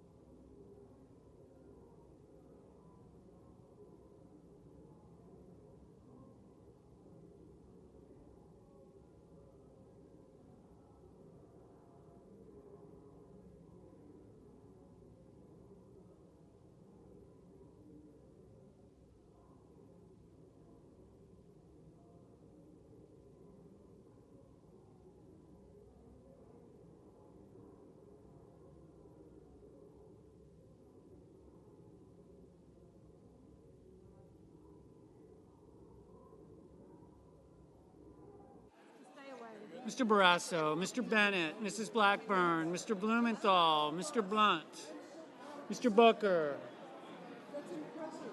Mr. Bozeman, Mr. Braun,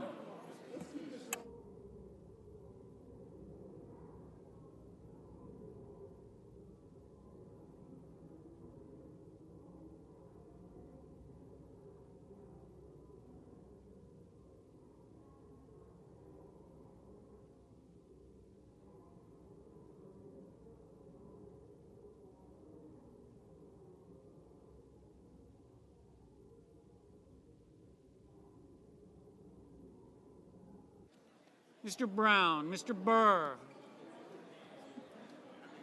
Ms. Cantwell, Mrs. Capito, Mr. Cardin, Mr. Carper, Mr. Casey,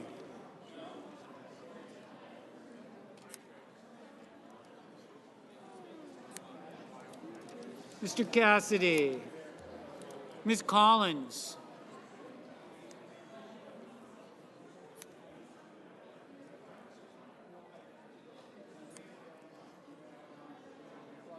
Mr. Coons, Mr. Cornyn, Ms. Cortez Masto, Mr. Cotton, Mr. Kramer, Mr. Crapo, Mr. Cruz, Mr. Daines, Ms. Duckworth, Mr. Durbin, Ms. Ernst, Mrs. Feinstein, Mrs. Fisher, Mrs. Gillibrand,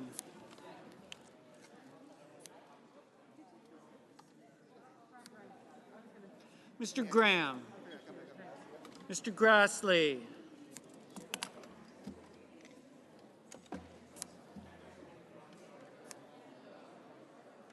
Mr. Haggerty,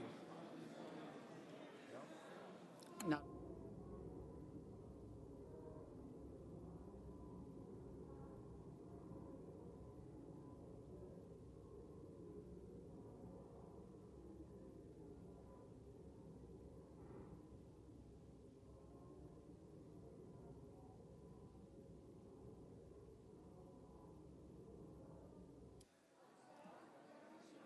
Ms. Hassan,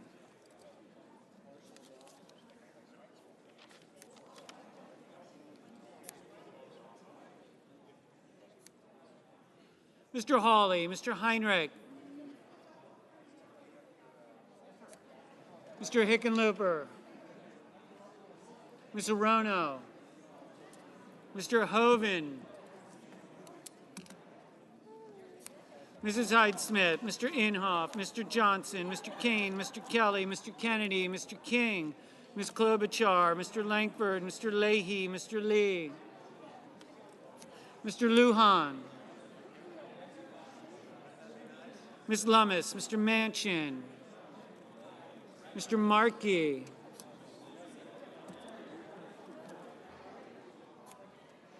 Mr. Marshall, Mr. McConnell, Mr. Menendez, Mr. Merkley,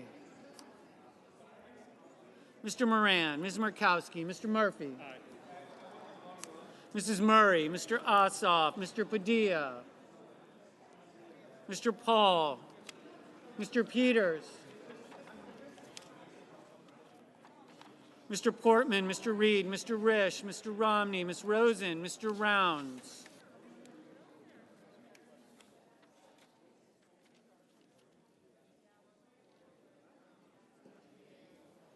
Mr. Rubio,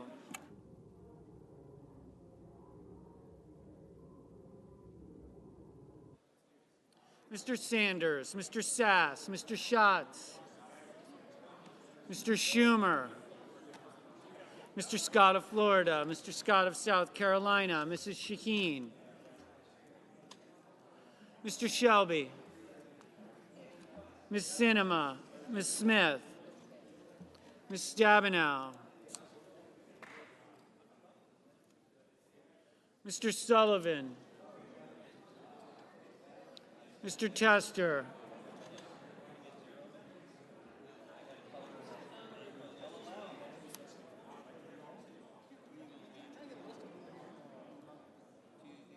Mr. Thune, Mr. Tillis, Mr. Toomey, Mr. Tuberville, Mr. Van Hollen, Mr. Warner, Mr. Warnock, Ms. Warren, Mr. Whitehouse, Mr. Wicker, Mr. Wyden, Mr. Young.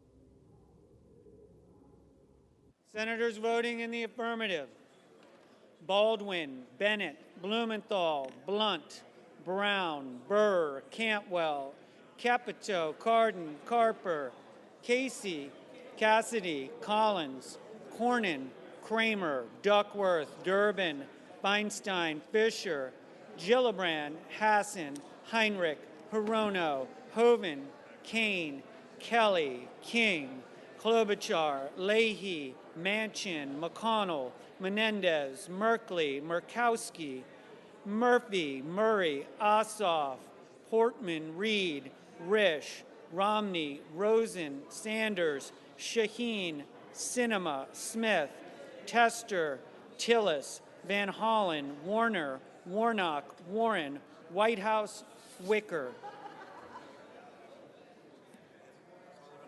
Mr. Sullivan, aye.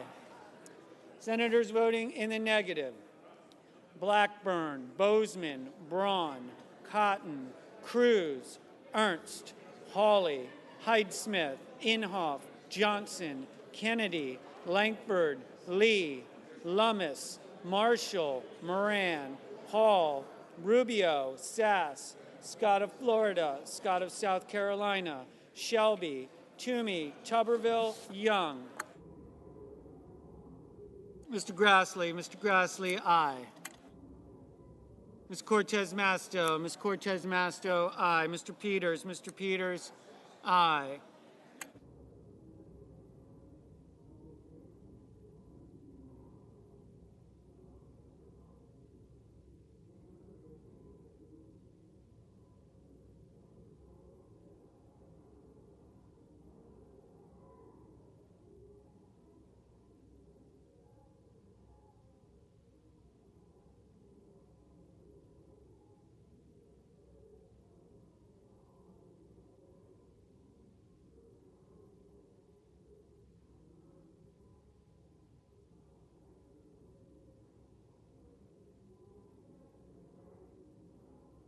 Mr. Markey, aye.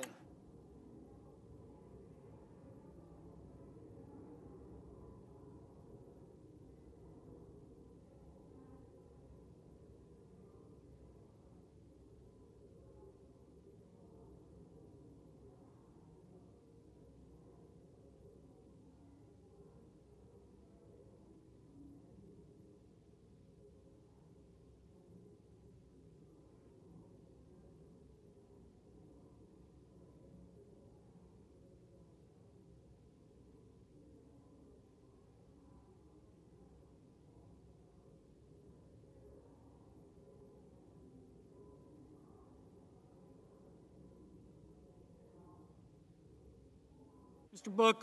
Booker, aye.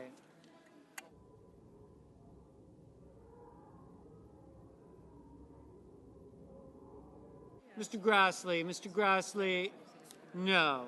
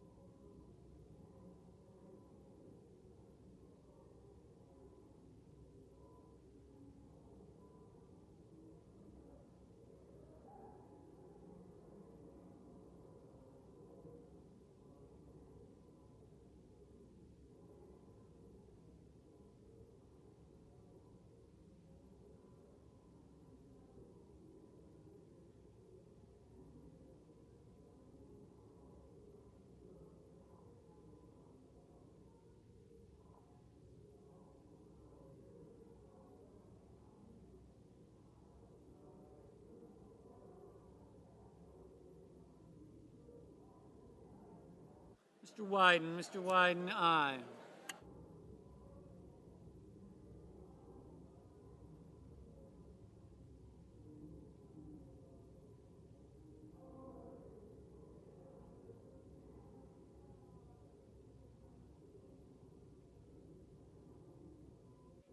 Mr. Padilla, aye.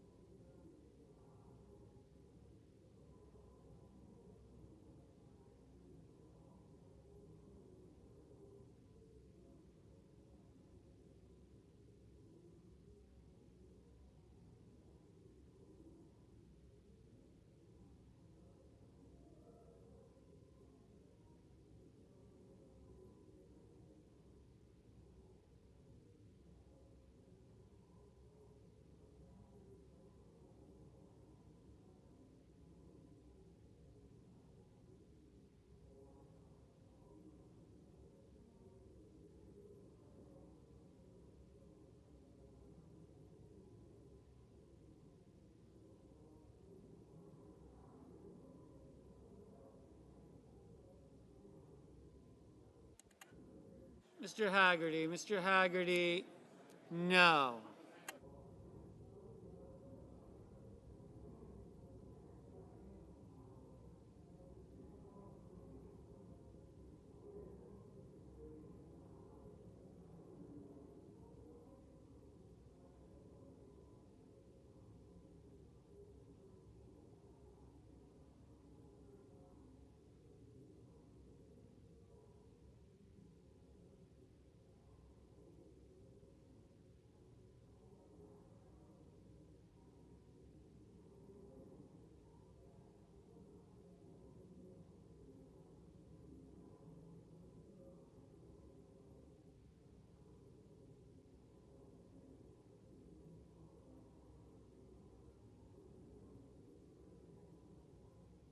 Mr. Schumer, aye.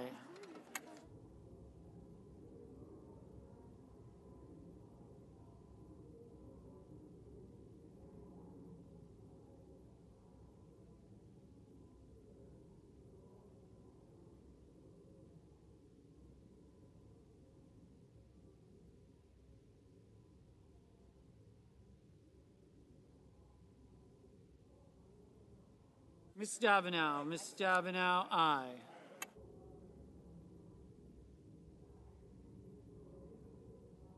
Mr. Schatz, aye.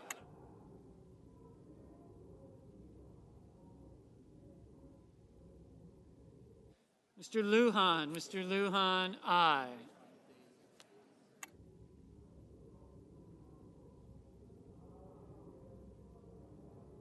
Mr. Hickenlooper, aye.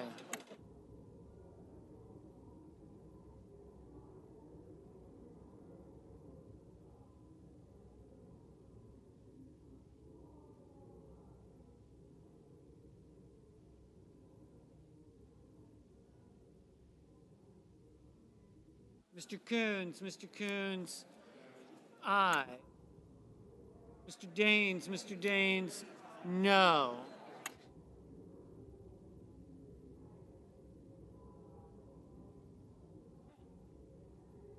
Mr. Crapo, aye.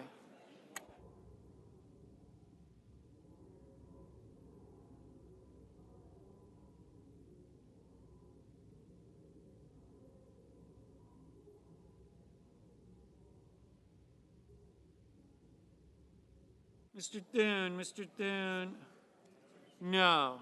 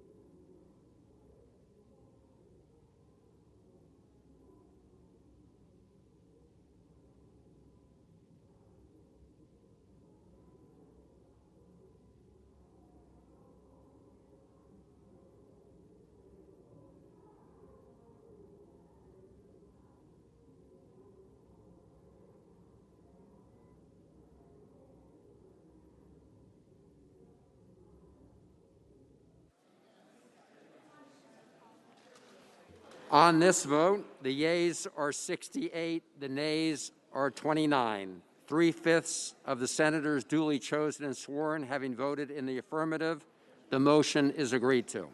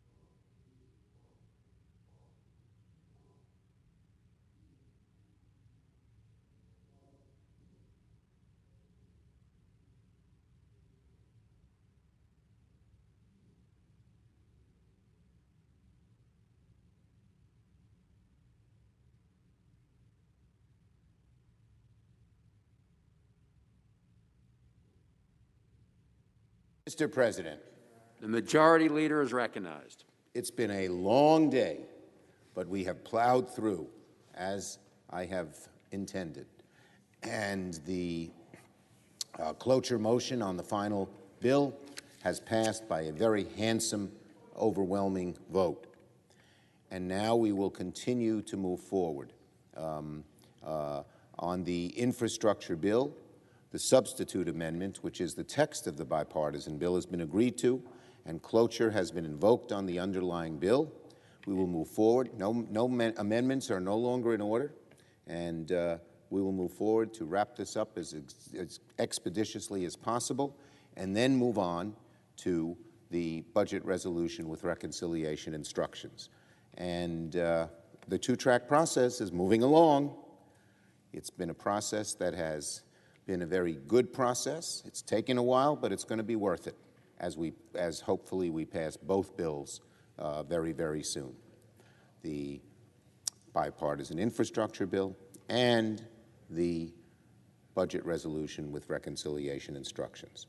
So, Mr. President, I ask unanimous consent that when the Senate completes its business today, it adjourn until 12 noon Monday, August 9th, that's tomorrow in case you've forgotten the days, that following the prayer and pledge, the morning hour be deemed expired, the journal of proceedings be approved to date, the time for the two leaders be reserved for their use later in the day, and morning business be closed. That upon the conclusion of morning business, the Senate resume consideration of H.R. 3684. Finally, at all time during recess, adjournment, or period of morning business count post-cloture. The clock is ticking on H.R. 3684. Without objection, so ordered. If there is no further business to come before the Senate, I ask that it stand adjourned under the previous order. The Senate stands adjourned until noon tomorrow.